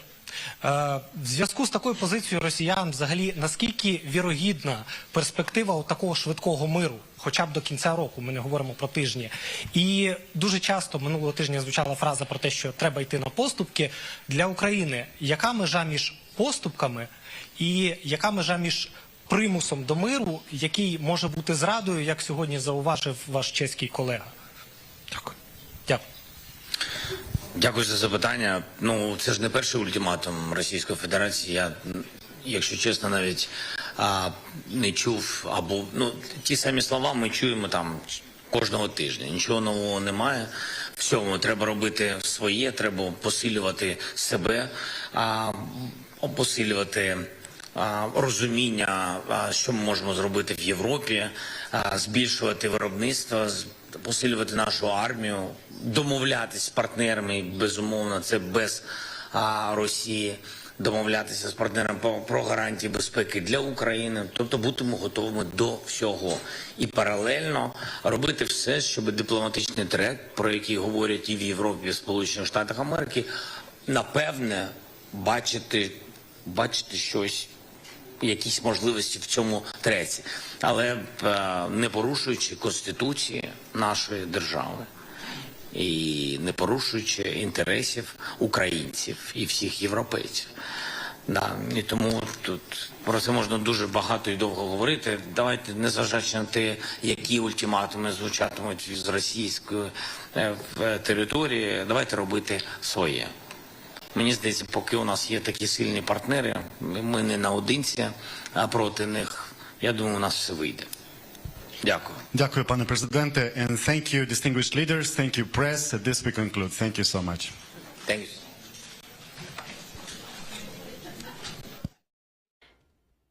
And that concludes the meeting between European Union leaders and Ukrainian President Zelenskyy, as today marks 3 years of war between Ukraine and Russia. We were hearing from the leaders of Europe saying that they stand behind Ukraine when it comes to the war with Russia, saying that they are working to provide additional support, but then also taking a look at the potential ceasefire that may come about and providing support at that time as well. President Zelenskyy announcing yesterday that he is willing to step down as president if it means peace in Ukraine, although he does want Ukraine to then become a member of NATO. Ukraine also rejecting U.S. demand for $500 billion in payback. We do know that President Trump and French President Macron are meeting today to discuss the ongoing war with Ukraine. And this is a live look right here of the White House. As we saw a short time ago, French President Emmanuel Macron leaving the White House. There is a joint press conference with President Trump and President Macron that is slated to happen in a number of hours. And we are taking a look at that schedule right here. That is set to start at 2 p.m. Eastern time. So in just over 2 hours' time, we will be bringing that joint press conference to you right here on Live Now from Fox. In the meantime, we're going to take this opportunity to step away for our final 2-minute break of the hour. After that, we are going to stay in Washington as we have breaking news over a new lawsuit over Elon Musk's email calling for federal worker employees to show their list of accomplishments. That breaking news coming up after this break.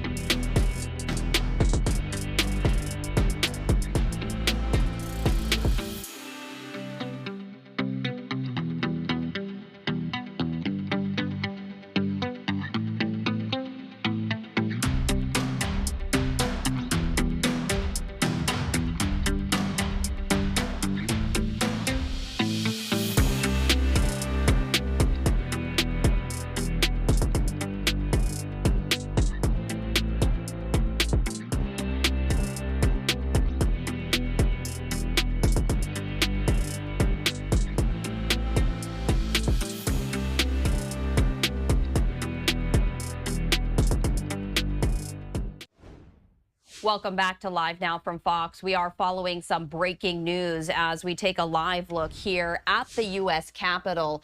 Attorneys for federal workers saying in a lawsuit today that Elon Musk has violated the law with his weekend demand that employees explain their accomplishments or risk being fired. Now, this is an updated lawsuit which was filed in federal court in California. It was provided to the Associated Press. The lawsuit is trying to block mass layoffs pursued by Musk and President Trump, including any connected to the email distributed by the Office of Personnel Management on Saturday. The office, which functions as a human resources agency for the federal government, said employees needed to detail 5 things that they did last week by the end of the day today, stating, quote, no OMP rule, regulation, policy, or program has ever in United States history purported to require all federal workers to submit reports to OPM. This was filed on behalf of unions, businesses, and veterans and conservation groups, calling the threat of mass firings, quote, one of the most massive employment frauds in the history of this country, end quote. Now, Musk is leading President Trump's efforts to overhaul and downsize the federal government. He has continued to call on federal workers this morning, even as there has been confusion throughout the administration, and even having some top officials telling federal employees not to comply with this email request. Elon Musk posting early this morning on X saying, quote, those who do not take this email seriously will soon be furthering their career elsewhere. He has also supported President Trump's demand for employees to stop working remotely, also posting onto X, quote, starting this week, those who still fail to return to office will be placed on administrative leave. Musk also followed up by saying, quote, all federal employees will shortly receive an email requesting to understand what they got done last week, claiming that a failure to respond will be taken as a resignation. The Office of Personnel Management sent out its own request afterwards, saying, quote, please reply to this email with approximately 5 bullets of what you accomplished last week and CC your manager. Although that message said nothing about the potential for employees to get fired for noncompliance. The deadline is listed as 11:59 p.m. tonight. Now, there have been some pushback from key U.S. agencies, including the FBI, State Department, Homeland Security, and the Pentagon. All of these agencies have instructed their employees not to respond. Lawmakers in both parties say that Musk's mandate could be illegal, and unions have threatened to sue. So we did want to share that very latest breaking news as a lawsuit now filed on behalf of federal workers say that Elon Musk has violated the law with his weekend demand that employees explain their accomplishments or risk being fired. We are going to continue to follow this breaking news as we are looking towards any developments here as we take a live look of the U.S. Capitol. Meanwhile, we're going to head now live to another event, this time, though, taking us out to New York City as the UN General Assembly is holding an emergency session today. And you're taking a live look at the debate. This emergency session focusing on Ukraine. Later on today, there are going to be 2 votes to talk about 2 different strategies with Ukraine. One is that this is Ukraine's European-backed proposal demanding an immediate withdrawal of Russian forces. A second vote is for a U.S. call for a swift end to the war. Let's continue to listen in as members discuss. To consider draft resolution A/ES11/L:10 and L:11 and draft amendments A/11/L:12, L:13, L:14 and L:15. In this connection, since the draft resolution A/11/L:13, L:14 and L:15 have only been circulated today, it will be necessary to waive the relevant provision of Rule 78 of the Rules of Procedure, which read as follows. As a general rule, no proposal shall be discussed or put to the vote at any meeting of the General Assembly unless copies of it have been circulated to all delegations no later than the day preceding the meeting. Unless I hear no objections, I shall take it that the Assembly agrees to waive Rule 78. It is so decided.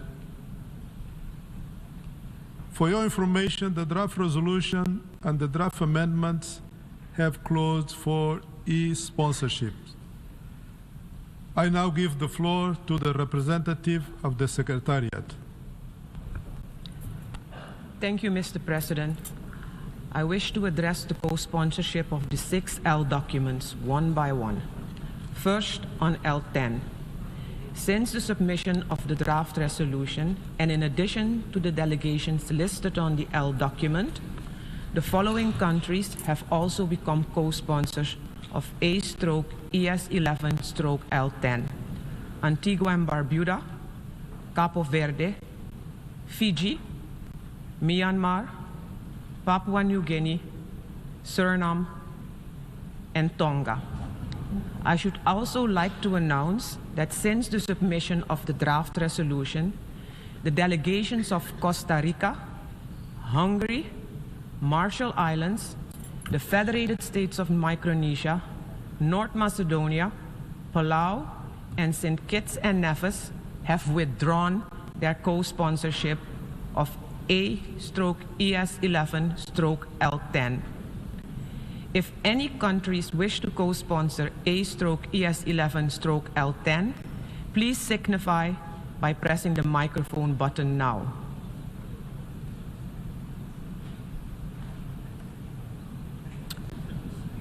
I see none. So now we move on to L11. Since the submission of the draft resolution, and in addition to the delegations listed on the L document, the following countries have also become co-sponsors of A/ES11/L11: Albania, Argentina, Georgia, Hungary, Israel, and North Macedonia.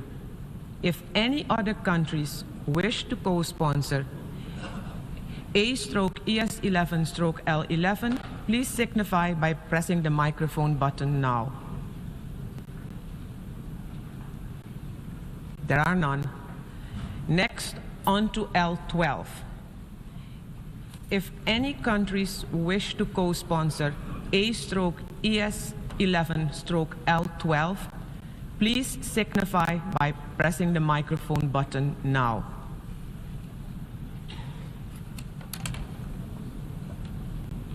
There are no additional co-sponsors for L12, so now we go on to L13.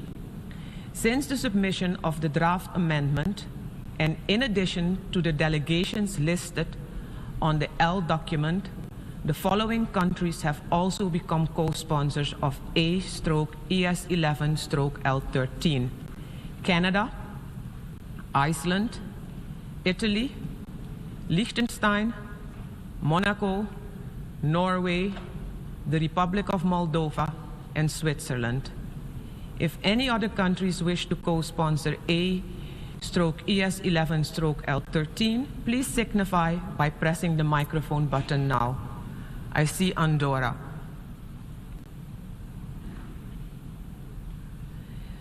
Next, we move to L14.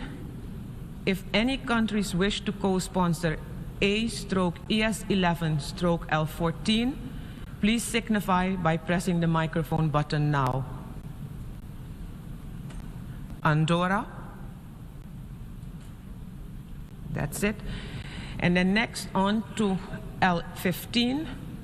Since the submission of the draft amendment, and in addition to the delegations listed on the L document, the following countries have also become co-sponsors of A/ES11/L15: Canada, Iceland, Italy, Liechtenstein, Monaco, Norway, Republic of Moldova, and Switzerland. If any other countries wish to co-sponsor A/ES11/L15, please signify by pressing the microphone button now. Andorra, Montenegro. That's it. Thank you, Mr. President. I thank the representative of the Secretariat.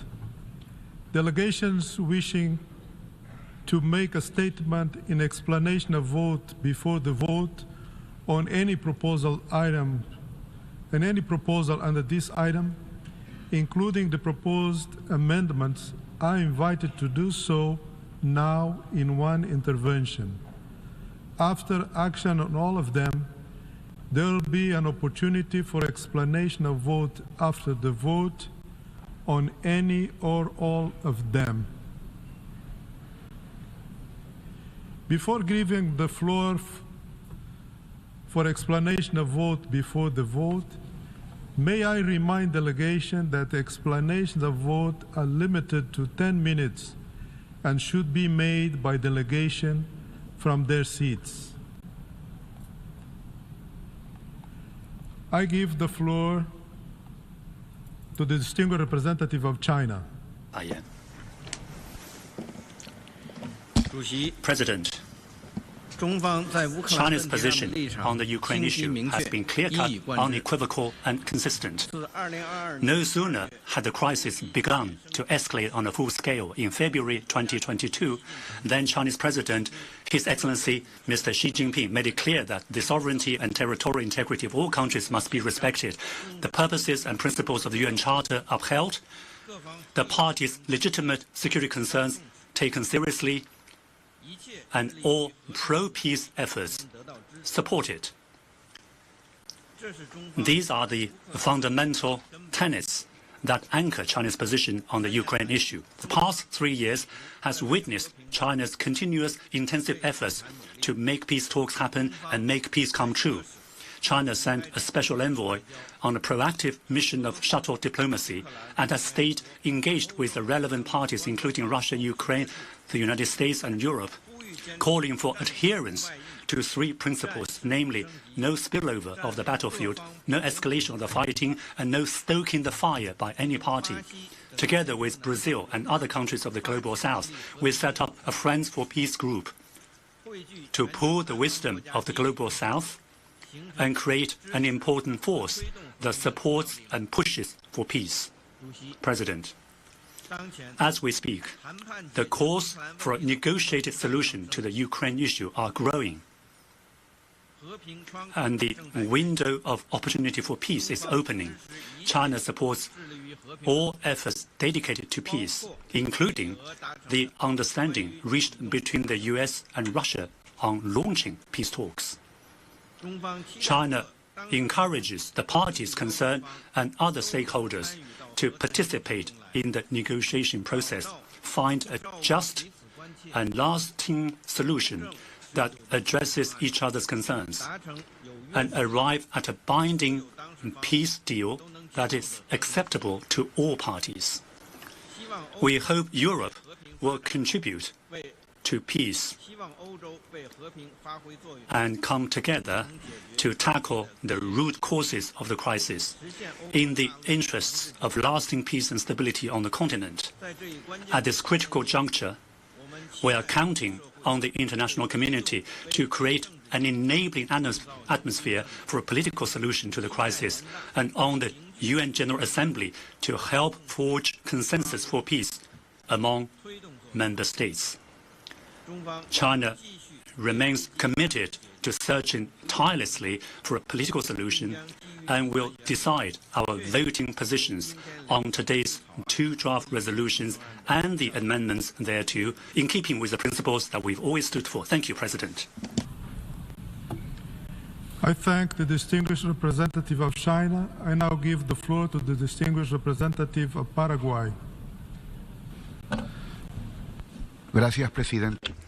Thank you, Mr. President. For 3 years now, the deaths have continued to increase, and the devastation has led to terrible humanitarian consequences for the economy and infrastructure. What we all need is an interconnected world, but the situation is disastrous for the countries that are close to the area, that have socio and cultural links to that area. The disaster has gotten worse. It hasn't tapered off in any way. The priority of this General Assembly and all charter bodies should be to maintain peace. We are listening in here to the UN as they're holding a special emergency session on Ukraine. However, we have a new live feed that we want to get to that takes us out to Philadelphia. This as federal workers are suing over Elon Musk's email demand to list a number of accomplishments. You're taking a live look at Representative Brendan Boyle, who is going to be talking alongside federal employees protesting and condemning the mass layoffs at the federal level. We see that he is there at the podium right now, so I did want to raise the audio as it does look like he is set to speak.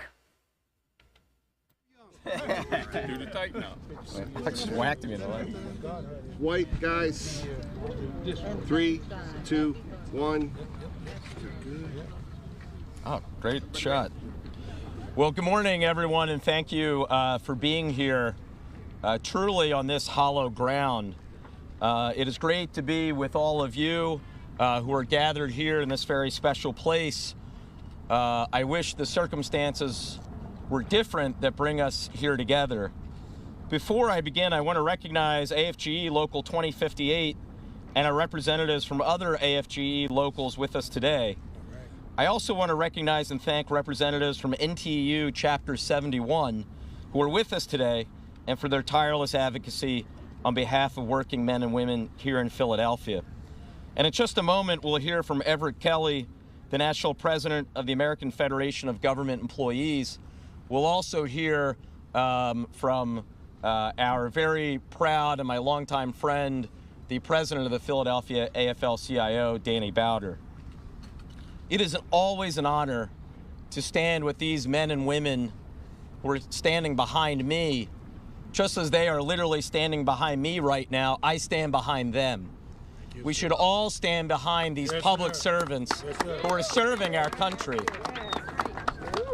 Before I go any further, let me actually recognize some folks individually, and as I mentioned, a couple of them will be speaking later.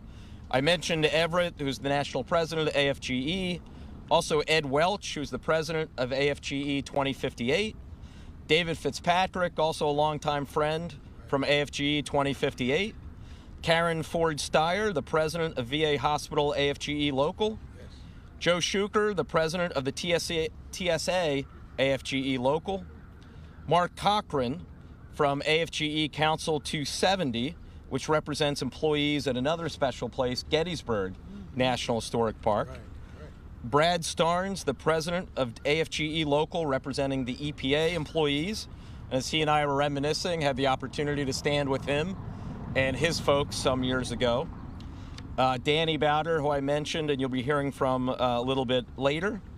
Also, of course, members of AFGE Local 2058, members of the other AFGE locals, and members of the NTEU Chapter 71, including a very last-minute addition, but we're proud to have him, Alex Berman, the Legislative Director of NTEU.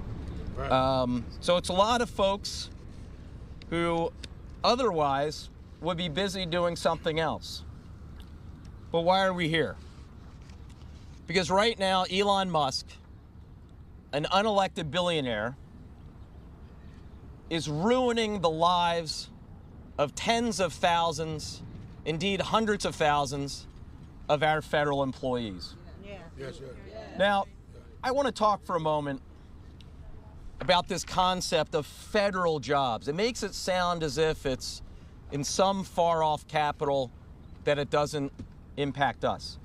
80% of those who work for the federal workforce are outside the Washington, D.C. area. 66,000 jobs for the federal government are right here in Pennsylvania. You can see some of them standing right behind me. So these are not federal jobs. These are Pennsylvania jobs. These are Philadelphia jobs. That is what is at stake. We're standing in front of Independence Hall not just because it is literally the nation's birthplace, but it is because it is a place that has now been directly impacted. Indeed, the entirety of Independence National Historic Park has been impacted by these Musk, dodgy, Doge job cuts. We have had, in the last couple weeks, a number of job losses right here at Independence National Historic Park. Keep in mind the backdrop. We are already dramatically understaffed here at Independence National Historic Park. Over the next 18 months, we are planning to welcome a record international crowd coming here to Philadelphia to celebrate our nation's semi-quincentennial, the 250th anniversary of our country. Many of you have been here and heard me speak at previous events about this important occasion. Not only will we have leaders from all around the world, not only will we host some World Cup games in 2026, bringing fans from all around the world, We will host the baseball all-star game and many other things all happening with the entire world descending upon Philadelphia. So you're telling me at that same time we're slashing the workforce that works here? That is nuts. That makes no sense, and it will impact directly, and already is, the Philadelphia economy. Yes.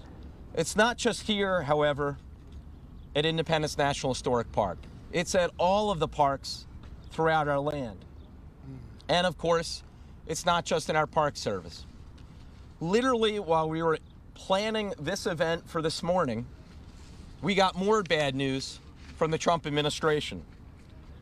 On Thursday, thousands and thousands of workers at the IRS throughout the country, including 400 who work here in Philadelphia, just a matter of 5 minutes down the road. More than 400 woke up that morning, went to work, and had an email letting them know they had been fired. The email said it was for poor performance. No. Many of them had never even had a performance review. Many of them had only had performance reviews that were stellar. This is wrong. Yes, yeah. Yes, sir. That's 400. Again, I want people to think about this. It's not 400 federal jobs. That's 400 Philadelphia jobs. Yes, sir. Yes, on sir. top of the jobs that are here. Yes, sir. On top of the jobs at the other agencies that have been shuttered or badly impacted. And who knows what this week will bring. It is time for us to stand up for our public servants and not trashing them. Yes, sir. Yes, sir. Yes, sir. I sincerely appreciate each and every one of you who are truly doing the work to make our country great and are a part of what makes our country great. The way you are being treated and dehumanized is a disgrace. Yes, it is. And I truly worry about the future of our workforce. Imagine attempting to recruit the best and the brightest right now to join public service. No, sir. Why would anyone sign up for this treatment? Yes, sir. Why would anyone want to take often a reduction in pay in order to work for our federal government? When you know that at any moment you could be fired for no reason at all, irrespective of your job performance, and know that at the very highest level of your government at the White House, there's a director of the budget who said, and I'm quoting him, he wants to inflict pain on the federal workforce. Yeah. That is wrong. It's wrong. It's un-American. Yeah. Frankly, it's sick. Yeah. So I want these workers standing behind me to know I have their back, as they know, and some of them are reminding me this is not the first time I've stood with them, and it won't be the last. Thank you. All right. Yeah. Before I present our next speaker, I'll call him Mr. President. I feel better calling him Mr. President than someone else. But I will just say that I don't quit. The people behind me don't quit. No. We have a strategy in the courts. We have a legislative strategy. And this is part of our activist strategy of waking people up. The folks who voted in this election, many of whom, about 50% of whom, voted for the side that is pushing these cuts, they voted because they were concerned about high prices. That's a legitimate concern. I don't ever remember this being talked about. No, sir. Last election. No, sir. People are outraged by what's going on in this country right now. I had record attendance. We had an emergency teletown hall. We regularly schedule town halls. Because we were getting so many calls on what's been going on right now, we had an emergency town hall just a couple weeks ago. Biggest attendance I have ever had in my time in Congress. Wow. That town hall. Wow. That is how people are paying attention right now. We're not going to stand for this. Mr. President, it's all yours. Thank you. Sir. We were listening there to Representative Brendan Boyle of Pennsylvania as he and a number of federal employees protesting the mass layoffs at the federal level, and now a lawsuit filed by federal workers to protest Elon Musk's email demanding that they list out their accomplishments from the last week. We're going to step away for our first 2-minute break of the hour, continuing this live event after that. Stay with us.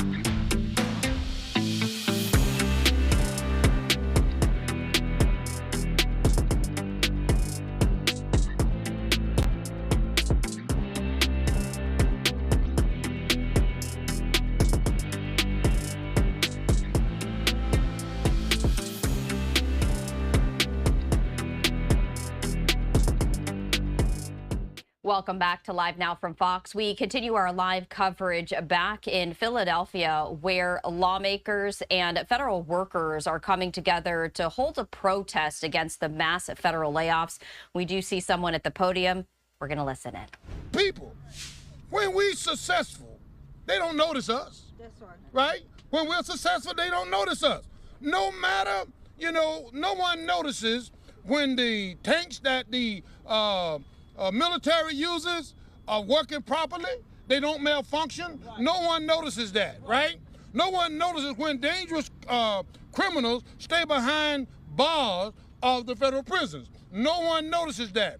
No one notices when the terrorists, don't blow up, our airplanes like they did pre-9/11. No one notices that. No one notices when Social Security checks arrive on time and they're accurate. No one notices that. No one notices when they're breathing good, clean air. No one notices when they are eating good, healthy food. Here's what needs to happen. Every single federal worker who has been wrongfully fired must be reinstated, and it must happen immediately. Are y'all with me? We cannot move on to the next thing until this outrageous violation has been rectified. What do you say about that? Now, we can talk all we want about funding the government, and I want to ask you to take a minute and think about something very important. Why fund the government when the Trump and the Musk are bent on destroying the government? What's the use of funding a government that if we allow things to keep going the way they are, there will be no government? If there aren't federal workers to deliver on the mission of the agency, there is no point, right? So the first priority has to be, first of all, to put every single worker back to work. Put them back. Put them back to work. Let me hear all of you say it. Put them back to work. Now we must, and we need Congress to step up and remind Trump and Musk that the law is not on their side. It's not on their side. That the civil service system that Congress had enacted is not something that they can ignore, but they must obey the law. If Congress wants the law that is enacted to be put into action, then they must stand up and take account for their actions. What do you say about that? Now, I don't know of one federal employee who should be fired, right, and shouldn't be done immediately. You know, now, if there is one that should be fired, what I'm trying to say is this. It's Musk, and it's Trump. And they must be fired not tomorrow. They need to be fired right now, right?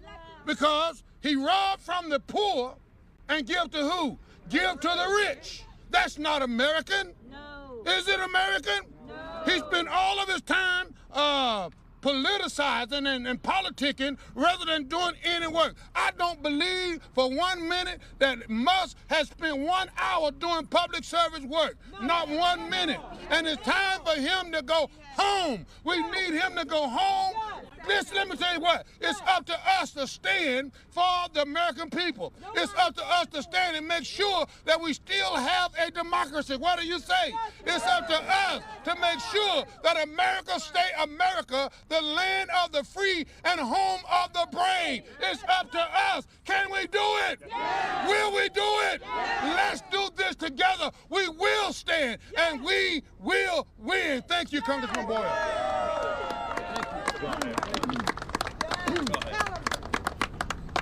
Before I bring up next speaker, Everett said something that just reminded me of this fact.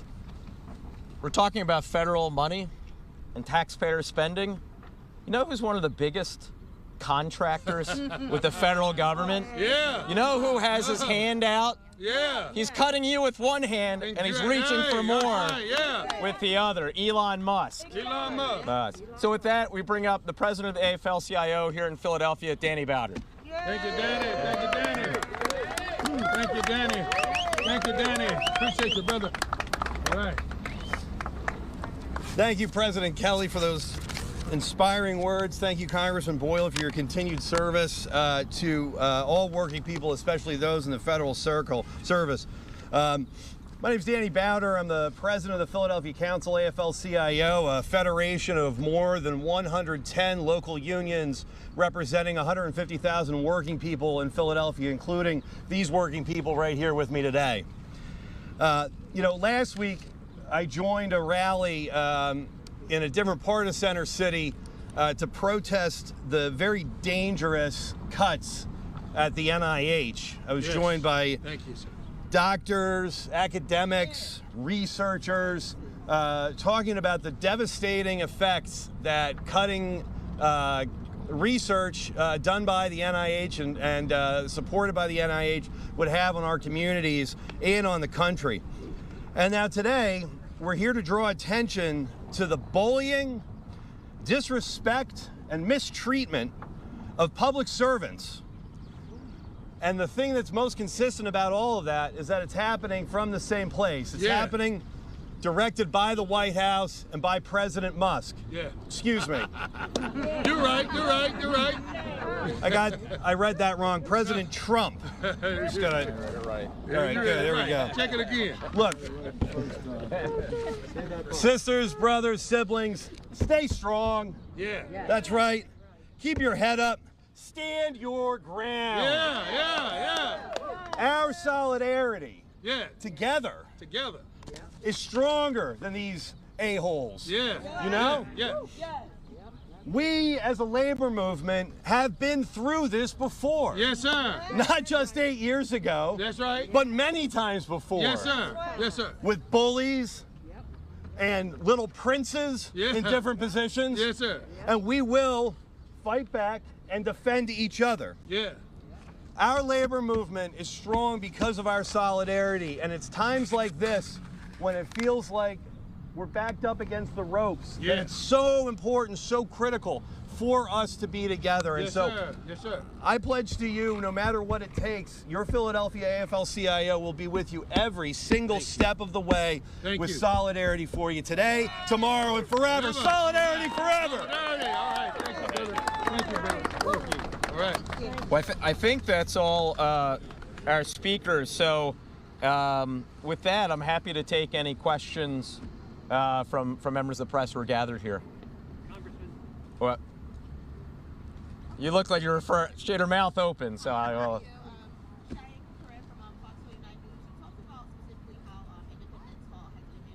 Yes.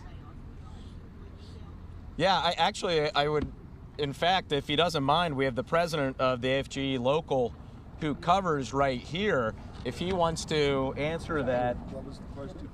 So I think you would be best equipped to answer how Independence Hall has been impacted. Well, we're already in the hole. We're 30 plus employees down before this scourge. We've lost more since. We can't afford to lose one. We've lost more than one. And yes, it has an impact. How many buildings will we need to close if this continues? These agencies are congressionally mandated, congressionally funded, and we expect congressional action to support them because we have a wild and rabid dog on the loose. Yeah. And so what happens across the street, this wonderful story we need to tell, needs to be facilitated by the executive branch. This mission that we need to carry out for the American people, 3 million that come to visit these structures and learn about the formation of the nation, that needs to be supported, not crippled by the executive branch. So yes, we're under fire. We're concerned about tomorrow, the next day, and how we're going to continue to tell this wonderful story that people come from all over the world to hear about the United States Constitution and the wise men that met in that building across the street and provided the checks and balances that we today rely on. So yes, there's an adverse impact on Independence National Historical Park, and the American people need to step up and fight that. That's right. Thank you. Yeah. Thank you, sir. Thank you. And I would just point out, in conclusion, when we talk about Independence National Historic Park, of course, we're talking about Independence Hall and Congress Hall and the Liberty Bell Pavilion, but we were also talking about so many other buildings that are in and around a couple miles here. So I've been proud of the fact that over the last year, 18 months, I have been able, working with a couple of my colleagues in Congress, Dwight Evans and Mary Gay Scanlon, we've been able to bring back millions more specifically to this area for a 2026 effort. So the kind of job cuts that we're seeing here on top of positions we already need to fill, this throws a devastating curveball as we are literally under 18 months away from 4th of July 2026. Yes. Congressman, very simply, how do you launch a legislative effort against these moves when you're in the minority party? Yeah, it's a very reasonable question. We are going to have a vote tomorrow, literally tomorrow, on the Trump House Republican tax plan to deliver $4.5 trillion of tax cuts to the richest 1%, paid for by the largest cuts to Medicaid in American history. Wow. As ranking member or lead Democrat on the Budget Committee, I will be leading the floor fight in opposition to that. Thank you. The House right now stands at 218, 215. 218 Republican, 215 Democratic. So yes, at the moment, Democrats are in the minority, but very close. We need just 2 House Republicans to vote no and join us, and we will be able to stop that budget. We have leverage here. We should use every single point of leverage on that vote, on every other, to reverse what has happened to our federal workforce and to stop more bad things from happening. Thank you, sir. What can average citizens, even if they're not directly affected or in a union themselves, but want to support the cause, what can they do best to support the folks here and to support the cause of getting their jobs rightfully put back and worked with Congress as it's normally supposed to? The question for those who didn't hear is, what can average citizens do who are impacted or just simply not even directly impacted, but deeply concerned with what they're seeing? It's important for people to know they have a voice. Yes. 8 years ago at this exact moment, every single prognosticator was saying the Affordable Care Act, or Obamacare, was done for. Much like this situation right now, Republicans controlled the House, the Senate, the White House. Everyone was saying Obamacare was done for. What you saw over those first 6 months of 2017 was citizen after citizen coming out to town halls, calling their representatives, getting active in their communities, picking up the phone, talking to their neighbors, texting their friends, texting loved ones. And lo and behold, you saw the numbers on Obamacare flip. Suddenly, by the summer of 2017, when the vote took place, the Affordable Care Act had never been more popular. That's right. And sure enough, famously, a thumbs down on the Senate floor, as well as no votes from a few other Senate Republicans, ended up saving the Affordable Care Act. That's right. And here we are 8 years later, more than 20 million Americans are still on the ACA, more than at any point in history since its creation in 2010. Right. So that is a success story of how ordinary citizens getting involved, showing up at town halls, being vocal, were able to impact elected representatives who started out maybe in one place, but by the time of the vote, enough of them had flipped. I think that is a great tale that people should remember, because I believe that history can repeat itself. We're taking a listen here as Representative Brendan Boyle is answering questions, saying that tomorrow there at the U.S. Capitol, there is going to be a vote on the House floor to discuss President Trump's tax budget plan right there. And he is calling on Republican colleagues to vote with the Democrats against that plan. This comes as federal workers are suing over Elon Musk's email demand, stating that they must list 5 accomplishments that they have done in the last week to show why they should keep their jobs. And Representative Boyle there in Philadelphia at a protest alongside federal workers as they speak out against these mass layoffs. We're going to step away for a 2-minute break here on Live Now from Fox, continuing more coverage after that.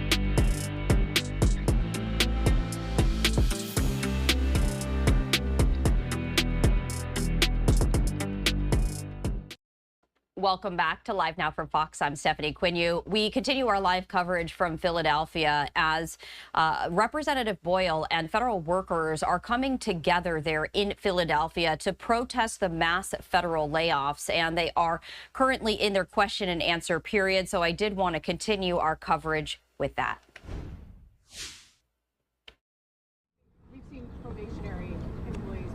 Yeah. Been notified. Given sort of the legal parameters, is it your expectation that is what we will continue to see, or do you think it will start to go beyond that to workers who are not probationary and have been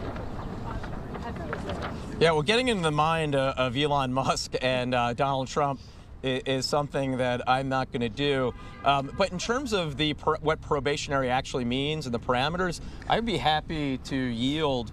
I don't know, Everett, if you wanted to speak to that, because I think the term probationary is actually being misunderstood in terms of what it actually means in the federal workforce. I've one person who reached out to me, for example, who has been an outstanding employee for 20 years, and she mentioned that she just got a promotion because she was doing such a good job. She was in the first year of that new position. She's considered probationary. That doesn't mean she's a new employee. She's been there for decades. She happens to be new in that position, and now she's worried she'll be impacted. I don't know if you wanted to add to that, or if that. You got it dead on point. But what happens is, you get promoted to a new position. Oh, yeah, go ahead. Okay. Just an example, one might get promoted to a new position. It could even be a supervisor, okay? And they have a 3-year probationary period called till they reach that career conditional spot. They may have been working the job 15 years. I know of people that have been working 15 and 20 years on a job and got a promotion, and they're in that probationary period. Because they're in that period, then, they was let go, they was terminated, but this issue is not going to stop at probationary employees. Just this weekend, every federal employee received an email that said, you need to tell us 5 points. You need to justify your existence. Give us 5 points of what you did last week, right? Now, first of all, we think that it's illegal because these employees do not work for OPM.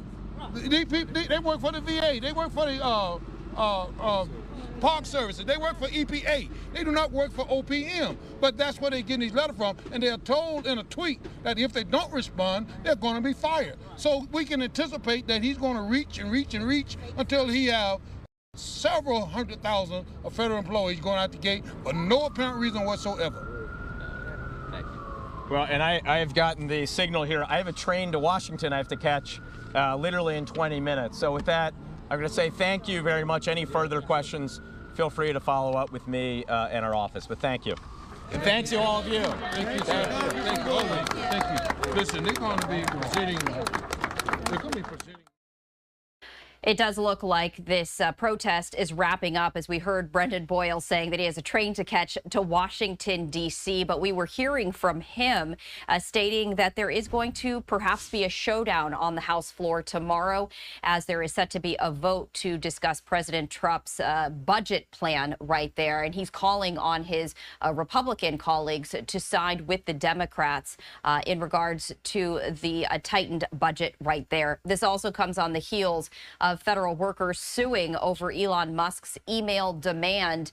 Representative Boyle was surrounded by federal workers as they were speaking out against the mass federal layoffs that are coming as President Trump and Elon Musk are working to decrease the size of the federal government. That was part of the platform that President Trump ran on. Well, now attorneys for federal workers today in a lawsuit said that Elon Musk had violated the law with his weekend demand that employees explain their accomplishments or risk being fired. This was an updated lawsuit filed in federal court in California. It was provided to the Associated Press. That lawsuit is trying to block the mass layoffs pursued by Musk and President Trump, including any connected to the email distributed by the Office of Personnel Management on Saturday. The office, which functions as a human resources agency for the federal government, said employees needed to detail 5 things that they did last week by the end of the day today. So the deadline for that email to be sent is 11:59 p.m. today. We're going to step away for another 2-minute break. Meanwhile, we do have a number of other live events that we want to get to after that.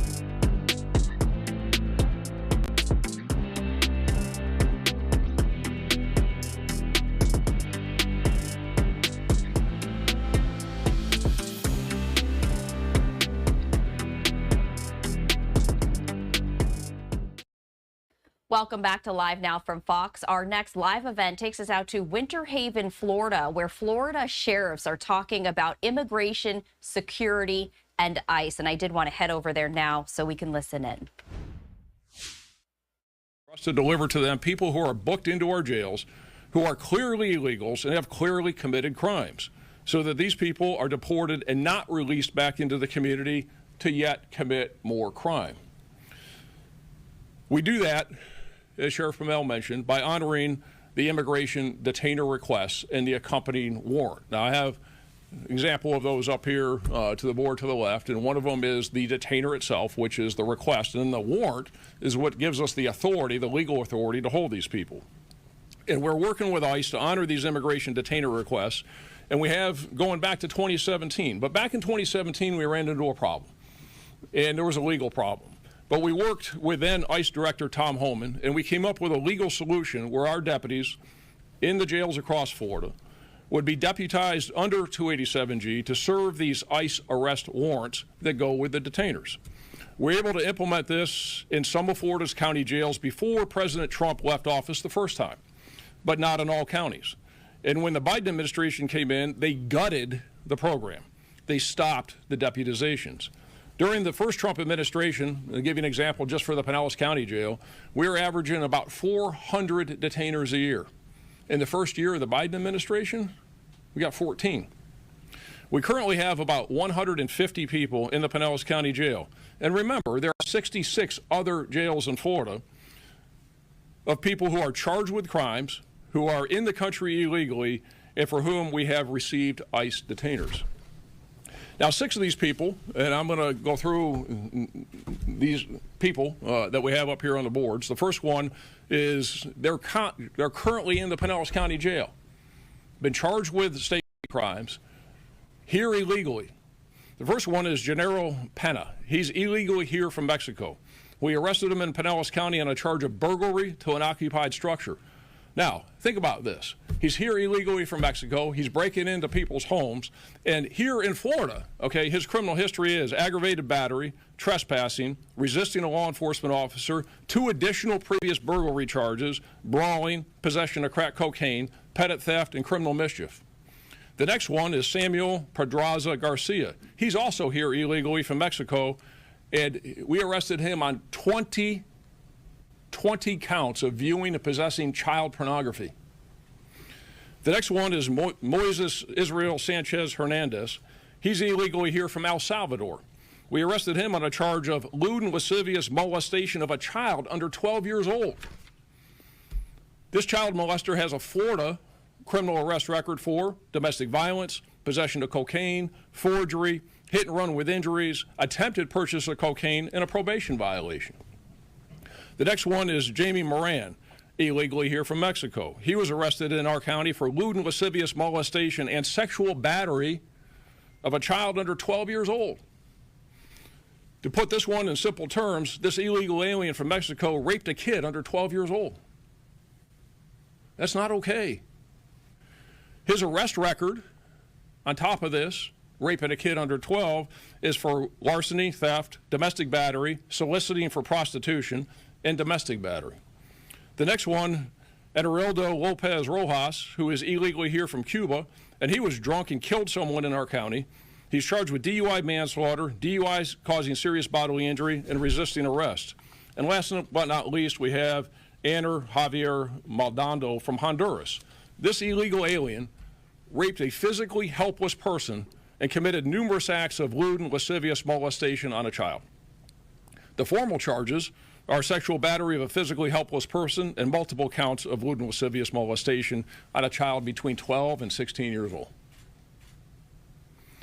His criminal history includes possession, purchase of cocaine, robbery, aggravated battery causing bodily harm, re-entry of a deported alien and being found in the U.S. after but not being denied. So he's one of those guys that was previously through the system, got booted, and now he comes back here and is raping somebody between 12 and 16 years old. And some people say that illegal immigration is not a problem. Really? Okay, look at these. So for 4 years under the Biden administration, no Florida County Jail personnel were trained or deputized by ICE, and huge numbers of criminal illegals, like these killers and child rapists, were released back into our communities. When President Trump took office a month ago and ICE ramped up the detainer process, 26 of Florida's 67 county jails were unable to honor the immigration detainers that would keep people like this in custody because there was no 287G personnel trained and deputized who could make these immigration arrests because Biden gutted it. On day one of the Trump administration, just over 30 days ago, we immediately began moving forward to get 287G agreements signed with all remaining 26 county jails that, again, had been stymied under the Biden administration, including some big ones, Miami-Dade, Orange, Hillsborough. We've been working hard on this over the last couple of weeks. And as was said, today we announced that we have signed agreements in all 67 county jails in Florida. Now, I want to thank Senate President Ben Albritton, House Speaker Danny Perez, and Governor Ron DeSantis for their full court press on immigration, and the immigration bills that they recently made law in Florida are good policy and good for public safety in Florida. The governor, the Senate President, the Speaker are out front on this very important issue, and Florida is leading the nation. While the governor, speaker, and president have set the course, I also want to recognize and thank the staff behind the scenes in the Senate President's office, the Speaker's office, and the governor's office, especially their respective chiefs of staff and lawyers who worked tirelessly over the last few weeks to ensure Florida has the best possible legislation at the moment. Many thanks to those people behind the scenes who really got the job done. Now, one important requirement in the new state law is that all 67 counties must have 287G personnel and honor the immigration detainers. Implementing the process under which all jails will be able to hold these criminal illegals is well underway, and we hope to have it fully operational within the next 15 to 30 days. This is a big deal because it means criminals like these, people who kill people, people who steal, people who break into people's houses, people who rape kids, will be deported directly from jail and not released back to the street where ICE, or us helping ICE, have to go and track them down. It just makes sense from the jail out of here as opposed to the jail back to the street. This is another big change from the Biden era when these criminal illegals, because back then in the Biden era, during the Biden administration, when they were arrested, we couldn't turn them back over to ICE or turn them over to ICE because under the Biden administration, he required that they be convicted before they could be deported. That's ridiculous. So people like these would bond out of jail, stay in Florida because they had to be convicted, then do their time, then they would be deported. No more. Now it's jail to deportation. These 287G straight task forces that Sheriff Promell mentioned, they're very important, and we're glad to participate. But according to ICE, plugging the hole in these jails that are not now honoring these detainers is the priority because it keeps clearly bad people from getting back on the street where then ICE has to go expend resources and we have to help them go find these people. It's also safer for the ICE officers to take these people into custody from the jail. The street task forces have not existed in 12 years because they were killed under the Obama administration. December 31st of 2012 is the last time there were street task forces in the United States. And 12 years of local law enforcement not being able to help ICE make these arrests has had an impact, and not a good one. People ask why so many Americans have died over that time from fentanyl overdoses. Here in Florida, in 2022, there were 6,230 people who died from fentanyl overdoses. Where's the fentanyl coming from? Across the border, peddled by these people. It is because that's what happens when there's a porous border, illegal alien drug traffickers run amok, and a strapped immigration agency can't get help from local law enforcement to deport these people peddling their poison. Another problem is ICE bed space. Sheriffs, all of us, are looking hard to see what we can do to create capacity in our jails to help ICE with bed space. ICE right now only has 2,000 beds in the state of Florida, and they're full. With the jail detainer program coming online in big counties like Miami-Dade, Orange, and Hillsborough, beds are going to be an issue, but that cannot get in the way of getting these criminal illegals out of our state and out of our country. The Florida Sheriffs look forward to working with our federal partners to do what Florida citizens elected us to do, and that is to keep them safe, and we're going to do that. And I'll turn it over to Sheriff Judd. Thank you, Sheriff. When you look up here today, you see the best law enforcement leaders in the state of Florida. When you see this that says 67, you go, oh, that's good. That's no small task. It's the Florida Sheriff's Association leading the way for the state of Florida. But we're also leading the way for the United States. We're creating the example for other states, other sheriffs associations to follow. The reality of it is we have made it abundantly clear and are working with the federal government every day. The number one, and I want to highlight what Sheriff Gualtieri ended with, is capacity. We can overwhelm their current ability to house people in days. As you've heard me say for the last 2 or 3 weeks, that in addition to that, there's about 1.4 million deportation warrants that's in ICE's custody, but our law enforcement officers across the state have no idea who they are. And the reason we have no idea who they are is because they don't put them in the NCIC system. Well, voila. This last Friday, they've put 700,000 of the 1.4 million that we're aware of in our NCIC system. Okay, so I want to frame this for a second. So now we've got 700,000 warrants of deportation. The big challenge, and we're working with ICE, but the president needs to get that big black pen out and get to signing EOs. We've got to have capacity, and it's got to come from the federal government. There's a lot of nuances and small rules that ICE has already broken down for us, but there's still a lot more to do.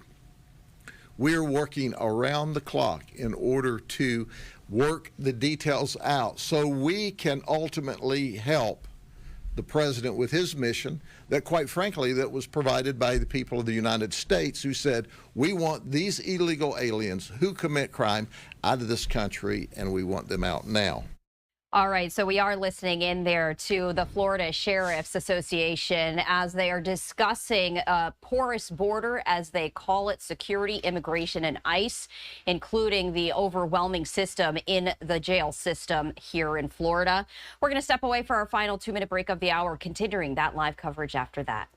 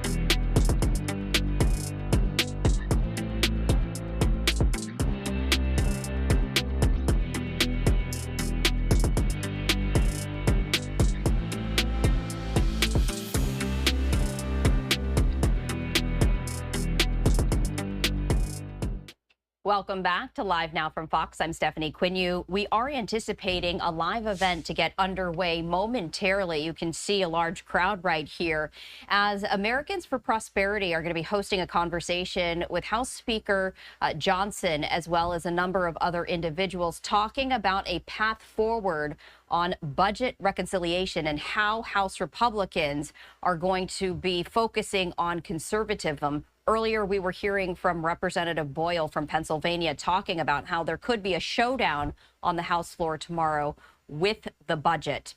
We're going to monitor this live event and, of course, take you to it once it is underway. In the meantime, we're going to head back live to Florida, where sheriffs in Florida are talking about the issue of immigration. On the other side, Karel Lahara is going to be your host to guide you through a number of live events. And make sure that they're dotting their I's and they're crossing their T's as they're hiring these people, because when they don't, it ends up in tragedy, and we had a deputy killed because of it. I had a question on, just to clarify how the system works now. You mentioned that you're not waiting for a conviction anymore. So what happens in these serious crimes? Is it are they held and facing justice? So what happens is that people get booked into the jails. We get notified by ICE that this person has been confirmed as somebody who is here illegally, and then they send us the detainer and the warrant.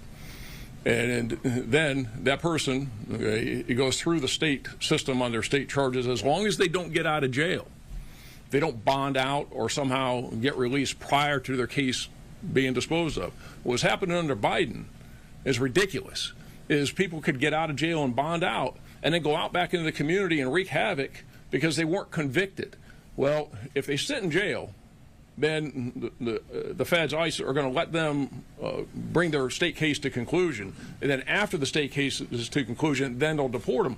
But the good news is the days of catch and release, where you could go to jail, be illegal, be charged with some very serious crime, and get out because you weren't convicted, thankfully those are over with, because you had people that were getting out because of that policy. And that's just messed up. And then just to ask, you mentioned those borderline cases that are worth the conversations. I did want to ask you about those. Has there been any concern about people falsely reporting crimes to get somebody put in jail or into the system? And what happens if a person is found not convicted or their charges are dropped? Does that change anything here? Well, you got a lot there, you know. So I don't know what you're talking about as far as, you know, borderline cases are concerned. You know, you get somebody that's, and again, the criteria that they use is somebody is a criminal illegal, somebody is a public safety threat, they're a national security threat. I'll call them a double dipper. They've been removed previously, now come back. Or a judge has already had a hearing, given them their day in court, they've had their trial, and they got a warrant that says get out, but they don't get out. That's what they're focusing on. And, you know, like Sheriff Judd talked about is, and we mentioned that there's only 2,000 beds in Florida. They only got probably, I don't know, 40,000 beds across the country. And so that's going to fill up, that whole category is going to fill up all those beds. And that is certainly the priority. And I haven't heard, and nobody who's being fair and objective about it has said that ICE has said, the federal government has said anything other than that's their priority. So, yeah, I mean, there's people here that have been here for a very long time that are going about their business. And that's a different discussion for a different day. That's not what we're talking about here. Is the goal to open more facilities, perhaps, to have more beds, or what would your ideal goal be if you had that, you know, say, federal support? Well, I think that the goal for us would be is to support ICE and to support the federal government with this as much as we possibly can and to the hilt. So we're going to be looking at, we're going to be doing a bed inventory and looking at seeing what the county jails have. And if we have room, if we can enter into an agreement, we can house these people for them. And some of it is a temporary housing thing for like only a couple of days, but some of it's more long-term. And where the real need is more long-term beds. Because as I mentioned, when this comes online and we get all 67 jails that are honoring those detainers, and some big ones that aren't doing it now because they can't, like Miami-Dade and Orange and Hillsborough, they're big, is that they're going to get flooded. So we need to do all we can to help them with the beds. But they also, as Sheriff Judd said, they need to help themselves too, and they got to figure this out. And it's tough, but that cannot stand in the way, because we can't let people like this back out on the street. They need to go. And you know, and it does take a little bit of time, and they are rapidly removing some of these, the ones that already have what they call them warrants of deportation, and the ones that already have orders. They're getting them out in a couple days. Some of them take a little bit longer, so it's a process. But you know, we're going to do everything we can. I can assure you, the sheriffs of Florida have talked about this extensively, and there isn't a sheriff in the state that isn't committed to making sure that people like this don't get out on the street and wreak havoc in the communities, and that we meet the expectation of our constituents, our citizens, and as we keep them safe. And make no mistake about it, there's not capacity in the Florida sheriffs or the county jails of this state to make any negligible difference. We've got to have the federal government create capacity. I think last week I had 30 beds. The sheriff, I think he's got them sleeping on the floor. Some sheriffs have a few beds, but we don't have capacity. So don't let us leave the illusion with you that we can handle all of these people, because we will overwhelm this system very rapidly. And we intend to work very aggressively, but that's why we're here making this statement today. And the federal government knows this. They have to create capacity. We can bring them all the business they can handle and more. Yeah, I mean, it's like in Pinellas County Jail, we have 3,000 inmates in the jail, and that's 200 on the floor. There's no room at the inn. Now, you know, we'll do what we can and hold these people on the detainers, but we don't have any mass capacities. We're going to look and see if there's any room, but we are not the big solution to the housing problem. On the street task force that you were talking about, one of you was talking about really having powers of ice. So you mentioned during normal duties. So sheriff's officers will not be doing anything beyond normal duties in terms of going out and trying to find people who might be illegal? So that's yet to be determined exactly how all that's going to play out. But if we know that there are people out here like these guys, is that it's the right thing to do. And I would imagine that under the right circumstances we're going to go get these people if they're not in jail and they're out on the street. But again, there's more to come on that. I think you'll get more information on that in the near future. Right now, what we're focused on right now is plugging the hole. And the hole is having 26 of Florida's 67 county jails that are not honoring those detainers, where people like these are going out the back door after they come in the front door, and no, that's got to stop. That's got to stop today, and that's why we're pushing this hard, and that's why we worked hard to get all these agreements signed. And the Trump administration and ICE is working hard with us. We're going to get this training, and I hope within 15 to 30 days we'll be able to say that every single county jail in Florida is making sure that people who have killed people, broke into homes, viewing child pornography, raping kids, they're not getting out. Sheriff, I also had a question on the street task force. You said it stopped in 2012. Yeah. It's been 13 years. What has happened? Have you pushed for it in those 13 years to resume through the first Trump administration, Biden administration, and what has the response been when you pushed for that? Hell no. You know, they wouldn't give us access to anything. I mean, and it was not a good situation. It was, and go look at it. Look at the history. It was when Janet Napolitano was the DHS secretary, and she nixed it on December 31st of 2012 because there were too many complaints. They didn't like, and look at what's happened since then. And look at the look at the fentanyl crisis. Look at the number of people who died. Look at the drug trafficking. Look at all the problems we've had. Is that ICE can't do this alone. They simply don't have the resources. And again, what we're talking about, and I'll say, speaking from me, and the sheriffs can speak for themselves, the federal government has failed in its immigration policies over the last many years. With a porous border, and there's a lot of people who are here that are not committing crimes like this. There's a ton that are. Our focus needs to be on the people that are having an adverse public safety impact, and there's so many of them that that's what our focus is. We're listening here to several sheriffs all across the state of Florida having a discussion here, answering questions from reporters present about illegal immigration and how they are working with the federal government to tackle this issue.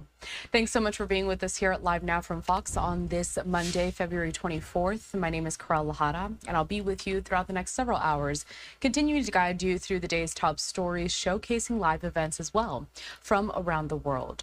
I want to head to this other live picture that we had teased just moments ago. You can see here House Speaker Mike Johnson just sat down for this discussion. It's hosted by Americans for Prosperity. They're going to be tackling all things when it has to do with President Trump's initiatives going forward. Let's listen in. People ask me all the time, am I having fun in this position? And I just look at them and say, really don't have time for fun. I mean, I'm really very much like a wartime speaker and have been since they handed me the gavel in October 2023. This is not a job I ever aspired to, but it fell to us to to do it and lead in these very challenging times, but I'm absolutely convinced that America is coming back, and that's what keeps us going. There are a few moments of respite in there, and those events are some of them. Meeting Boys to Men was a great treat. I'm way older than most of you in the audience, but if you were in high school in the late 80s, early 90s, that's like the soundtrack of your life, and those guys are my age. We're all in our early 50s. They look so much better than me, and I chose the wrong profession, but it was great to meet them. So right outside here, there are the 7 principles that you always talk about. If you just remind us what they are, number one, and then the question I have is, obviously there's some opposition to a number of them on the left. Are you concerned about maybe some undermining of faith in those principles within certain precincts on the right as well these days? Yeah, so let me tell you the origin of this. When in 2019 I was elected to be chairman of the Republican Study Committee, largest caucus of conservatives in Congress, largest caucus, but certainly the most conservatives. And I was just a sophomore, and I wasn't the most senior person in the room, but my background was in constitutional law, and I had, as I'd like to say, a toolbox full of totally unmarketable skills. But what came together at that time was this sort of recalibration of who we were as a party. This is 2 years into the Trump administration, and a lot of the furniture is being moved around, and some broken, and some of it needed to be. But I was concerned that we would not lose our fixed points on the horizon, so to speak, right? So I stood in front of all the House Republicans in the conference, the caucus at the time, and I said, there's about 158 of them, and I said, guys, if you had just a brief moment to have a discussion with a young millennial or young progressive to tell them why our philosophy and our principles are superior to theirs, what would you say? If you had to convince an entire library full of conservative thought, from Edmund Burke to today, down to a half page, you know, for a short, concise summary, what would you say? I said, to me, I think it boils down to individual freedom, limited government, the rule of law, peace through strength, fiscal responsibility, free markets, and human dignity. Now, under each of those things, there'd be lots of subcategories, and you could unpack it depending upon the moment you're in. But that, to me, is the essence of who we are, not just as a party, but who we've been as Americans. There's a reason America is the greatest nation in the history of the world. It's not even close, really. Objectively, we're the most powerful, most successful, most free, most benevolent nation it's ever been, and it's because we are based on those founding principles, and we don't want to lose sight of them as things change in our modern era. When you look at the election that just happened, right, there's always this, it's the most important election of our lifetime mantra. Sometimes that feels closer to the truth than other times. This was a very consequential election, and we've heard President Trump talk a lot about a mandate that he feels that he's won, and he swept the swing states, won the popular vote, did some things that folks were not expecting him to do, at least the skeptics. By the same token, I don't have to tell you how slim the majority is in your House, even in the upper chamber as well. I know that feels like more breathing room, but still awfully close. How do you look at what the voters decided in November? Does that constitute a mandate for the party generally? And what does that look like in terms of your priorities here? Great question. I think there is a mandate. Not only did President Trump win the Electoral College soundly, he also won the popular vote, 77 million votes. We got our highest vote total ever in history of the House Republicans, 74.8 million votes. We did all that together. Some would say, oh, you rode President Trump's coattails, but I think it was a combination of things. What we achieved in this election cycle was a demographic shift. I think a once-in-a-generation, once in my lifetime kind of event, where we had a record number of Hispanic and Latino voters, for example, Black and African American voters, you know, Jewish voters and union workers and all these people who had not historically been in our camp, and they came over not reluctantly but enthusiastically. They were looking for an alternative. The left went too far. The woke progressive nonsense, it's sort of like, as I explained it in my mind, the pendulum. They pushed so aggressively, so quickly that it clicked, and now it's coming back. President Trump represents a force that is pushing it back to common sense and the center-right kind of balance where we are and always have been in the nation. And we're going to be a force of that as well. So we do see it as a mandate. We do see it as our responsibility to take care of business. Now, I want you to know that, I mean, I traveled the country nonstop last year to make sure we kept the majority and grew it. And every day, almost literally, that we were not in session, I was on the road. I did over 350 campaign events, 250 cities in 40 states. I logged enough miles to circle the globe 5.5 times last year. That's a real statistic. statistic. I was 4 inches taller when I became Speaker of the House. Okay, they beat me down mercilessly. But we did grow the majority, and I was so proud, Guy, because I had 220 Republicans and 215 Democrats. And then President Trump began to cull the herd. And so he took a few, and I called him like, Mr. President, you cannot take any more. We're going to be down to 1. Oh, Mike, did I do that? Yes, you did, sir. We're down to 1. So now, really, I mean, this is true. We have a 1-vote margin now, smallest in history, right? So for a big chunk of the first 100 days of the Congress and perhaps beyond, this is not an easy task. But we're going to get it done. We have the most aggressive, important legislative agenda that we've had certainly in my lifetime, I think. And when we get this done, it will be an extraordinary achievement because the vote's margin is so small. 2 related questions. One on the timeline for filling some of the aforementioned Trump-created vacancies, right? A couple in Florida, there's one in New York. As you think about a legislative agenda moving forward and you look at the calendar, what are you expecting? What are you anticipating in terms of getting those seats filled? Because Florida, I know that they're doing everything they possibly can. New York, with Stefanik's seat, that's a different question, right? Because the governance up there, they're not as interested in helping you get some folks back into your caucus, right? I know they talk a lot about democracy, but it seems like they're pretty comfortable with a seat remaining vacant for as long as possible in upstate New York.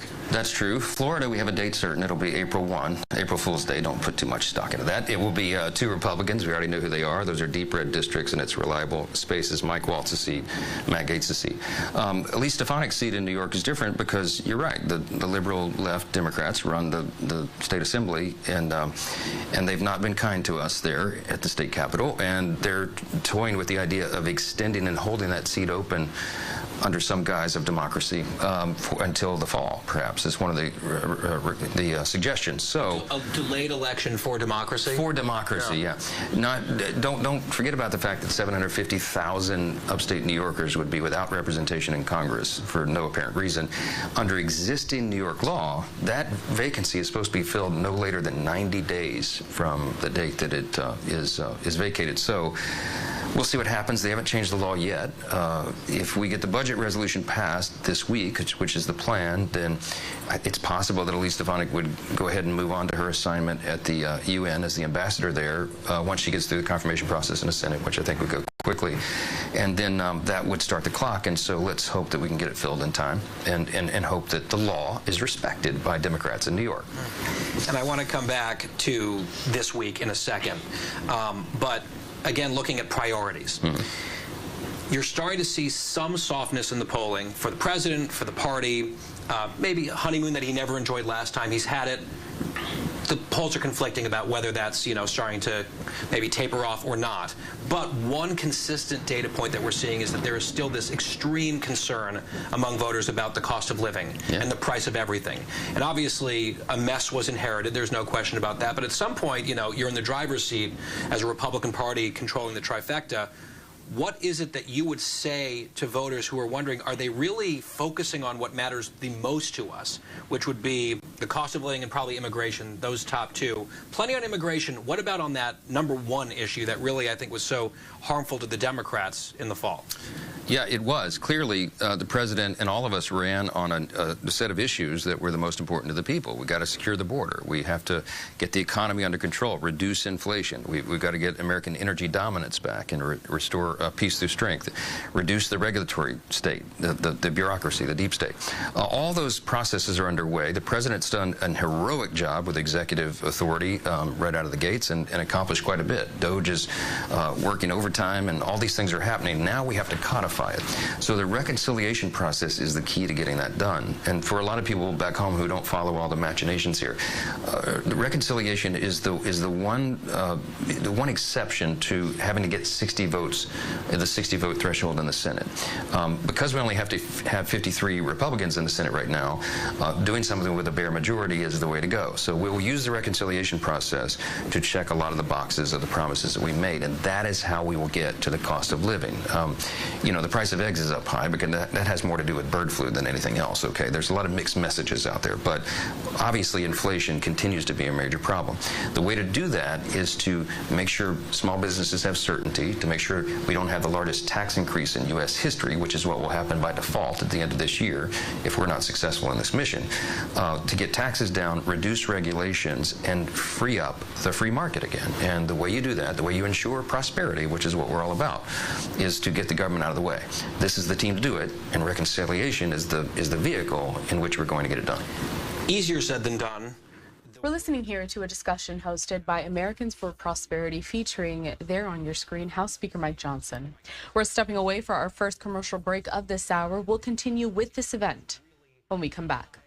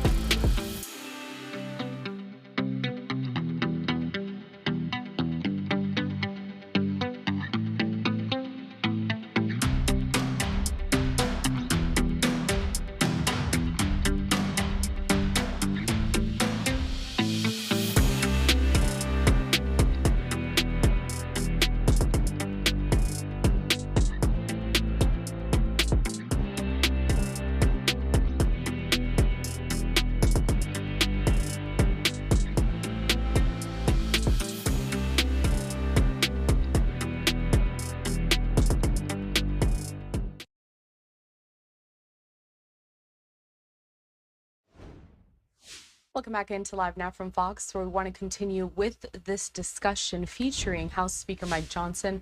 This is hosted by Americans for Prosperity, in which the speaker is detailing all of the Trump administration initiatives and how they're going to be accomplished. The formula, and it will help everybody who's starting out. So I would say help is on the way, hang in there, and don't leave Louisiana. Okay, stay there. All right, thank you, Eric. And from your neck of the woods and your alma mater to one of the most important battleground states in the country, Wisconsin. I know AFP is very focused on a very important judicial race up there in a matter of weeks. Mike is a small business owner in Wisconsin. Mike, what's your question for the speaker? Speaker Johnson, my name is Mike Doble. I am a small business owner from Milwaukee, Wisconsin. My wife and I own a hospitality group with 6 restaurants, some small breweries, and 190 employees. It's super important to us to continue the tax cuts, and I know it is important to you as well. But there's some differences in opinion between the House and the Senate, and just Republicans, even in your House. What's your plan to try to bridge that gap so we can continue as we need it? We need to keep hiring and growing, or we're dying. So what's your plan to bridge that gap? Well, thanks, Mike, for the question, and thanks for, I know you did some heavy work there in Wisconsin, I'm sure. In this audience, if you're here, you were part of that, and that was huge. Wisconsin was a huge state for us this time around. So what we need to do, I'll give you a little more detail about reconciliation, because it sounds like a lofty concept, but the details really do matter here. What we need to do for small business owners like you is get government out of the way and give you certainty so that you can plan and invest appropriately so that you know what's going to happen 6 months from now or more. The reason that we're putting the extensions of the TCJA, the Tax Cuts and Jobs Act, the seminal achievement, one of the seminal achievements of the first Trump administration, the reason that's in reconciliation is because, as we noted, those tax cuts are going to expire at the end of this year if we don't fix it. And the reason we have to do it early in the process and not wait until the end of this year or later is because everybody needs to see the effects of that, like ASAP, right? I mean, if you're a small business owner, this is a very challenging time because you don't know what to expect. The markets don't know what to expect. The bond market doesn't know what to expect. So putting that clarity in as early as possible is critical for everybody who is in a position like you are. And so the way to do that is with one big, beautiful bill, okay? Like, that's the president's phrase, and I've adopted it. In fact, I have it tattooed on my chest here. I could show you. It's that important, all right? Why? Because some of my dearest friends, you know, Ted Cruz and I are very close friends, Lindsey Graham in the Senate, they've been pushing the two-bill strategy in the Senate. But I want y'all to know the inside baseball is my math is much more complicated in the House than the Senate. For the first time in our lifetime, the Senate Republicans have a wider margin than we have in the House, okay? And also have 160 plus additional personalities to deal with than they have with just their 53 over there. And I have a much more diverse caucus. So remember, I've got people who are elected in like R+26 districts in like deep red rural states. And then I've got people who are elected in districts that Kamala Harris won on the ballot by 10 or 11 points, you know, D+12 districts. And those Republicans look at an issue set with very different lenses. Their philosophy and the principles are the same, but their constituencies are very different.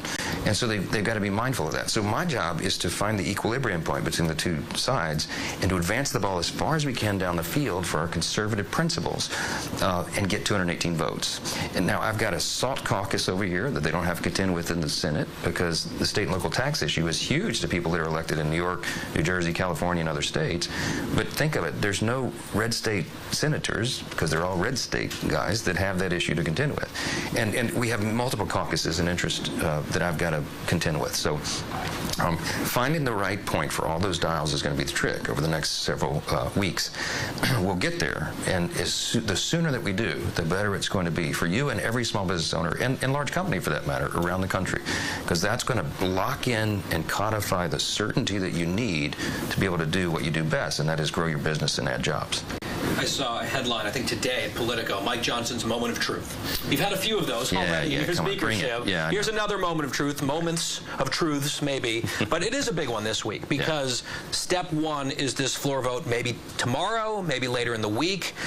Committee was sort of a sigh of relief there, but you've got a lot of cats to herd. Not everyone's on board from what the reporting suggests. Are you confident, and how would you measure that level of confidence that you're going to get this through? This is step one, right? Getting to the vehicle with literally no margin for error. Because I think there's at least one member who's a no. There may be more than one, but they'll get there. We're going to get everybody there. This is a prayer request. Just pray this through for us, because it is very high stakes, and everybody knows that. And as we were talking in the hall guy a little while ago, somebody noted a couple weeks ago, the thing about having a small majority is it brings great clarity. It's clarifying, you know. I don't think anybody wants to be in front of this train. I think they want to be on it, and people come at with genuine conviction, you know, about the debt and the deficit and about these issues and that issue. But I'm often reminded, and I remind my colleagues all the time, of what Ronald Reagan reminded us. I'd rather get 80% of what I want than go over the cliff with the flag waving. And for those of us who believe in limited government and liberty and opportunity and security, prosperity, we have to recognize that an aircraft carrier is not turned on a dime. It takes 3 miles to turn an aircraft carrier, right? It took us decades to get into the situation we're in. It is not likely that we're going to fix everything in one bill in one foul swoop. So, but if we can make great strides in these areas and we begin to change the trajectory of the carrier, we can turn it around. And if we do that well, and we demonstrate to all these new demographics who came into the party now, that it truly is our principles, our core conservative principles, that lead to human flourishing. It is our principles that are better for them as individuals, families, you know, a community, their state, the nation as a whole, then we will be able to hold this as a governing majority for years to come.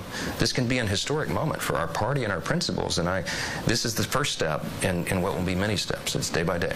So if your analysis that it's going to happen / prayer request comes through this week, I guess part one of the question is, what would the timeline then look like to get to then the reconciliation piece, which would be maybe harder, right? This is just getting on to something, the vote this week. Then it's like, okay, what does a final bill that would become law actually look like? What timeline are you looking at for there? And then maybe one that you're not excited to contemplate, but has to be asked, if there's a wrinkle this week and there's a stumble, is there a plan B, or is it this or nothing? I've got a whole playbook, but I'm not going to tell you that. We're going to score on this one, okay? But when the resolution passes, as you know, this is just the sort of the opening, this is the starting gun basically for the real reconciliation process, and so that is scheduled out, and I put out a very aggressive timetable and schedule for the reasons we discussed. We need to do this quickly. I think in 2017 you took too long. The Republicans took too long. That's exactly right. We didn't get to the tax piece until late in the year, and so what happened was the benefit of what we had done was not fully realized by everybody before that midterm election. Only twice in 85 years has a newly elected president, had his party grow or add seats in the House in that first 2-year cycle. So we're going to have to defy history, and we will. I think we got a very favorable landscape and the right ingredients to do it, but we got to perform. So if we do it early, to meet that aggressive timetable, what we're going to do is pass the resolution, and then through the rest of February and all of the month of March, you'll see the committees. What happens is we give instructions to 11 different House committees in areas of jurisdiction on all these issues, and they've got to work through and find their equilibrium points in those subgroups, bring it up to the full group, get it on the floor. My calendar has us passing this by probably the first week of April and getting it to the Senate so they can do their work on it. So after April 1st, perhaps? After April 1st, you see how that works? Yeah, a couple more votes. And then we get it done, and if this works, then we get it to the president's desk by early May. That would be enough time for this to become part of the law, to give the certainty that everyone needs, and for the American people to begin seeing the benefit of this so that it's reflected in the election outcome and in all of our lives. Yeah. Just a couple more here. You mentioned a friend of yours, Senator Cruz, on the show. I had Senator Thune on the show recently, still making, to my ears, a robust, interesting case for the two-bill idea. When you push back on them in private, you say, look, here's my math and here's why one big, beautiful bill makes sense on the House side. Are they receptive to it, or do you feel like are they still saying, actually, no, you're wrong? No, this is a very friendly debate. These are all very close friends, and there's no daylight between the House and Senate Republicans, and that's very important. I mean, there's no animosity here at all. We're all trying to accomplish the same exact mission. They just see it from different lenses in the Senate that we do in the House. And when I lay out all the complexities, Ted, Lindsey, and John, none of them can refute that. They just go, oh, yeah, that's tough. Yeah, I know. Thanks a lot. Welcome to my life. So, look, I think what happens, they passed their resolution last week, and whatever they're calling that, that's a plan B. That's fine. But I said you have to allow the House to lead on this by necessity. We need to. We have to. I have the more complicated equation to solve. Here's another thing, too, that everybody needs to remember, and this will mean something to the folks in this room. We have new revenue inputs that really ought to be factored into this. I mean, the tariffs policy that the president's pursuing is going to be scored by the Congressional Budget Office as a number, some significant number. The 10% tariffs on China could be a large number, just that alone.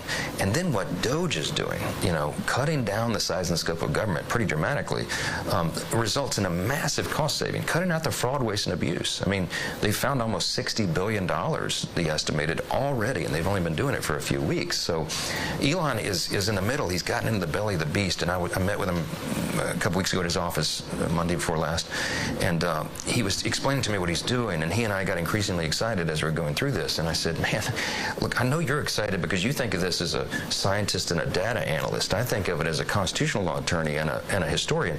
Elon, what we're going to do here is restore the original intent of the framers of the Constitution, because they envisioned a small, efficient federal government. Remember, most of the power is pushed down to the states, right? Because that's important for maintaining the checks and balances and all the rest of the things we need.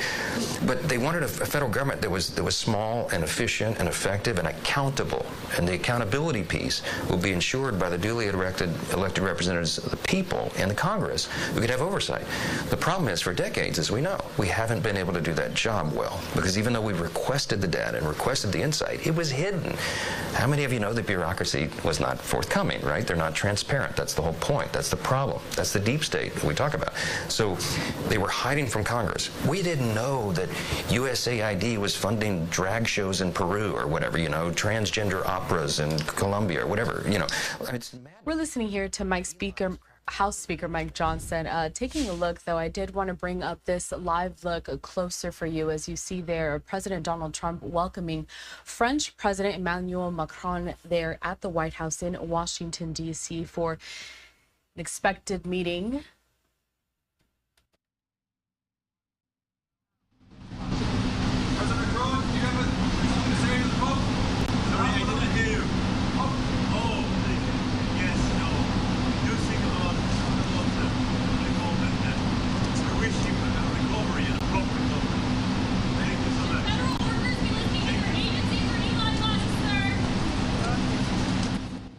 So I just wanted to bring up the audio to see if we could hear anything. We know that reporters on the ground were shouting out some questions to both of those world leaders. The only thing I could really grasp was a question on the Pope. And you just heard there the French president saying that they do wish him a speedy recovery. So I just wanted to showcase that live look. Later on today, around 2 p.m. Eastern time, we are expecting a joint user with both of the presidents, and we'll bring it to you as soon as we get that underway. We also continue to monitor the Pope's condition, remaining in critical condition. They're hospitalized for the 10th day, still continuing to recover at this hospital in Rome. We're going to use this opportunity to step away for another brief commercial break. We'll be back out to more comments from House Speaker Mike Johnson when we come back.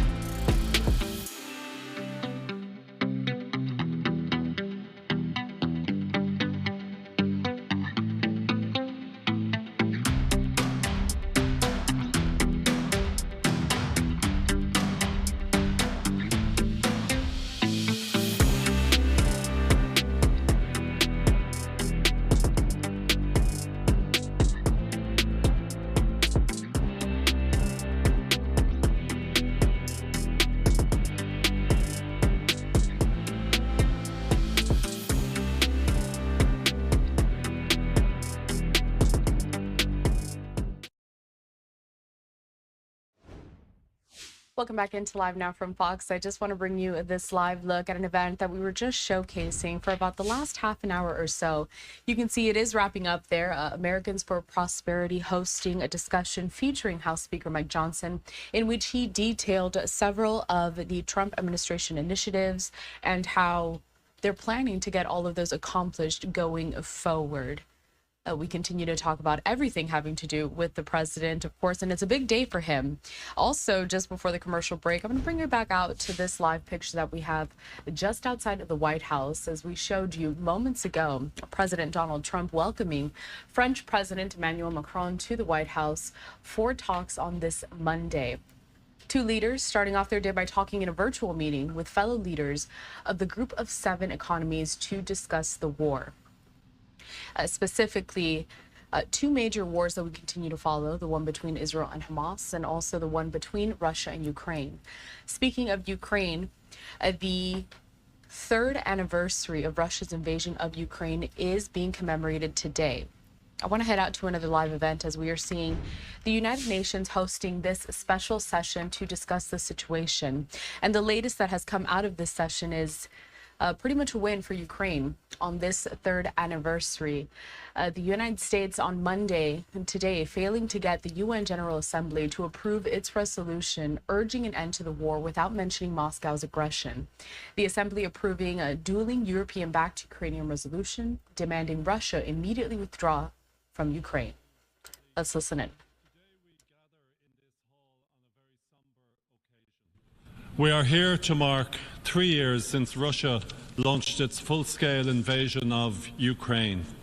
We are here to reaffirm our steadfast commitment to international law and to the fundamental principles of sovereignty and territorial integrity outlined in the UN Charter. Russia's full-scale invasion was an act of unprovoked and unjustified aggression against a peaceful neighbour. The brutality of Russia's actions has caused immense suffering and loss for the people of Ukraine. It has disrupted the global supply of food, grain, energy and other vital commodities. It has undermined the foundations of the international rules-based system on which the United Nations is based. The principle that borders cannot be changed by force protects us all. And yet, a permanent member of the Security Council has cast this vital principle aside. This should concern us all. It must surely not be rewarded. The cause of Ukraine is not a case of North and South or East and West. It is the cause of right versus wrong. These are universal values that apply to each of us equally and in full. Any credible future for multilateralism depends on this. Let us recall, Mr. President, that on 7 occasions this General Assembly has called for an immediate, complete and unconditional withdrawal of Russian military forces from the territory of Ukraine. We have done so in overwhelming numbers. Today, Mr. President, we gather once again to call for an end to this war and a just and lasting peace in full accordance with the UN Charter. Mr. President, we all want this conflict to end. The distinguished minister from Ukraine has been eloquent in describing her country's desire to see an end to 3 years of war. The cause of peace must be our overriding objective and our guiding star. We welcome and commend efforts to bring about an end to conflict. We thank the United States for its commitment to advance peace for Ukraine. Many of us in this chamber have known conflict in our past. For some, the present is marred by conflict and its terrible effects. We in Ireland know the value of peace and why we must work to achieve and to preserve it. But we must also acknowledge that how we make peace matters. We must aspire to a comprehensive, just and lasting peace, a peace that respects Ukraine's sovereignty, territorial integrity and the principles of the United Nations Charter and international law. Ukraine must be central to any process and must determine the timing and terms of any agreement. We know that an end without justice is not peace. The people of Ukraine have endured over 1,000 days of attacks on land, by sea and from the air, on their homes, their hospitals, their schools and their critical energy infrastructure. Russia has forcibly deported thousands of Ukrainian children, forced over 14 million from their homes and deepened the scourge of global hunger. The decisions of our shared institutions of international justice reinforce the collective condemnation that we, as United Nations member states, have made of Russia's reprehensible aggression against Ukraine. These decisions must guide us as we seek to craft a peace in line with the United Nations Charter and international law. And so we meet today, Mr. President, not for any partisan geopolitical agenda, but because the Russian Federation has failed to implement all 7 resolutions of the General Assembly, and it has ignored the orders of the International Court of Justice. Accountability for Russia's violations must remain a priority. Mr. President, in the face of brutal adversity, the people of Ukraine continue to demonstrate outstanding courage, resolve and determination. Today, Ireland would like to honour their heroic efforts to defend their country and their freedom. They have done nothing to bring down this war on their heads. They deserve the same right we all claim of self-determination, to determine their own future in peace, dignity and security. They deserve the unqualified support of each of us in this chamber. We are all agreed that the time for a just, lasting and comprehensive peace in Ukraine is long overdue. Let us act now to advance this noble goal. In doing so, let us recall that if the UN Charter and accountability are not central to our endeavours, each of us is less secure. We know this from history, and we know that any common framework to deliver a just and lasting peace must uphold the United Nations Charter. I urge all states to join with Ireland in recommitting to these fundamental purposes and principles that are for the peace and security of all of us, of these United Nations. Thank you very much. I thank His Excellency Minister.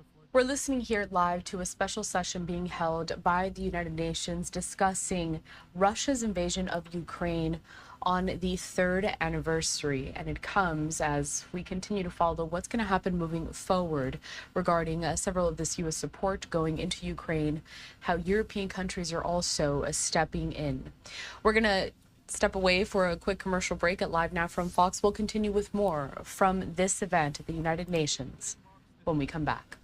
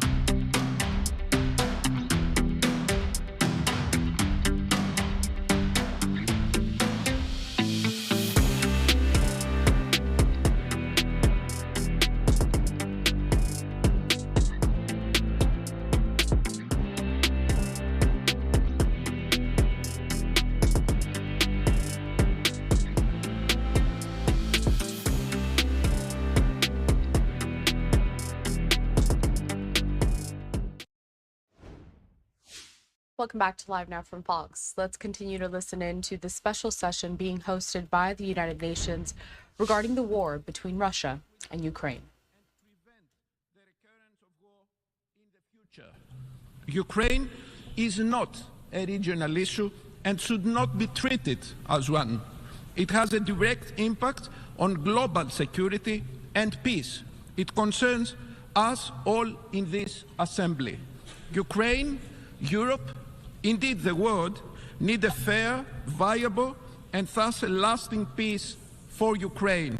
Let us support this goal after 3 disastrous years of war, while at the same time hoping that this could also lead to a model of how to prevent similar calamities in the future. Thank you. I thank His Excellency, Minister for Foreign Affairs of Greece.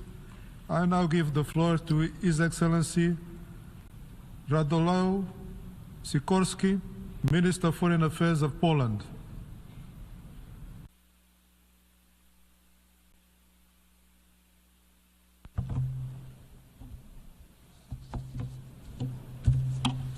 President.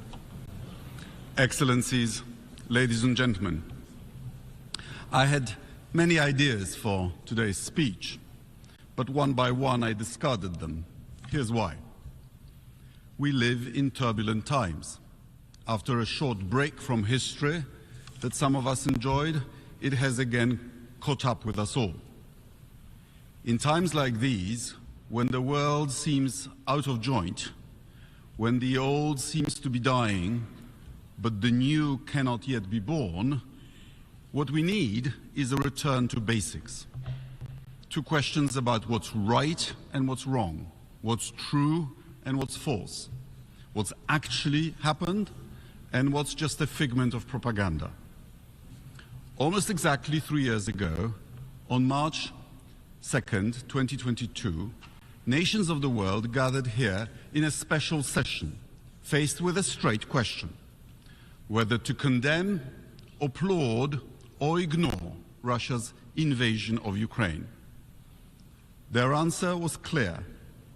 The measure condemning Vladimir Putin's actions was adopted by a vote of 141 in favor, with 35 abstentions, an unequivocal reaffirmation of our commitment to Ukraine's sovereignty, independence, unity, and territorial integrity. Only 5 countries voted against, among them Russia, Belarus, North Korea, and representatives of the now deposed Syrian regime. Quite a company. According to Kremlin's propaganda, what started 3 years ago was a justified reaction to Western imperialism allegedly threatening Russia's security. In fact, we have seen a modern-day colonial war against Ukrainian people who want a better life and realize they can never achieve this goal by going back to their subjugation to Russia. That is what they are being punished for, an effort to free themselves from under the control of a former metropolis. Many countries represented here know the experience. Kremlin aggression is a manifestation of a failing empire's desperate struggle to restore its sphere of influence. We all knew it back then. Fast forward 3 years, and the same group is no longer so sure. What happened? Basic facts have not changed. Russia invaded a sovereign nation, violating its rights to existence and self-determination. During the course of war, Russian forces have killed thousands of people. They have indiscriminately bombed both military and civilian infrastructure, apartments, hospitals, schools, kindergartens, you've seen it all. War crimes have been committed. Thousands of Ukrainian children have been kidnapped and sent to Russia to strip them of their national identity. Vladimir Putin does not only want to destroy Ukraine's presence, he wants to steal its future too. We all knew it back then. We still actually know it. Opinions in this body began to shift not because facts have changed. They are changing because of self-interests. Some of our member states now seem to believe that ending the war at any cost, and restoring business as usual with Russia will be beneficial. As a representative of the country neighboring both Russia and Ukraine, I can tell you it will not. By normalizing relations with Moscow, you would be entrusting your security and economic stability to an autocrat and a war criminal in an international environment much more unstable than it was a decade ago. Russian victory, may it never come, would not create a more just global order. It wouldn't benefit countries dissatisfied with where things stand now. It wouldn't even bring about a more just and prosperous Russia. Suffice to say, there are now more political prisoners in Russia than there were in the 1980s when the Soviet Union invaded Afghanistan. There are many more casualties as well. Repercussions of an appeasement would also not be limited to Russia's immediate neighborhood. Kremlin's green men, well known from Donbass, are already present in African, Latin American and Asian countries operating under different names. Let Putin win in Ukraine and their activities will only intensify. Moscow's disruptive actions in Africa echo its actions in Europe, undermining stability, supporting illiberal regimes, discrediting the West. Thousands of mercenaries from the so-called Wagner Group, now charmingly renamed Africa Corps, are employed by local warlords and rewarded with access to precious metals and mineral mines, stripping Africa yet again of its wealth. If Ukraine is abandoned today, who will be next? Another country in Eastern Europe? Possibly, but possibly a country in the Middle East or an African state targeted to serve as a Russian military base, replacing Syria, where a regime propped by the Kremlin recently collapsed.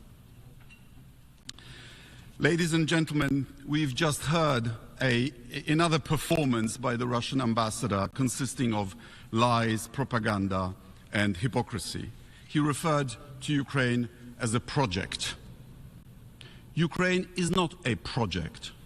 Ukraine is a country with a longer history than Russia. Ukraine is a member of this body for far longer than the Russian Federation. Ukraine has a history, language, and identity and aspirations all of its own, with borders confirmed several times in treaties by the Russian Federation. The mission of this body, from its foundation, has been to decolonize, not to recolonize. International community cannot appease aggression because violence reproduces by indifference. Basic facts that prompted our strong, unified reaction 3 years ago have remained unchanged. And when the facts don't change, we should stick to our guns. Poland, of course, supports peace, but peace that is stable and with justice for the victim of aggression. Thank you very much. Thank you, His Excellency, Minister of Foreign Affairs of Poland. Continuing to listen here to this United Nations special session regarding Russia's invasion of Ukraine. Today does mark 3 years. We're stepping away for our final commercial break of this hour. We have much more live coverage from out here at this United Nations special session. A reminder that we are tracking a couple of other things as well. A live now look at the White House in Washington, D.C. Now that President Trump is meeting with French President Emmanuel Macron. And at the same time, we do have this live look outside of the hospital. Inside, Pope Francis continues to recover from double pneumonia. We'll be right back.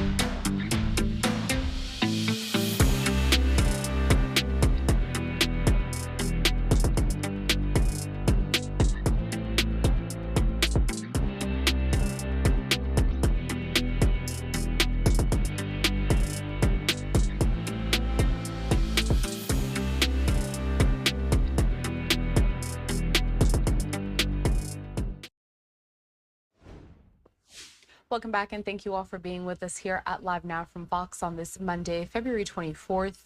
I'm your host, Pearl Lahara. Here on the East Coast, 12:56 in the afternoon. On the West Coast, 9:56. Let's give you a roundup of some of the biggest stories that we are following. Starting with this live look that we have outside of the hospital as Pope Francis continues to be in critical condition.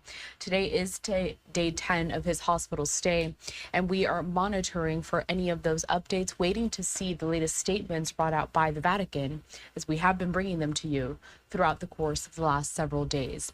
At the same time, we are also expecting later on today a joint news conference between President Donald Trump and also French President Emmanuel Macron. Within the last hour, we showed you that live picture in which President Trump did welcome the French president as they continue to meet and talk about the future of Ukraine on today, the anniversary of Russia's invasion of the country. At the same time, we are also taking this live feed out of the United Nations, a special session in which they are also discussing the Russia-Ukraine war. And this comes as the UN did reject a U.S. resolution urging an end to the war in Ukraine without noting Russian aggression.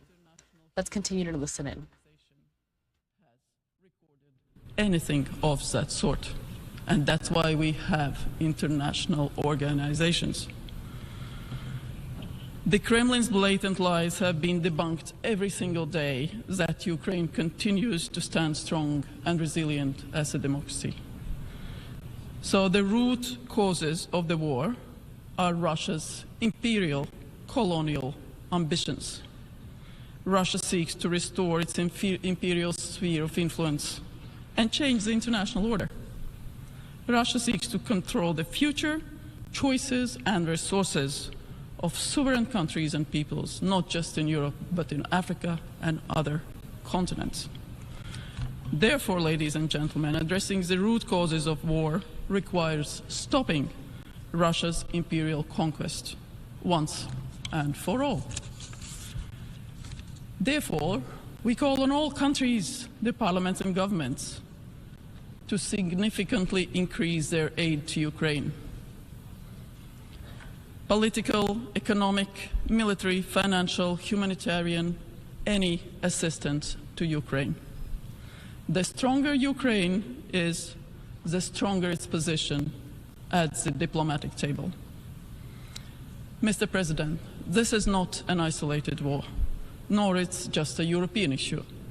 Its consequences are felt across the globe, affecting the food security, energy security, resources, at some of the world's most vulnerable regions. According to several estimates, Russia's war against Ukraine has cost around 2% of the global GDP. 2% of the global GDP. Impunity for aggression in one place creates a domino effect, emboldening efforts to undermine international order elsewhere. So Russia must face international accountability for the crime of aggression. But we will continue to stand with Ukraine in its existential fight, just as we did today, showing that rights matter, that UN matters, that General Assembly and the will of independent countries matter. I thank you. Slava Ukraini.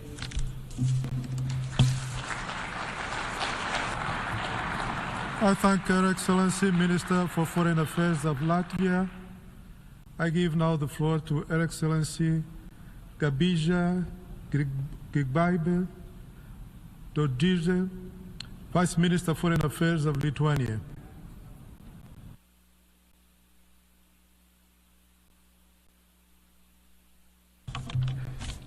Mr. President, Excellencies, colleagues.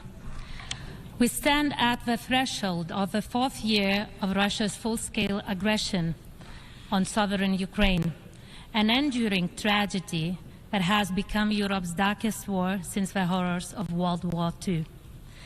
This aggression is a blatant attack on the very foundations of a rule-based international order.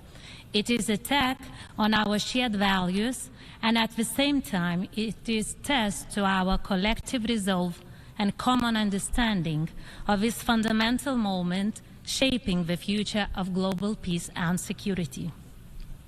3 years later, Ukraine continues to resist heroically. Putin's attempt to military conquest Ukraine has failed.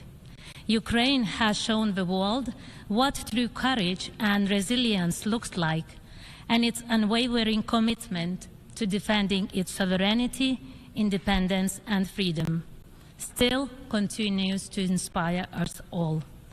Today, my message is clear. We cannot give up and must continue to stand for Ukraine. We must continue to support Ukraine as its struggle is inseparable from our shared commitment to peace, security, and the defense of the values enshrined in the UN Charter. UN General Assembly has played a crucial role in defending these fundamental values, together with upholding credibility of international law by condemning this crystal clear act of aggression. And UN General Assembly has defended international law today again. The resolution advancing a comprehensive, just and lasting peace in Ukraine is a decisive step. Lithuania strongly believes that it is in the interest of all member states to support this resolution. It is not only support for Ukraine, it is about defending the principles that guarantee security for all nations. And Lithuania reiterates that any peace proposal or resolution must include strong reference to the fundamental principles of the UN Charter, particularly the sovereignty and territorial integrity of all states. And we strongly supported amendments that were introduced by France to the resolution tabled by the US. Colleagues, the pursuit of peace requires constant commitment to international norms and international justice mechanisms by first respecting the mandates and then by not undermining the role that they have been entrusted. And we must remain fully committed to also creating new justice mechanisms if existing ones cannot deliver far-reaching justice for Ukraine being the victim of brutal aggression of Russia. Furthermore, accountability for the crime of aggression against Ukraine must not be an afterthought. It must be a fundamental pillar of our legal response to Russia's aggression, because it is not only about having just ending for the war in Ukraine, it is about stopping aggression in Europe, making it far more likely that aggression against Ukraine is Russia's last unprovoked war, not merely the latest one. An unjust deal on the tribunal would only reward and embolden Russia not to stop. Furthermore, impunity of military and political leadership for the crime of aggression will empower rogue actors to challenge borders, sovereignty, and attack international rules with force. Wherefore, we all must be concerned about justice for Ukraine as it affects every nation, every economy, and every society. This is why Lithuania is advocating for the strong and effective special tribunal for the crime of aggression against Ukraine. Such a tribunal must have real power to deliver real justice, not create another loophole for impunity of those having the greatest power. Justice must also extend to Russia's accomplices, including Belarus. Lukashenko regime must be held accountable, and not only for the crime of aggression against Ukraine, but also for widespread and systematic human rights violations against its own people. That is why last year Lithuania has referred the situation in Belarus to the International Criminal Court concerning alleged crimes against humanity, including forceful deportation. We must also continue to support UN investigations, including the work of special rapporteurs, in identifying war crimes and delivering justice. These mechanisms are under increasing pressure and face threats to their funding, so we must defend them. Strengthening international justice is the only effective way to prevent future atrocities. Justice takes time, but it must be felt by every victim of aggression against Ukraine. And the establishment of the register of damage for Ukraine represents a significant international effort and an essential first step towards creating a mechanism to deliver justice and compensation for Ukraine and its people. Visibility of justice and its real impact are important, as well as our all humanitarian efforts towards alleviating suffering of Ukrainians on the ground. We commend the UN for their efforts in supporting Ukraine with humanitarian aid.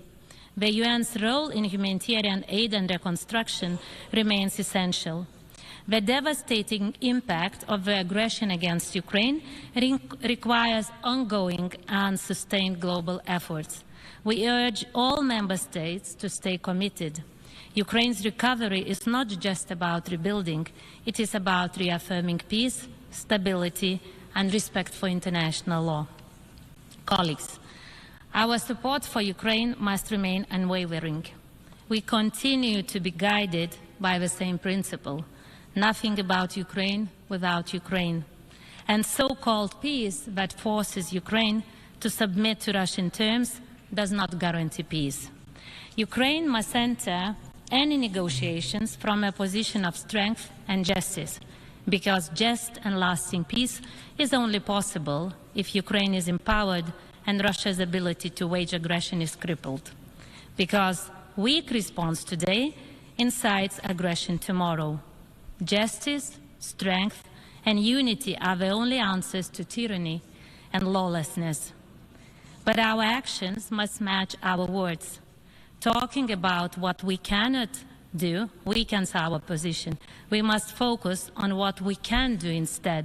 Ukraine must be free to choose its alliances, security arrangements, and finally, its future. Ending the war is possible, but true peace can never be dictated by the aggressor. The path forward lies in the defeat of Russia in Ukraine and Ukraine's victory by restoring its territorial integrity and independence. Just and lasting peace is possible, but only if Ukraine is strengthened and Russia's war machine is dismantled to prevent future aggression. So the choice is clear. Future shaped by Ukraine's victory as being strategic victory for all of us, or a world where aggression runs unchecked. So let us make wise choices on which the fate of nations depend today and tomorrow. Thank you, Mr. President.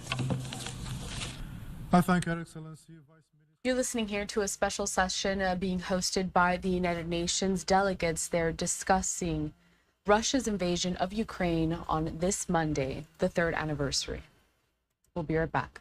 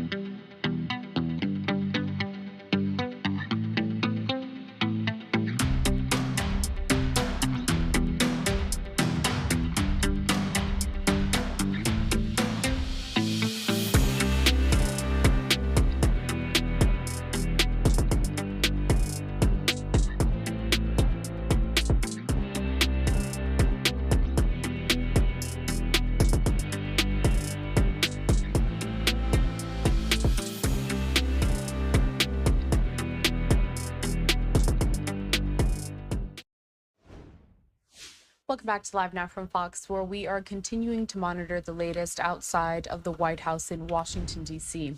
As you know, President Donald Trump is right now meeting with French President Emmanuel Macron.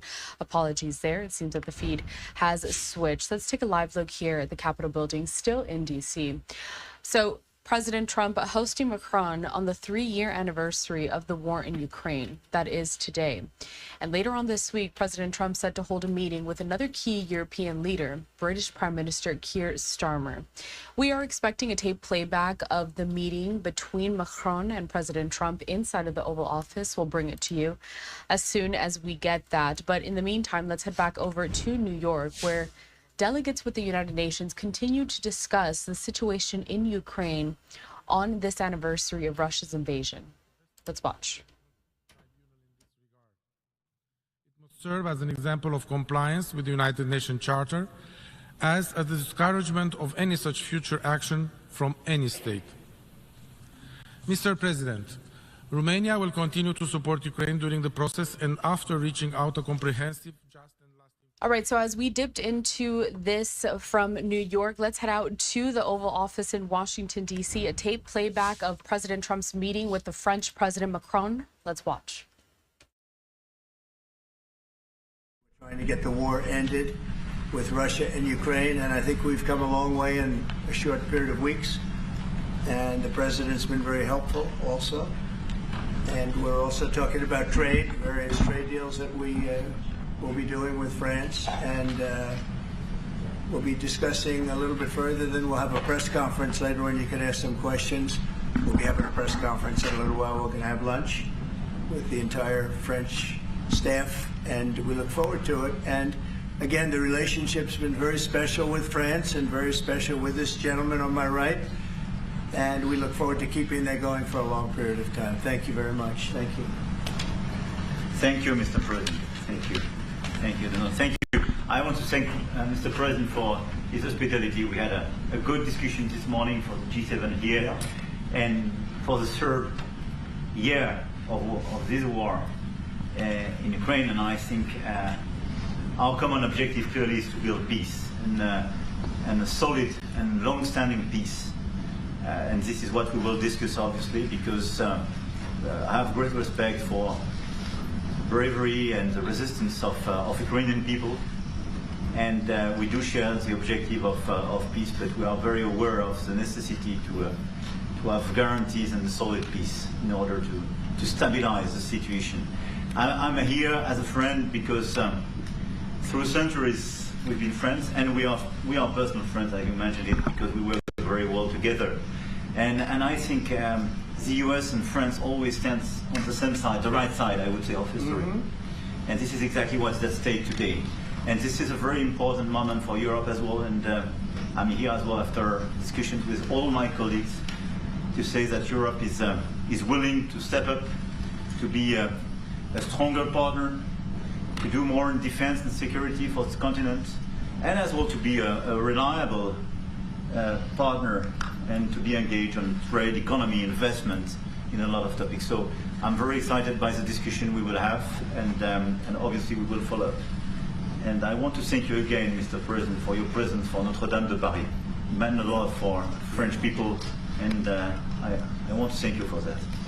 That's the cathedral, and they've done a fantastic job. The president's done a great job in bringing it back. That was a terrible thing, like, what, 5 years ago? Yeah. Watching that burn was a very horrible sight, and you've done a fantastic job in bringing it back, so I congratulate you. Thank you for being here. Thank you very much.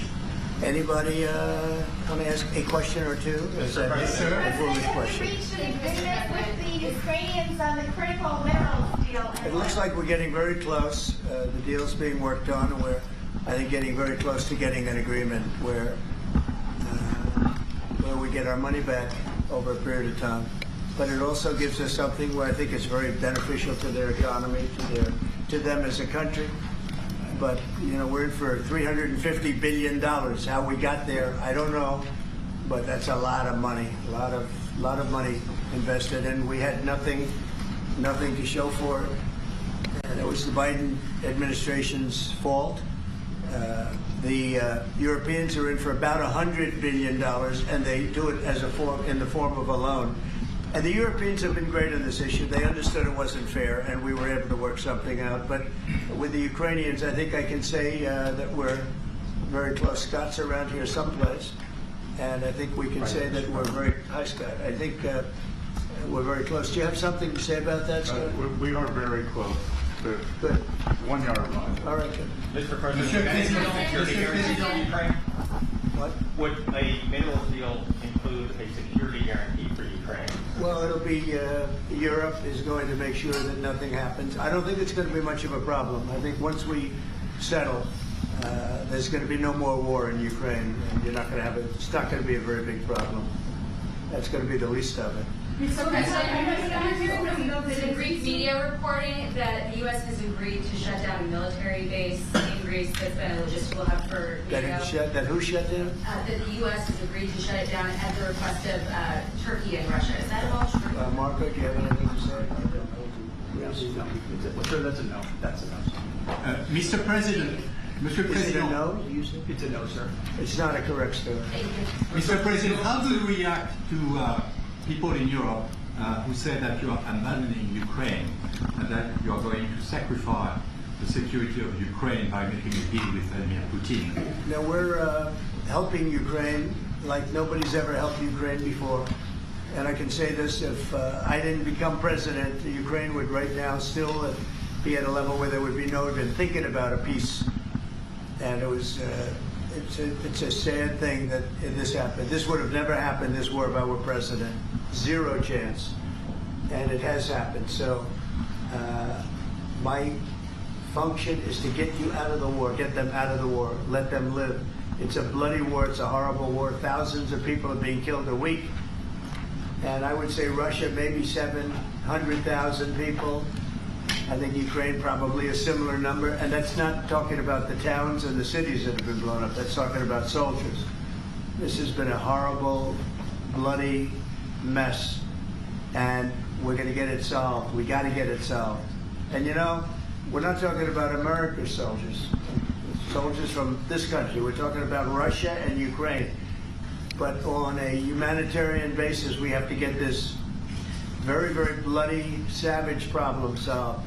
And I will say this also, it could lead to World War III if it's not solved. You know, there'll be a point at which it's not going to stop at those two countries. Already there's such involvement from other countries. And it could really lead to a very big war, World War III. And we're not going to let that happen either. Would you support the idea to send European troops in Ukraine to back the ceasefire? European troops may go into Ukraine as peacemakers. So when the agreement is done, they can watch that everything is followed properly. I don't think that's going to be a problem. And a lot of the European countries, I think, I don't want to speak for France, but I know that the presidents talked about doing that also. I think that'll be a very good day when we can go in as peacekeepers as opposed to what's going on right now with everybody being killed. Will they have U.S. backing, those troops going into Ukraine? Will they have U.S. backing from U.S. troops? Well, we're going to have a backing of some kind, and obviously the European countries are going to be involved, and I don't think you're going to need much backing. I think that's not going to be a problem. Once an agreement is signed, Russia's going to get back to its business, and Ukraine and Europe are going to get back to their business. I don't think it's going to be a problem. Mr. President, will you meet with President Zelenskyy soon? What? Will you meet with President Zelenskyy soon? I will be meeting with President Zelenskyy. In fact, he may come in this week or next week to sign the agreement, and which would be nice. I'd love to meet him. Would meet at the Oval Office. So the agreement's being worked on now. They're very close to a final deal. It'll be a deal with rare earths and various other things, and he would like to come, and I understand it, here to sign it, and that would be great with me. I think they then have to get it approved by their council or whoever might approve it, but I'm sure that will happen. Mr. President Macron, est-ce que at some point I'll be meeting with President Putin also, yes. I don't know when we speak. We're trying to get this thing worked out, but yeah, at some point I'll be meeting with President Putin too. Monsieur Macron, s'il vous plaît, est-ce que vous pouvez me dire quelques mots en français? I can say a few words in French. No. Le président l'a dit, je pense que c'est un moment important. C'est un moment important de la discussion. On veut bâtir la paix en Ukraine et le bilan qui a été rappelé, en réalité, il y a d'1 million de morts et de blessés depuis le début de ce conflit et de cette guerre d'agression. Notre volonté, c'est que cette paix dure, parce que nous avons déjà eu un cessez-le-feu et une paix qui n'a pas été respectée. C'était les accords de Minsk, 1 puis 2. Et donc le corps de cette discussion, c'est de s'assurer d'abord qu'il y ait un cessez-le-feu, ensuite que les Ukrainiens soient impliqués. Je pense que ce que vient de dire un instant le président Trump est très important, c'est-à-dire qu'il va rencontrer rapidement le président Zelenskyy pour signer cet accord sur les minerais critiques et les terres rares, et que c'est aussi un moyen d'avoir une implication américaine forte. Les Européens sont prêts à prendre leur charge sous des formes diverses de soutien à l'armée ukrainienne, de présence y compris pour s'assurer que la paix soit durable. Et l'implication dans la durée des États-Unis d'Amérique à travers cet accord est une bonne chose. Et donc tout est encore à construire. Et je ne veux pas préempter les discussions. Mais nous partageons le même objectif. Et ce qu'on a discuté ce matin, pendant 1 heure après la visioconférence ensemble, est-ce qu'on va continuer de travailler, et sont pour moi des bonnes avancées. Et l'annonce. Est-ce que l'intégrité territoriale de l'Ukraine est encore un objectif crédible? Spoken about this just a moment ago. This is exactly what we want to do. We want to build peace with Ukraine. As President Trump mentioned, there are already 1 million dead and wounded in Ukraine since the war began. We had a ceasefire in the past that was not respected. This was under the Minsk Agreements 1 and 2. President Trump, as he said, will be meeting with President Zelenskyy to sign a deal on rare earths. And we are pleased to see this very strong American involvement. Europe, of course, also stands ready to support Ukraine in various ways, supporting its military. And we don't want to preempt any sort of discussions that are currently underway, but we do share the same objective of building this lasting peace. I just want to tell you a little story. So we were at the Eiffel Tower having dinner with your wonderful wife and with my wonderful wife, and we came out and he started speaking the French deal. And we didn't have an interpreter, and he was going on and on and on, and I was just nodding, yes, yes, yes. And he really sold me out, because I got back the next day and I read the papers. I said, that's not what we said. He's a smart customer, I will tell you that. Sure. How will you qualify your mission? Mr. President, called Zelenskyy a dictator. Would you use the same words without including? I don't use those words lightly. I think that we're going to see how it all works out. Let's see what happens. I think we have a chance of a really good settlement between various countries. And, you know, you're talking about Europe, and you're talking about Ukraine as part of that whole situation. The other side has a lot of support also. So let's see how it all works out. It might work out. Look, you can never make up lives. The one thing you can make up the money, but you can't make up the lives. A lot of lives lost. I think probably a lot more lives than people are talking about. It's been a rough war, but I think we're close to getting it solved. Go ahead. Doge, sir? Do you think that Doge could benefit from more streamlined communications? There was that email telling employees to give 5 things that they'd done last week.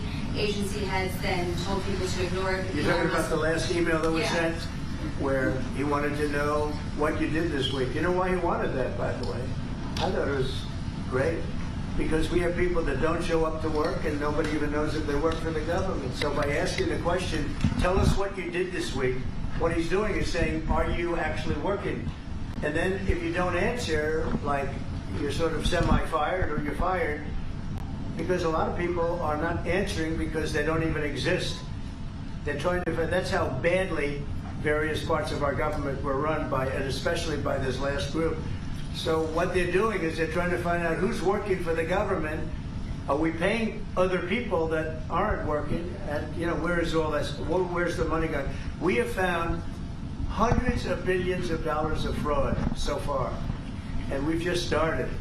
We're actually going to Fort Knox to see if the gold is there, because maybe somebody stole the gold. Tons of gold. So I think it was actually, there was a lot of genius in sending it. We're trying to find out if people are working.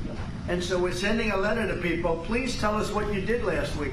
If people don't respond, it's very possible that There is no such person, or they're not working. Some of the agency has instructed their employees not to respond. They were waiting on further guidance, but Elon Musk's tweet said a failure to respond would be taken as a resignation. So there's been a disconnect in communications. Yeah. Are you concerned at all about that? No. That was done in a friendly manner. Only things such as perhaps Marco at State Department, where they have very confidential things, or the FBI, where they're working on confidential things. And they don't mean that in any way combatively with Elon. They're just saying there are some people that you don't want to really have them tell you what they're working on last week. But other than that, I think everyone thought it was a pretty ingenious idea. We have to find out where these people are. Who are they? And we said, if you don't respond, we assume you're not around. And that holds, that stands. And you're not getting paid anymore, too. So, we're doing a real job. And we just had a poll come out, I guess the Harvard poll, saying that it's massively popular what we're doing. So. Mr. President, do you still believe in NATO, in the alliance between Europe and America in NATO? Are you going to go to the summit in June? Very much involved in this. When I first got elected at the very beginning, first term, I got hundreds of billions of dollars put into NATO. NATO had no money because they hadn't paid for years. And I said, look, if you don't pay, and we're not going to be a part of NATO, we're not going to protect, we're not going to do what we're supposed to do. And we took in hundreds of billions of dollars into NATO. No, NATO is a good thing if it's done properly and if it's used properly. Mr. President, in these days you speak a lot about tariffs in Canada, in Mexico, and in Europe. I want to know what is your idea about Italy, if you want to make the same thing in Italy. What? Can you talk up a little bit? In these days. No, louder. Can you talk a little louder? You have a beautiful voice, but you're not. In these days, you speak. Where are you from? Italy. From Italy. Oh, I love Italy. Go ahead. I want to know if you have the same idea with Italy about tariffs. Well, look, I love Italy, and Italy is a very important nation. We have a wonderful woman as your leader, and she was on the conversation today, one that we had, the G7. And no, I think Italy is doing very well. I think Italy's got very strong leadership with Georgia. Monsieur le Président, qu'est-ce que vous répondez au président Trump qui a dit que les Français et les Britanniques n'avaient pas acheté? Any other questions? Yes, ma'am. Can you clarify what you meant in your truth today on the major economic development transactions between the U.S. and Russia? Any more details? With respect to what, Russia? In solving a peace deal, you said there will be major economic development transactions which will take place between the United States and Russia. Yeah, we're trying to do some economic development deals. They have a lot of things that we want, and we'll see. I mean, I don't know if that will come to fruition, but we'd love to be able to do that if we could. You know, they have massive rare earth. It's a very large, it's actually the largest in terms of land. It's by far the largest country. And they have very valuable things that we could use, and we have things that they could use, and it would be very good if we could do that. I think it would be a very good thing for world peace and lasting peace. Well, I mean, our first, by far, our first thing that we want to do, the first element of the overall transaction is ending the war. But if, just as we're doing with Ukraine, if we could do some economic development in terms of Russia and getting things that we want, something like that would be possible, yes. Mr. President. Yes, go ahead, please. Can you explain the rationale in having the U.S. vote against the UN resolutions that Ukraine proposed and also the U.S. proposed? I would rather not explain it now, but it's sort of self-evident, I think. Mr. President, first, what about increasing the tariffs on products from the European Union? Is that still something you want to do today? Well, it's not increasing, it's reciprocal. So whatever they charge us, we're charging them. So it's not a question of increasing. If they charge us 20%, we charge them 20%. If they charge us 30 or 40%, then we do that too. So that would be on European Union, but that really would be with respect to everybody. It's reciprocity. So reciprocal. Whatever they charge us, we charge them. Nobody has a problem. Even you, as the you don't have a problem. Mr. President, are you thinking of going to Moscow soon? Maybe in May for the 9th of May for the anniversary? I mean, not soon, but I would be certainly, if this all gets settled out, which I think it will, sure, I would go there. On the 9th of May? And you'd come here too. on the 9th of May on the Red Square? I don't know the 9th of May now. I think that's pretty soon. But no, at the appropriate time I would go to Moscow. When do you see the war will end? I think the war could end soon. Well, how soon? Within weeks. Weeks? Yeah. At what price for Ukraine? Don't you think so?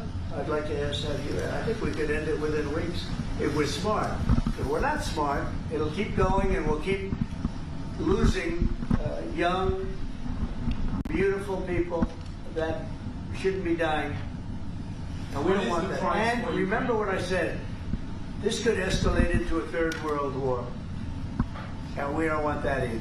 Mr. President, your envoy Steve Witkoff suggested a temporary ceasefire in the conflict, but the Russian government has denied that out of hand. Do you worry that they're not dealing in good faith? No, I think they at some point will agree to that. I think they probably wanted to. And I think once you have a ceasefire, it's going to end because they're not going from a ceasefire back to war.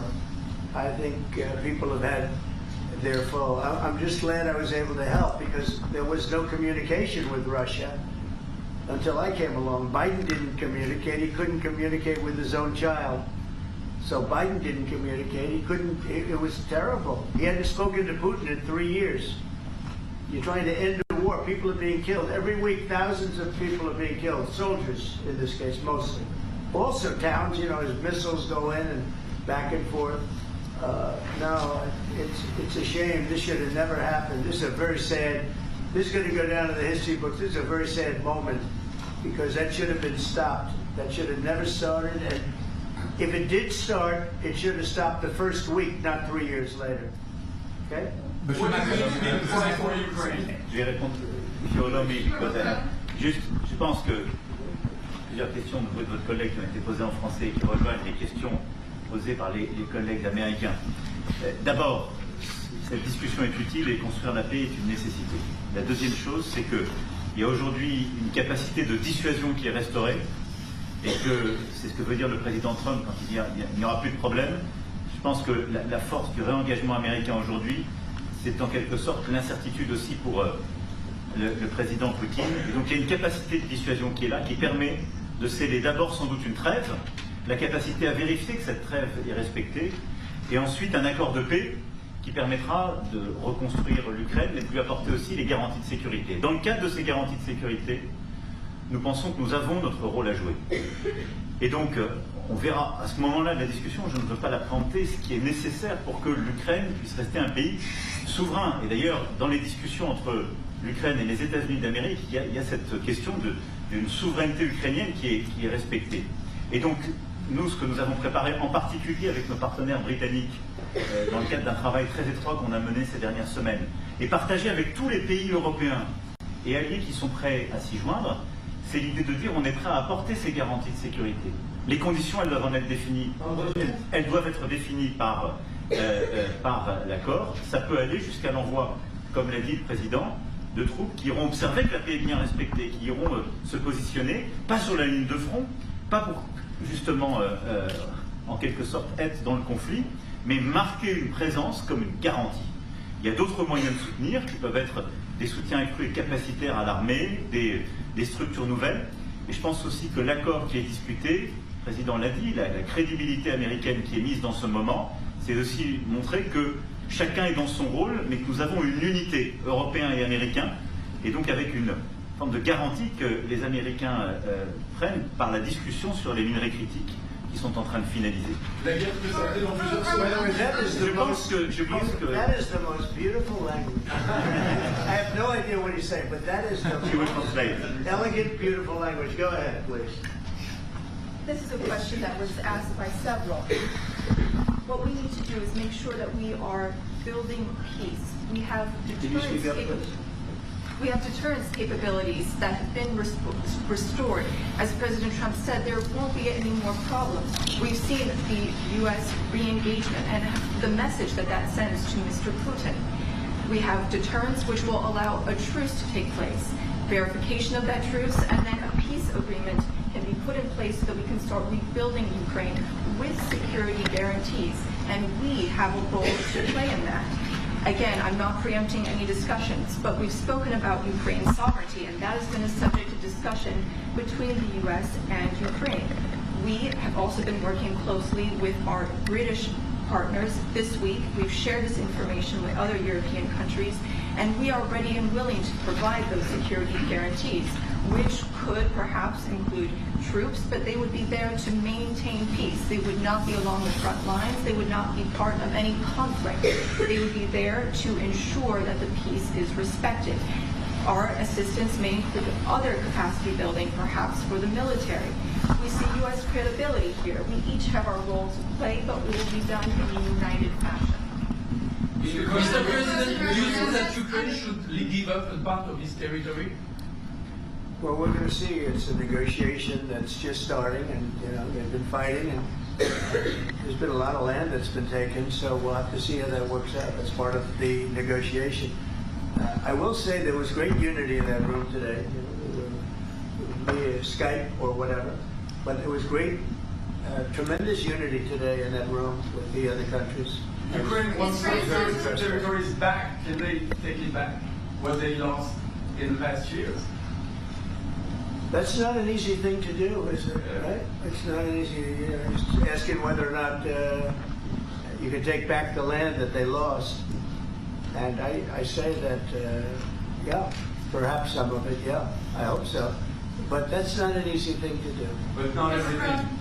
It's going to be something we're talking about. Will you convince Vladimir Putin to accept the European troops as peacekeeper? What do you think? Yeah, he will accept that. He will accept I've it? asked him that question. You talked to me? I've asked him that question. He said yes? Is going to lift the block on the Because he's not, look, if we do this deal, he's not looking for more war. He doesn't mind, but I've specifically asked him that question. He has no problem with it. Is France going to lift the block on the $300 billion in frozen Russian assets in Belgium? France has opposed unfreezing it to pay Ukraine and compensate the U.S. for its support. Is France going to lift its opposition to that?